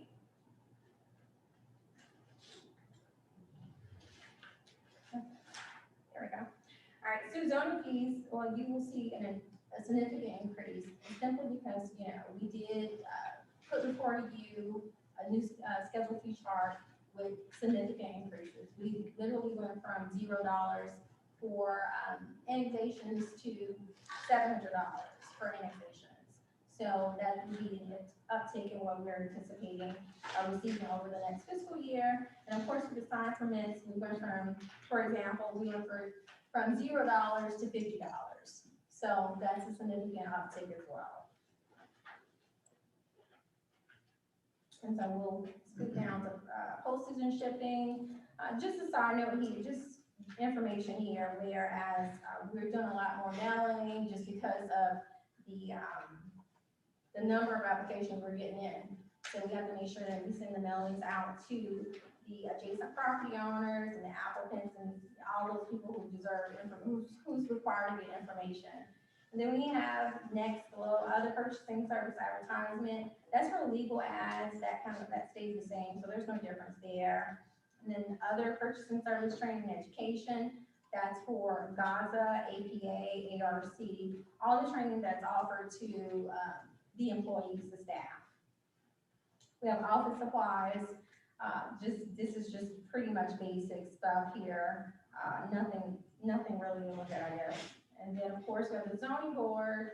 That looks different because we're not providing compensation for the zoning board. So you see a decrease there. But we did, of course, include training and education, anticipating we need to go to the ARC or any training that's provided by the province and institution. And then, of course, we have the rental for the auditorium, for the meetings, and then we added 2 special call meetings just in case, and then 2 iPads replacements there.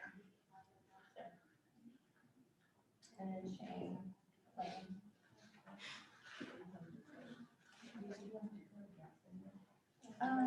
No, plane. Okay, good afternoon, April McCown, Planning Manager. Thanks for the opportunity to come before you. What you'll have in front of you under planning really hasn't changed too much. The main area to contend and to have a conversation about is the purchase and contracted services. That's where you're going to see an uptick there.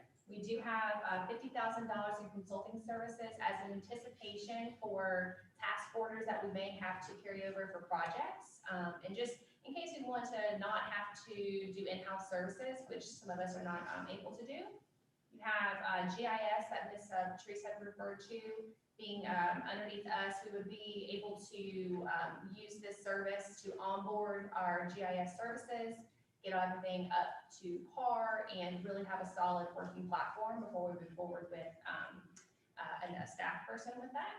And then finally, the housing study phase 2 from the ARC. We had the kind of phase 1 and what we've already reviewed. So the housing study referred to under this section would be the phase 2, going more a deeper dive. So that gives you about $205,000.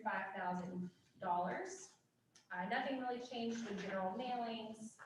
You'll notice under purchase and contracted services, we have our HBC council, as well as some potential planning projects and public meetings at about $1,000. I have also signed up for American Planning Association. For my predecessor, gave me a multitude of different organizations to join. So we are anticipating some Women of Transportation and Georgia Planning Association dues. And then finally, GDOT training under other professional services and training. GDOT provides some virtual training platforms as of current. However, I do anticipate them to have some in-person training relatively soon. So I would like that opportunity. And then of course, Carl Benson has been doing some trainings as well for planners. That is all that I have. Any questions?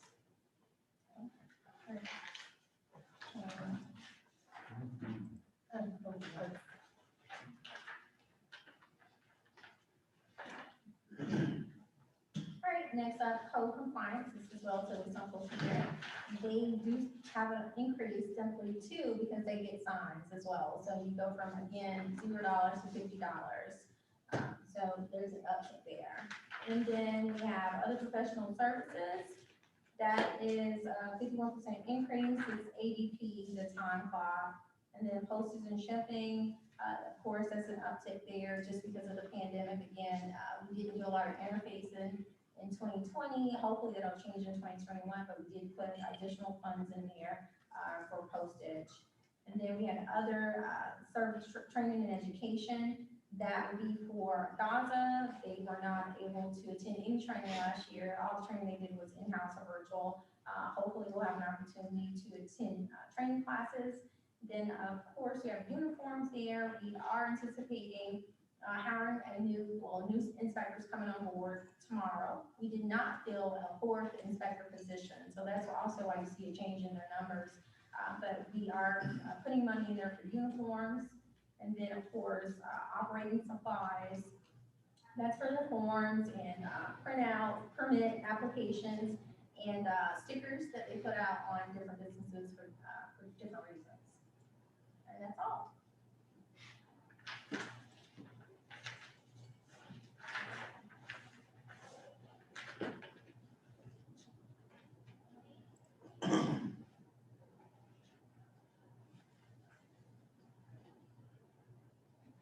Still 50 minutes to fill up. I'm sorry. You still have 50 minutes to fill up. Oh, my goodness. You know, I was just talking. Ms. Patrice, I do have a question about code compliance. When the example I sent last week, when we have someone that repeats infractions and they just go to court and pay, what can we do to prevent them or deter them from continuing to go have a cycle of going to court? Well, we don't have anything in our power. We just have to cite them again and they go back to court. Yes, it all lies in judicial. So we just continue to cite. There's not a, limited amount of time that is restricted from citing. The judge, he has, a great deal of power within his purview to do things even outside of what you all do. But I would say in most instances, the judge typically gives businesses a decent amount of opportunity to rectify their situation. Oftentimes when you all report cases to us, I would say the judge at least 6 months to a year. Could be. It's a repeat offender, that one in particular that I said, I know this is probably, I can't even say how many times, at least 5, between the 2 businesses. So it's just really unsightly. From a statutory standpoint, is there any reason why we can't create an ordinance that for like a multiple, like anytime you're on the second or more offense, we shorten the amount of time that you have to rectify the situation. Before you then stop issuing a new business license? Would that be the ultimate? Possibly. I'll talk to Ms. Woodward and, Mr. Dotson to see what's, in your purview. But I even think within that standpoint, if the judge puts them on probation and gives them time, because I don't think the issue is on your end from your ordinances standpoint. I think the issue is what leniency the judge allows. It may be if there are concerns of particular businesses.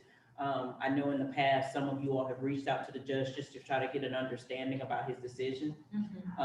Because what I don't know, Patrice, I don't know if your code enforcement officers know, what the business may appeal to the judge to prompt him to give whatever decision he gives in the case. Sometimes I do know in the past, a lot of the businesses have detailed hardships, which allowed him to extend. In particular, I'll say there's a property owner who owns a large amount of property, in particular on the north side that we all know, that has been in court several times. Mayor Pro Tem, you're very familiar with him. That's one of the cases that he has, or I should say one of the reasons is hardship, that his attorney appeals to the judge and said that he has a hardship in maintaining. My guess, I don't know what the thinking is of the judge specifically, but I would suspect what they probably try to do is base their judgment on what they think the overall attitude of the city is. I think we come across as being somewhat lenient and forgiveful toward property owners, and he's probably going to think the same thing and act as such. If we look like we see a problem that we're trying to fix, he may step up a little bit and want to, cut the. I understand the latitude given for a first offender, and that's nothing wrong with it. That's perfectly fair. If somebody comes back 3, 4, multiple times, like the mayor is talking about, I think he has to understand that we're taking that seriously, and so I think it may come across in his judgment as well. If he sees that, if we're not doing anything about it on our side, then he's got no incentive to come to crack down on that. Well, what can we do about it on our side other than have them sign? Yes, that's right. Do we have confiscatory powers on? I'll have to check with legal as to how that works. I don't think it's as simple as revoking the business license. Very rare have I seen that happen. Typically, even in those cases, whether most councils as a body have made the decision to lean upon giving opportunity. But I'll find out from legal to see how you can strengthen your ordinance to allow for the possibility of revocation at the end. But again, I still think that person will be allowed their opportunity in court, which the judge will then yield to whatever his decision is, especially if it's a continuance of time, probation, and opportunity to rectify the situation. And we can't do a lien. Like, for example, or even look in the code to see if it is supposed to be a lube shop or admissions, and their cars, like you're selling cars, there are 15 cars next door. That's not your business license. Your license says you are a, fast change oil, not a car dealership. So if you were to do a lien, and I'll get Ms. Woodward to report on exactly how that would work. I think the challenge that you're gonna face now is now you basically are going to assume the responsibility, in a sense, to fix it. So for every instance where there's a situation like that, you lien the property, you take the funding per se, or whatever, you lien the property for the amount of money that it's gonna take to fix the issue. So if you all wanna be in the business of doing that, I mean, that again would be a political decision for you all to do. And the same with the parking lot. You Same. say resurface the parking lot for a business that has 12 businesses, individual, within a shopping plaza. Right. It's not really resurfaced. I mean, they just kind of pour some asphalt, and then 6 months later, it's the same thing. Then it's people calling, sending nasty emails because they don't understand it's the property owner or the judge or code compliance. They're looking at their elected officials and sending me a bill for their tire that went through a hole and they got a pothole or their axle is messed up. So that's the part that, that I know you all don't see and code compliance doesn't see, but that's the issues that come to me. That, I want you to pay for my tire. The city needs to, and we keep saying, okay, well, please resurface the parking lot. And it looks like it's resurfaced, but then 6 months later, it's crumbling again. And we just keep telling the judge, and it's the same cycle over and over and over again. And I think in that situation, Mayor, the judge did recommend the lien, but again, the question for you all, which from a staff standpoint, we can go either way. If the cost to resurface that parking lot is probably gonna cost you about $500,000. So do you want to lien the property for the total of $500,000 to resurface the parking lot to address the issues that you're saying? Because the reason why you continue to get potholes is because that parking lot probably has to be milled down to get a new subgrade to allow for a new parking lot. So again, do you want to go that far is really the question. Okay, I brought this up before and I haven't heard any response on it. I believe it was the city of Augusta that has basically a what they call it, it's a kind of tax, they basically tax businesses that are either out of compliance or decrepit in some way. It's like a decrepancy tax or whatever you want to call it. Can we possibly look into that? That way we get out of the business of having to take, it just becomes, the onus goes on to the property owner. If they can't pay the taxes, then it goes to the sheriff's office for sale. So they possibly could lose the property, which is fine. That way another owner can come in and hopefully fix it up. But I think that's certainly something worth looking at. Yeah, this owner could care less. They don't care about a citation. They'll pay the citation, put some asphalt down and wait another 6 months because they have 8 renters or 8, people that's paying them money. So they don't really care about the parking lot. They don't care about the citizens' tires getting torn up or axle or whatever, or Bank of America, or whomever. They don't care about that. And from the city's standpoint, we're issuing a citation, but they pay it and just keep it moving. They're not really willing to resurface that. Can we look into that, the possibility? Yes, we can. But again, it will all of what you all suggest from a staff standpoint can be done. I would just suggest, as I always do, it's a political choice. It's how far do you want to go with enforcement? We can go either way. Everything that you suggest in some way can be done, but how far do you want to extend Does that power? anybody have a problem cracking down on repeat offenders here? That one particular business makes me very sad. One of the little businesses up there, we go there quite often, and the owner will come out and talk to me and tell me what a hard time he's had, and I don't believe it's the owner, I believe it's the manager over that particular property that refuses to fix anything when it's been a plumbing situation or a HVAC situation. Just even though that part of what they pay in rent is supposed to go to maintenance, they don't take care of their tenants either. And one thing I'll add, you still will have to expend the cash. So just note, when you do that, when you lien the property, you may be leaning the property for that value, but you are still expending when X paving company comes, you're writing that check for $500,000. And then you're hoping that you'll be able to recoup that money when and if that property is sold, unless it goes into foreclosure, and then you would be in a minority position, and therefore you would lose that money. That's right. Also, I think the tax route might be better option. If you can collect the tax. But then, but that's fine. But if you can't collect the tax, then the property gets sold. Okay, so. Yeah, it's a difference. Okay, so then Right. are you then a player at the sheriff's sale You when are. they can't pay the tax? You are. Are you then obligated to go in, and because they owe you money in back taxes, are you obligated as a responsible manager of the citizens' money to go in and buy it at the sheriff's sale? Now all of a sudden you own a shopping center. Well, no, you could become a debtor in the case. That way. A debtor or a creditor? Creditor. Yes. You become a Okay. creditor in that rather than, I that agree way, with again, that. you get to stay away from purchasing the property. You just simply, you become somebody who's owed, you become owed that amount of money along with whatever other debts they may have on that property. So I will explain all the legal entanglements of how you get from point A to point B. And even within all of that time space, it does not solve the immediacy of fixing the issue. and it still allows for the property owner to have due process in all scenarios.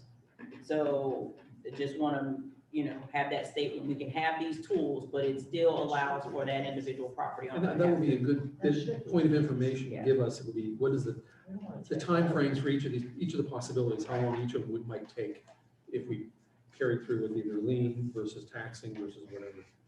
Do we talk to the judge? I'm trying to see on our, He has made that recommendation, before the abatement, in particular, the one issue. I would just say, definitely in that case, especially when you're talking about expending, that sort of money, I would just talk with Karen, that we might want to program something in again, because that's going to be immediate. That's coming off of your coffers, and you're going to have to wait to recoup your costs in those scenarios, if that's something that we want to immediately do.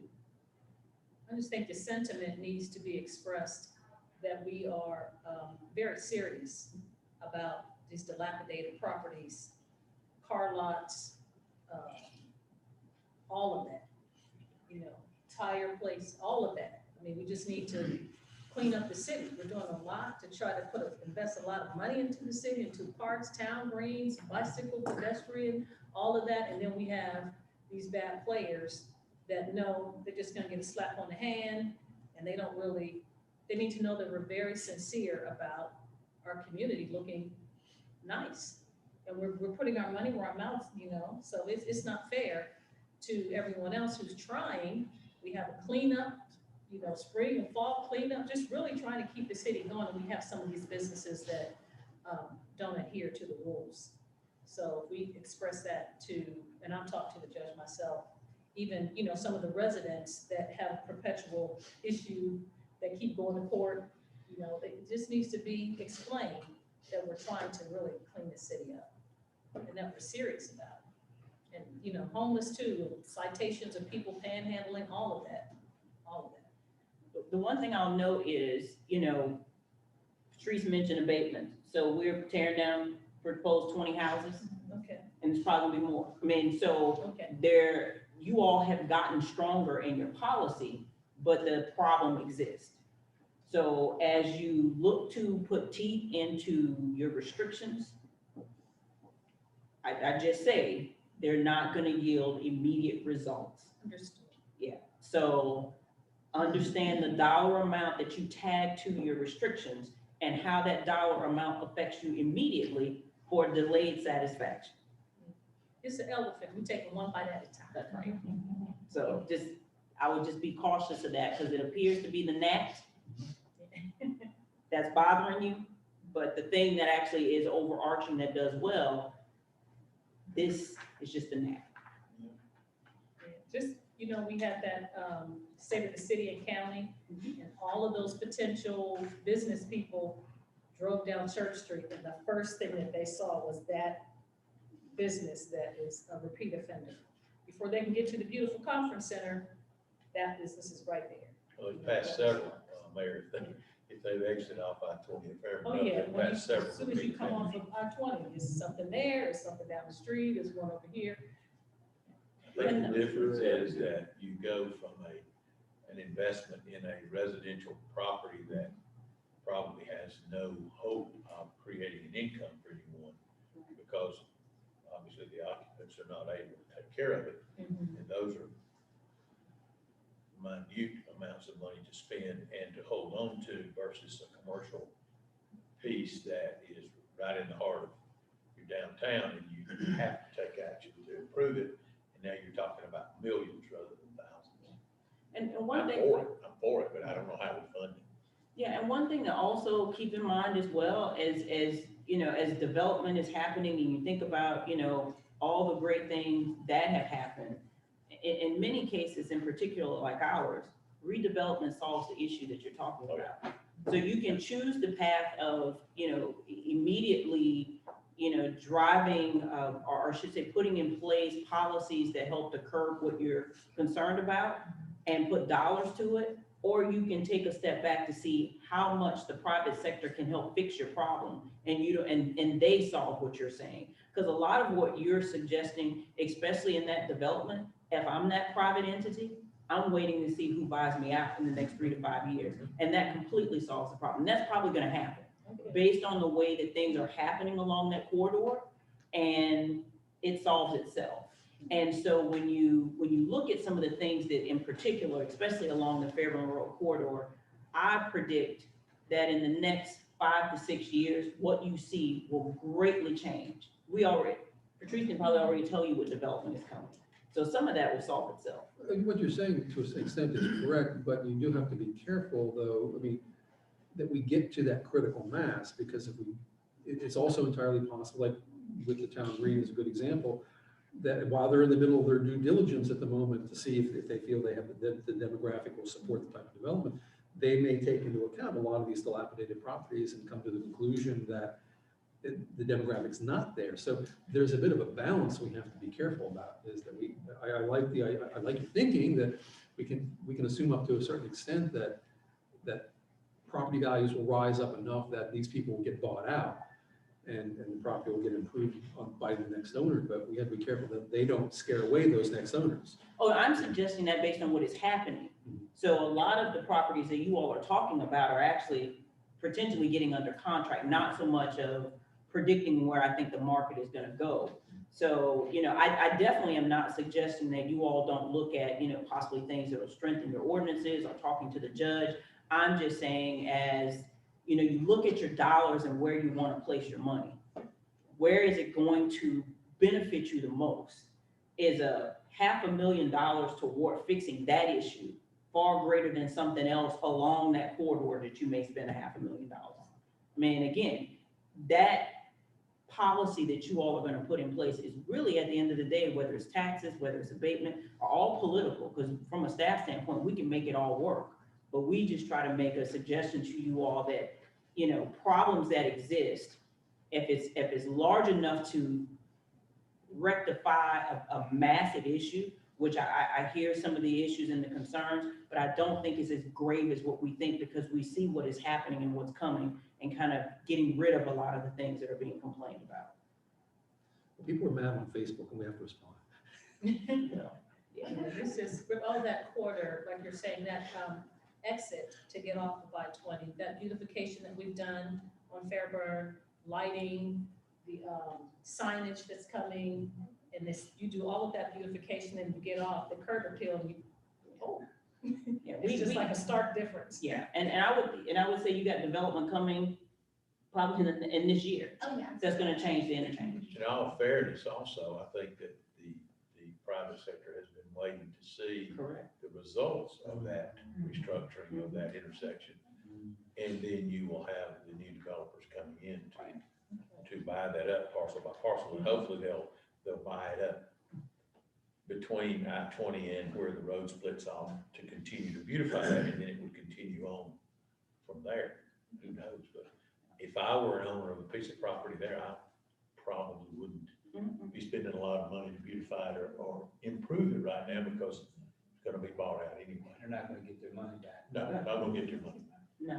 And we may be caught in that dilemma with the mall as well. I mean, the mall is probably seeing it the same way, that they don't want to put too much money into it until they know which way the wind blows on the area. So we're kind of stuck on that. Yeah. But we will definitely, I will get with legal to present both options to you all. And again, I would just, in a lot of the cases, I think code enforcement has stepped up in a lot of, in the last couple of years to just, figure out, his philosophy on sentencing and some of the individuals that are of concern, just to see, where he's going. But we will definitely bring the abatement issue back to you. Thank code enforcement for me for getting the kiddie pool out of Anawake Creek. I'll let them know. All right, so we'll go to community development.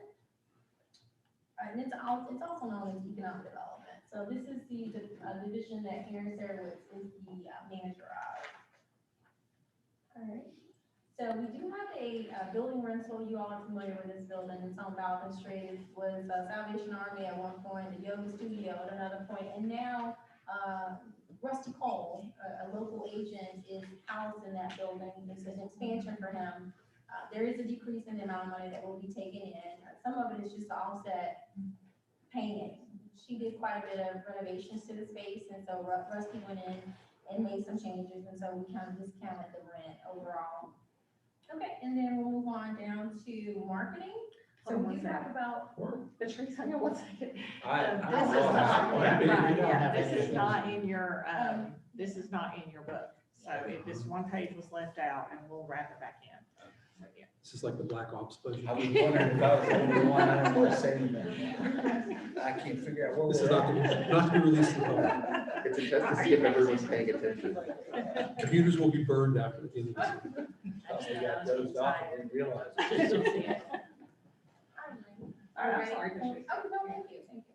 All right, so we'll move to marketing. So we have $3,000 here, just listed for if we're not able to do something, with our partnership with community relations, we're able to, get an external agent to help us. Then we have dues and fees here at $1,500. That's an increase there. This includes staff. So we have Mr. Sherwitz, he takes classes, and of course, Ms. Watts does as well. So we have that listed there, and training and education. Next is for the strategic planning. It's also training for our board members as well. They take, they're required to take basic training, and then they can, at their pleasure, take the advanced DBA training. Then we have downtown operating supplies at $50,000. This is for, this is for advertisement. This is also for the update of our facade grant. As you all are aware, we usually do 2 facade grants at about totaling $6,000. I'm going to say in 2021, it's not as beneficial at that amount, and so we're hoping for to revamp the program and be a little bit more helpful to our downtown businesses. As you are aware, we have quite a few new businesses on their way to in the area. I know we have the Buttermilk building, one of council, Miller likes to call it, but the building behind, What? What's the name of it? Butterbox building. Butterbox. That doesn't leave this room. It's behind it's on East Courthouse Square, it's behind the Robinson Building, the 2-story building, the stucco building. We're anticipating a business locating there, along with, of course, the Irish Bread Pub. We also have the old Irish Bread Pub location. The Robinson Building, they have a new business locating there as well. And then we're talking to another business. We won't disclose them just yet, but it'll be a big win for the city of Douglasville. So we're excited about all the new development here in the downtown. So we're hoping the facade grant is able to help those businesses and of course the existing businesses as well. Then of course we are looking at phase 3 to the lighting project. As you know, we started off with the lighting project behind Zumbos, and then we went to the other space, Smith Apps, and then now we want to carry on further on East Courthouse Square. We got a lot of positive feedback from our existing businesses about lighting the area up, and so we would like to use some funding to complete that project as well, and potentially look at the trees and light them up with per HPC. That's what they'd like to see. And then we have the GIG project, GIG line item here. This is for the alumni status. As you all are aware, we graduated some time ago, but we have to continue to participate to be eligible to get a point or just to get any technical assistance from some of their partners. And so we'd like to put funding back into that item as well. And that's it. I have a question, on the facade grant, if you apply tomorrow, how long do it take for it to get approved? Next year? No, we actually are going to start advertising for one coming up, I think in June. Okay. Aaron and Verona's working on it now, and so we're opening up, I think probably by the end of this week, and then it will be due. We'll probably make the announcement in June or early July. Oh, so it don't take long? It doesn't take long. We try to make sure we have more than one candidate, and so we keep it open for a little while, encouraging everyone to apply. And so we would like to make the announcement in June or July. All right, thank you. Lighting looks really nice in the alleyway. Came out really, really well. Yeah. Nicole's upset that we don't have more. So some of the lights are warm, and then some of them look like that bluish tint to it. So we didn't do those. I won't claim all of them. We did the string lights. behind Dumbo's. And I'm not really sure who did the other ones, but we are going back to Lights Over Atlanta. And they're going to do the third phase for us. And they're also going to provide maintenance. We have some lights that have gone out. I know people like to take pictures, and it's really nice. I like it. And so they're going to come out and change some bulbs for us. Ms. Patrice, the lighting at Christmas, those look nice. We can't put those up again. That's all off the subject. We were talking about lights some kind of way. Isn't that the same company? It is the same company. Oh, okay. The issue is, okay, so there are two different types of lights. So the lights that we had out, they were temporary lights. Okay. We would have to spend exponentially to have the trees wrapped. Because these lights grow with the trees.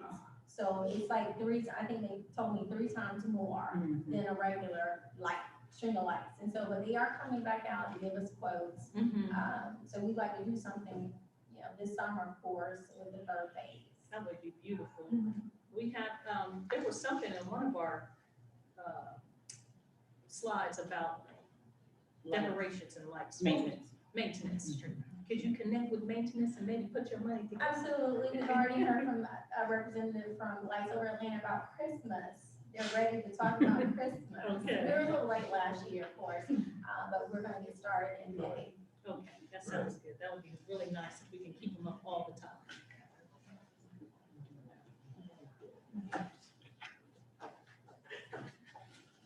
Is that all? That's all we got. Thank you, all right, good job. Any questions, comments? Thank you, ladies. Thank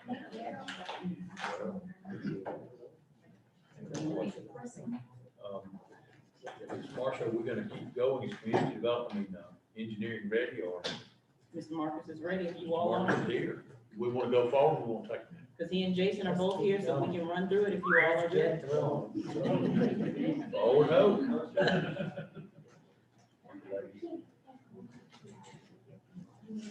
Thank you all. Thank you.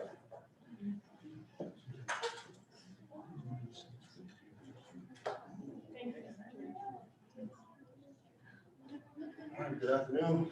Afternoon, sir. Doing okay? All right, this is the start, the organization chart. As you can see, I'm a one-man army. Still getting things done. But I will tell you all, Marcus took his EIT test recently. He said he thought he didn't do good. But he's been studying real hard, so that's his challenge right now. So for those who who may or may not know what engineering, of course, there's an engineering training course that he has to take before he can get his PE. So that's what he's been working on. So it's you want to tell him a little bit about the test, Marcus? Yeah, it was crazy. It's like a 6-hour test, and you have to sit there with your mask on and everything. I was ready for that. And we had to, actually have mask on all day. I was exhausted after that. Yeah. When do you get an answer on it? Mark? It's usually like 10 business days. Yeah. When is that? Probably sometime this week. I would know. I would want to know. He's not confident, Councilman Adams, but I'm confident. I told him, I said, look, I think he did well, and even if he doesn't feel like he did as well as he wanted to, at least I know what it is. he knows what to expect for That's the right. next time.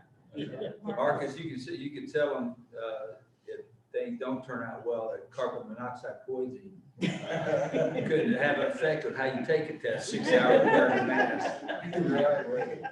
I'm sure you did well, Marcus. Yeah. Savannah State, the Tigers are a great engineering program. My daughter's there now in business, but I know that you all have an articulation agreement with Georgia Tech and Georgia Southern, so I'm sure you've done really well. Yeah, it helps. I wish I would have took the examination right after I graduated. It'll come back to you. Yeah, all right. Karen is recommending for you to take a review course. She said like she did for her CPA. Yeah, there's like a one review course that, is guaranteed. So if they have a review course, I say, everybody takes it. Yeah, the review course. We're proud of you for trying. That's right. That's right. So just so you all know, that's what he's working on for that engineering position. So go to the 22 goals and objectives. First is to improve and maintain the city of Douglasville infrastructure at the highest possible level through more efficient technological innovations. Another highlight is starting construction of or renovation of at least 3 major capital improvement projects. As you guys know, we have started the I-20 and Federal Rural Interchange Gateway signage. They're currently in the process of producing a mock-up for us to have more of an assessment of the sign in this location. So you should be seeing that within the next month or so. And so if you all are wondering what is taking our sign much longer than the county, is ours is far more massive than the county's. And you're talking masonry and all kinds of other things where the county is, I don't know what it's made out of. Because I've gotten a lot of comments about, Yeah. you know, the counties is up, we started first. Yeah. Is theirs up? I haven't even noticed. You I know, noticed they're It's Torrington down by, Road. The only one I noticed was coming out I-20. I thought it was Yeah. on It's the up by Torrington and I-10. Oh, okay. Yeah, if you were standing next to the counties, you can probably put your elbow on it. Ours is massive. We've been climbing it. Like a tractor trailer. Yeah, and you're Is talking that big? masonry and stone, so ours is in a far different game field than the counties. much more. Yeah. All right. When's ours expected to? Mock up 30 days. Completion date is scheduled for the end of the year. Yes, sir. To start or to be completed? To be completed. Yeah. Okay. And you set a mock up within the next 30 days? Yes, sir. All right, also, we're, about to begin the Willing Workers Park renovation project at groundbreaking last week. As you guys know, we're about to wrap up things at the park maintenance facility, club drive renovation project, and also we will be issuing out the RFP for Tom Green in June. With the anticipation to start construction in August. Another goal, ensure timely completion of the review process for land disturbance permit applications and traffic studies so that there are no disruptions to the client's construction schedule. Return 95% of citizens and administrative phone calls and emails within 24 hours of receipt. Improve intergovernmental relationships. We had a great meeting with WSA last week, just, you know, to improve our plan review process. Also, we'll be meeting with the new fire chief at the end of the week, also to, you know, improve the review process for plans coming in. One thing I'll mention before Marcus gets to the other goal, and that's a key component. We are struggling with our coordination with some of our other governmental partners. I think it's a little bit better with WSA. We've always maintained good communication there. I don't know if it's due to a shortage in the fire department, but the fire inspections have been delayed tremendously. So Patrice has called a meeting with the new fire chief to see if we can improve that. If he comes back and says it's a manpower issue that they cannot provide that service to us in the timeliness that we need, we may be looking at potentially contracting that out so that we can get our permits basically out on time. Because again, they do that inspection for us. The fire department doing the inspection for us, that's part of our, service delivery, right? Yeah. So we have to go outside and hire somebody else, and we send them a bill. It'll be a negotiating point on the back end, because of course, that's not an itemized cost that we pay for, so it's embedded in the agreement that we have. But if it turns out that we have to end up doing our own fire inspections and get a fire inspector, that would be something that you take off on the list as far as service that's provided by Douglas County. But again, giving the fire chief an opportunity to see if he can address the issues, because again, I'm not certain if it's manpower or what the situation may be, but we do have some delays in turnaround time. They just changed leadership there too. Do you think that might have something to do with it? It was prior to that as well. Next, focus on education and training to be able to improve engineering professionalism to ensure growth and progress for the city of Douglasville. That goes back to what we mentioned earlier. I'm trying to, you know, at war with my FE exam. Also, taking some GDOT classes as well, and just continue striving for excellence with that. Last, we had transitioned the city's land disturbance permit and traffic study review process to a digital platform with the implementation of the Blueprint software that Patrice mentioned earlier. That's basically to help us transition to a more contactless, paperless process. It'll give the clients a better, review progress, status update, and also help improve the communication between us and the client as well. That's submitting for a land disturbance permit or, final plat review or traffic study review. We can move on to performance measures. All right, so we have my first item is number of new products and processes. That includes, like I said, previously, the plan review digital platform process, equipment for that digital, transition, and also maybe, incorporate more project management software for better organization within the department. So number of capital improvement projects completed, like I mentioned earlier, we're in the process of starting the I-20 signage project, the Wheeling Workers Park project in Town Green, and we're looking to wrap up the park maintenance facility project for this year. Number of the LDP and traffic studies reviewed. Currently, it shows 10, but man, it was slammed in March. It's like everybody's pushing their projects through since the pandemic is lighting up. So all those projects that Zona has approved prior to the pandemic is now coming at us full strength and looking at. And one of the things that Marcus serves as, prior to his position, and it's helped out community development, he really is serving in a sense as backup. Because that's something that, especially the land disturbance permits, that's something that Mr. Metler will do. So, Marcus is doing a good job of helping out that department almost in a sense to be able to pick up the workload, because it's a lot. And it's not gonna slow down in 2021 and 2022. So we have a number of customer complaints. We hope to keep this at 0. We will. Number of departmental certifications. Said previously, trying to obtain my FE registration, also more GDOT certifications. And also I'm looking into the International Resident Code certifications. That is on my list as well. Number of policies and procedures adopted by the mayor and council. Hopefully this department will look to increase that number at some point. As we move now to the budget. So first I just want to highlight other professional services. That includes the holiday traffic plan, also engineering services. For example, we had a resident complaint about installing like a pedestrian crosswalk for the Presley and High Street intersection. So we was looking to that. Also, this budget includes traffic related studies. For example, if we could get speed hump requests or anything, similar in nature.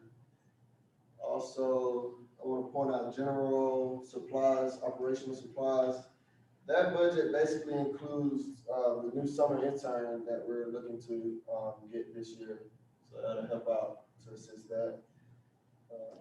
Let's see. And then we have the machine, equipment, computer budget, and that's basically money set aside for us transitioning the land disturbance permit review process into a digital platform with the inclusion of equipment as well. That's pretty much it.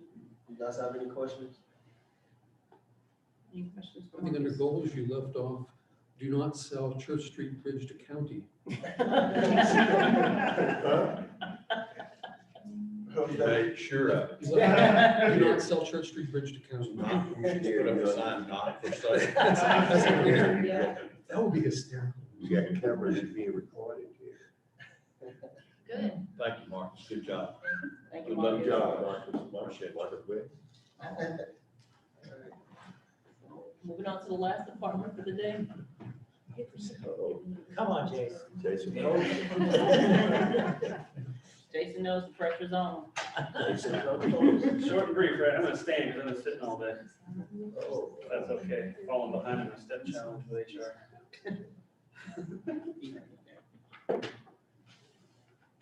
Mine should be short and simple, hopefully. Where are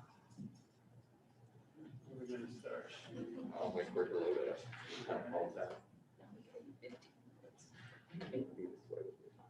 ClearGov interface is nice, all right? It is. This is there's a front end portion of this that's on our website. It's a transparency center that looks great. So all this information is on the city's website, accessible, it looks really, really good and easy to understand numbers. So we'll start with the organizational chart because we did have some changes to the organizational chart that is not there, but the personnel list is. I'm doing a refresh. I think it's just wanting to try and load it. It's not on our. That's all right, I can explain it through the list as well. So with our personnel, so we actually, last year we had 9 people in our organizational chart, we had 8 funded positions. We functioned last year essentially down 2 of those funded positions due to various things and COVID and reductions. So this year, we looked at our organizational chart and we actually streamlined, we've looked at combining a couple of those positions. So overall, we've now reduced our organizational chart to 8 total positions, and we're looking at funding 7 of those next year. So a total reduction of 1 funded position in our overall org chart. So we're going to leave the marketing events coordinator position unfunded for the time being until we get to the point where events get back to the point where we need a full-time position to properly oversee all of those events. Jason, I think Karen is saying this one is not Yes, attached. Yeah. Shane just let me know that sometimes, speaking of the software, sometimes when you reload it. some of these- No worries, no worries. It's just the organizational flow chart that's not there. This is an accurate personnel chart. Though. What we've essentially done is the 0 next to social media coordinator, we've taken the social media coordinator position and merged it into the communications manager position, combining those 2 positions and those job functions. We've essentially been combining those functions over the past year, and we figured out a way to make it work. So we said, let's just leave it that way, save some.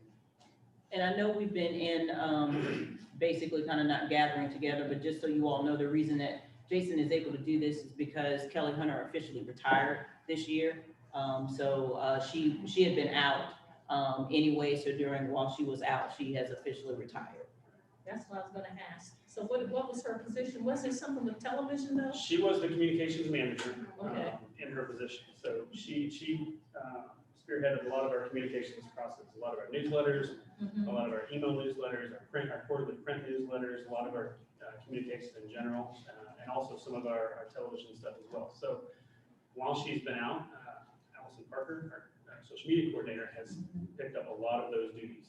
And she's been doing a spectacular job. Everybody in the department's been great this year, kind of picking up wherever is needed. With us being down a couple of people, everybody stepped up. There we go. And done whatever was needed to pick up the slack. And everybody's been doing a great job. But Allison particularly has been doing an outstanding job of essentially doing her job as well as the communications manager position. So as of tomorrow, she will be officially reclassified as the communications manager for her department.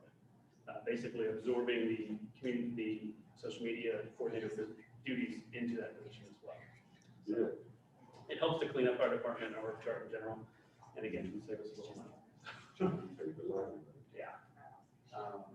So we can move on to our goals and objectives over for 22. So we were in a rebuilding year. We know we cut down a lot of stuff last year event-wise. So this year we've got a few goals aimed at reestablishing some of those seasonal events, reestablishing some new community outreach activities, putting together some plans for long-term concert series with the new amphitheater coming online over the next year. We want to have those plans ready to go when that comes online. With the amphitheater, we also know that we've got a naming sponsor for the amphitheater. We've got specific branding for that naming sponsorship. We'll have to build a lot of branding materials and marketing materials specifically for the amphitheater in the town green space. We will be rolling out an employee intranet portal, so IT and city admin are looking at that, so we'll be helping with that project this year as well. We'll continue to try to highlight Douglasville on a state, regional, and national level. And we're going to have a refocus on our training again this year. This past year, we cut most all of our training budget. So we're going to refocus on training opportunities for the department and the staff. So there's a lot of specialized positions within the department with design, video production, and social networking and stuff. So we're going to kind of recommit to the training opportunities as well. So if we move on to the performance measures, you'll see the same kind of things reflected in our performance measures. Again, this is a rebuilding year. We saw a lot of step backs last year. We know a lot of our community events were cut back last year. We saw a step back in our community outreach activities as well. Even our press releases, we didn't send out as many last year. And our education and training numbers took a dive last year because we pulled back all that education and training budget as well. So this year, we're bringing a lot of those numbers back up. We're going to start rolling out new community events, new community outreach activities, and reestablish a lot of those. We're going to start sending out the press releases again. We're going to dedicate to upping our training hours, training and education hours again. A lot of our statewide and regional groups that we're part of are the ARC Communicators Group, the Georgia Communicators Group, the GMA conventions, things like that. Nothing happened last year. So that covered a lot of our education and training hours. So the ones we've talked to, a lot of those are going to be rolling out in person again this year. So we're going to be working with them again this year to do a lot more of that's our networking and our training for the department. Jason, have y'all been asked to help out at GMA in August? We got the official request last week. Okay. So we have a call on Thursday with Kelly Bennett with GMA to see what exactly they're looking for. Yeah. So they have asked us to come down again. They're looking at it on, again, they made the official announcement a few weeks ago. Yeah. For the in-person convention in August. So they're looking for the same thing we've done in the past. Come down to help support some of their AV needs for the convention. We do the Live in the Hall event where we are in the expo hall, and we highlight Douglasville as much as we possibly can, and all that we do down there. And then as part of that working relationship, I think they also give us a break on what you guys pay to actually go to the convention as well. Yeah, and they cover lodging. They cover all of our lodging while we're down there. Yeah. And they give us a break. Nice. Yes, sir. They give us a discount. So city manager, do we take care of the staff while they're there as far as their meals and That's my. travel expenses and all that? That's mine. Their rooms are actually paid for by Jim. Correct. Yeah, any cost that's associated, and that's been, I know there was a question maybe 8-10 years ago about what it was, the cost associated with you all. And then we just reached out to GMA and they said, yeah, just let us know what it costs, and they cover everything. Yeah, they've been happy to cover whatever. Necessary. Yeah. Food and lodging. They appreciate us being down there. Yeah, they feed us whenever we need to. Good. Right. For the most part. And then we'll talk about you all attending the event and what we have in the budget for you all tomorrow morning when we go over your budget. The other places we didn't really see a whole lot of downtick this year was our social media audience continued to increase, because that's where we were engaging with people this year, was virtually and online. Our website traffic is still on par to be an increase over the previous year. And the second one there is the video and design projects. We're on par for those to increase over the previous year as well. We did a lot of graphic design work associated with COVID-19 signage and different things around the city. So Haley was definitely working a lot with the graphics and stuff. So those are all going to increase as well. Are there any questions on performance measures or goals and objectives before we move on? Jason, you said the website annual traffic continued to see an increase. Yes, these are the figures as of probably early March, actually. That's at the end of March. So by the time we reach July 1st, that 124,000 will probably be close to or exceeding the 226 from the previous year. Yeah. So taking those numbers, when we pulled them, we're still on track to exceed the previous year. Yeah. All right. Moving on to the actual expenditures. All right, so obviously last year we went through and we slashed as much as we possibly could a lot of our events, marketing budget, our training budget.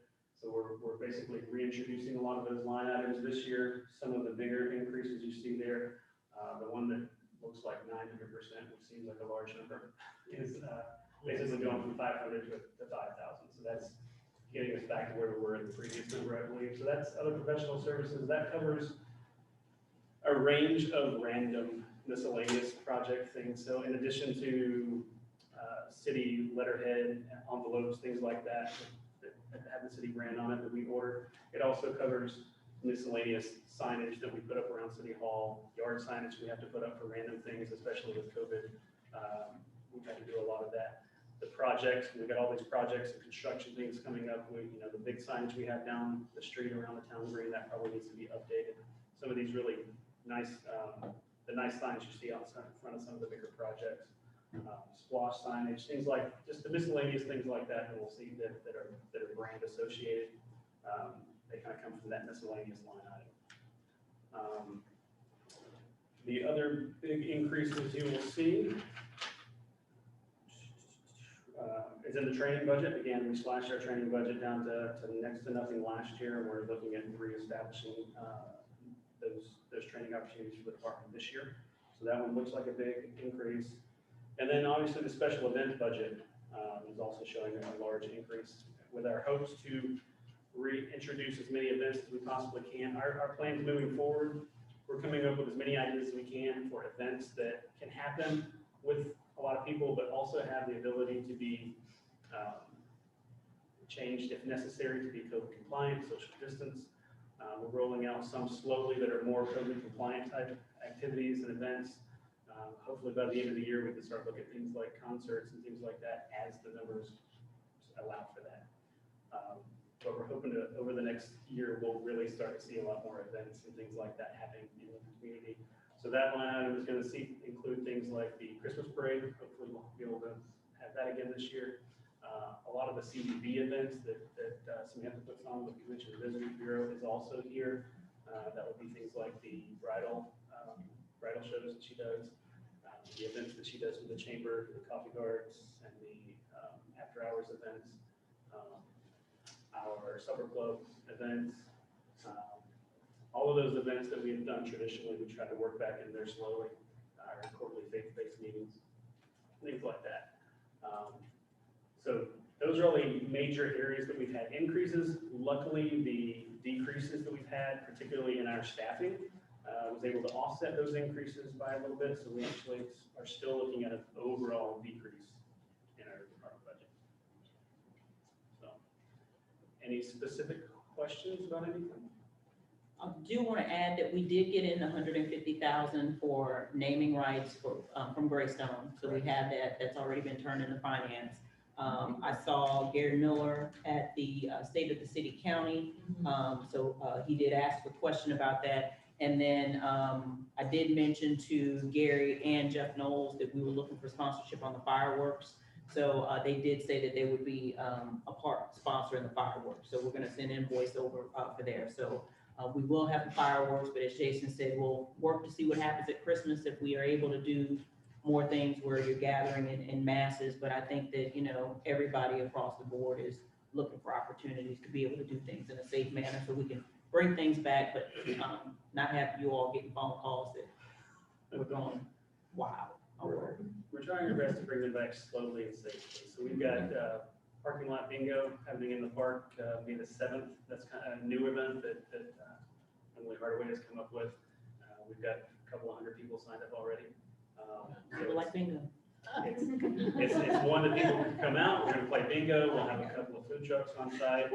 You can stay in your car. You can get out, sit next to your car in your safe area if you'd like.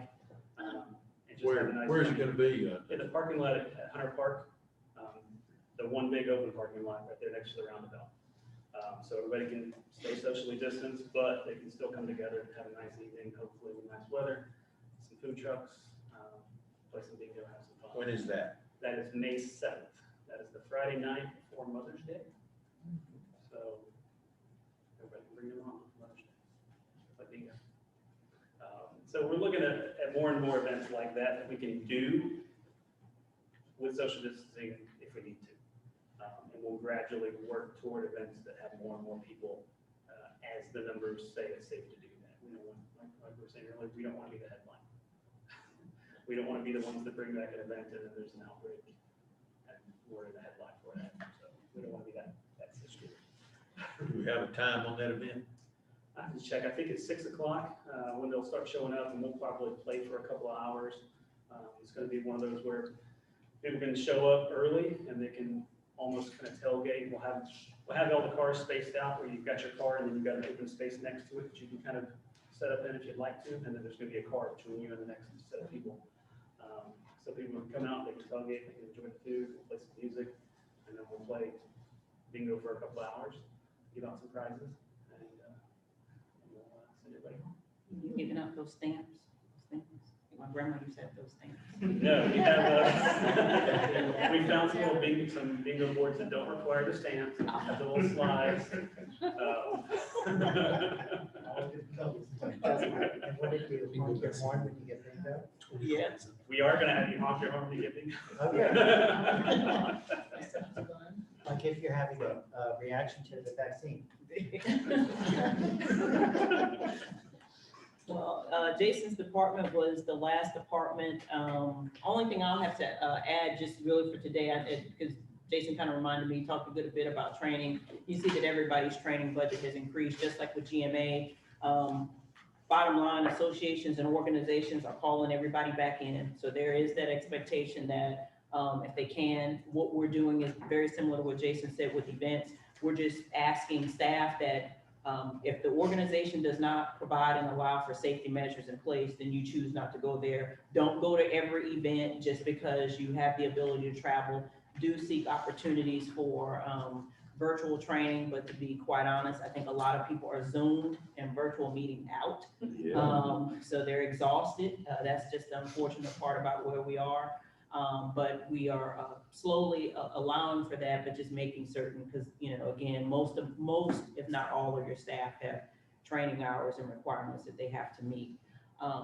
Just in general today from Capitol, I know the police department mentioned a ton about their capital, but really and truly, they only got about half of what they really requested.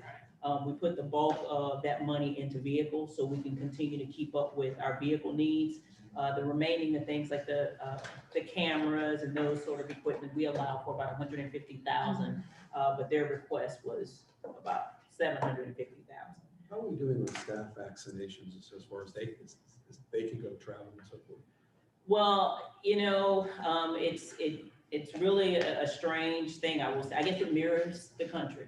So as you know, HR has, through you all, giving allowances not only for staff, but for family members to take the vaccine. I think for those who want the vaccine, they have pursued that option. For those who choose not to have the vaccine, they have chosen not to. How many of your employees have been vaccinated or not, I would not even guess to assume. I think what's probably gonna push a lot of things are gonna be travel, and then what the associations may require. And then you're still probably gonna have a group of people say, hey, I'm not interested, I'm not gonna do it. Yeah. But we do have the option for appointments, not only for our employees, but for their dependents. Now, other organizations are doing things like I've been on a listserv. I think the city of Acworth is paying their employees $200 to get vaccinated. I am not recommending that to you all. One, I don't think I could get 100% consensus on that. Second, I think from that standpoint, it's a choice. So, you know. Well, I wanted to thank Jason. I know we're jumping trains, but I wanted to thank, usually your department, you know, you're like the Wizard of Oz. Forget the guy behind the curtain. But you all have really come forward and helped us in this virtual space. And we really appreciate being able to do the city council meetings and work sessions and all the things that we have to do virtually. So thank you for that support. And particularly for me, like today, I have to do something for Eastside Elementary School. That's not one of my strengths. I don't like getting in front of the camera, but I appreciate you all helping to support me to, you know, reach out to the little kids, read story times like I typically would do, go to the elementary schools and read, and I have to do, it seems like every other month I'm reading a book or something to kids. So we just appreciate the support, the IT support, especially. So we were able to continue to do business in the city of Douglasville through this technology piece. Appreciate that, Jason. Mr. Jenkins back there, and I've been trying to work real hard to make sure whenever it's needed, Really good there's for a way. last year. The support you guys can see. I want to say one thing to Jason, I appreciate you utilizing your staff, because there's a lot of gift in there, and you found it out in 2019. It's right there around. Now you know. Y'all do a good job. We've gotten to the point with a really talented staff that we're doing a lot of work that the departments are finally seeking us out. That's been our goal for a long time. That's right. So they're actually coming to us looking for stuff rather than us chasing them down and saying, you need to be doing it like this. So they're coming to us and say, hey, you know, we need some social media stuff. Hey, we need some artwork. Great. So we got some really good people doing those things. So Yeah. doing a great job. So I appreciate them all. So we know follow-up we have to get an answer from Mr. Cartwright on the lease, so Karen's following up on that. We'll have that for you tomorrow. I'll get with Ms. Woodward on the abatement issue and the tax issue for future presentation to you all on that. Karen's gonna investigate the audit for alcohol. Any other follow-up we think that I may have missed? You have lien or tax abatement. Walking track around the mall. Okay. Fallow field. All right, if there's anything else, you all let us know. If not, Mayor. Dog parks. And dog parks. And dog parks. Yeah, I'm sorry, I had that right. Yes, it's dog parks. Is that all we have? Mayor, that's all we have for finance today. Thank you so much, Mr. Chairman. We have any other business to come before us? If not, we are adjourned.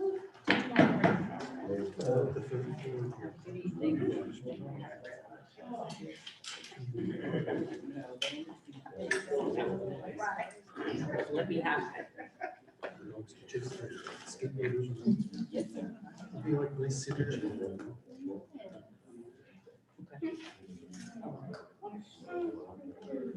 Exactly. No, I have to do a taping. I've been doing that all day. I'm sorry, I didn't mean to cover it up. No. You all want to walk? Okay, that's good. I'm sorry, I didn't talk. Was it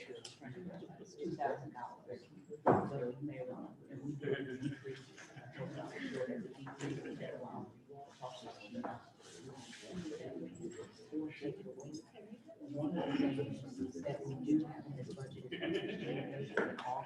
you're gonna have to have. You'll have all this, and then you have June. So your budget will look even greater. I don't think anybody knows about it yet. Yeah, they do.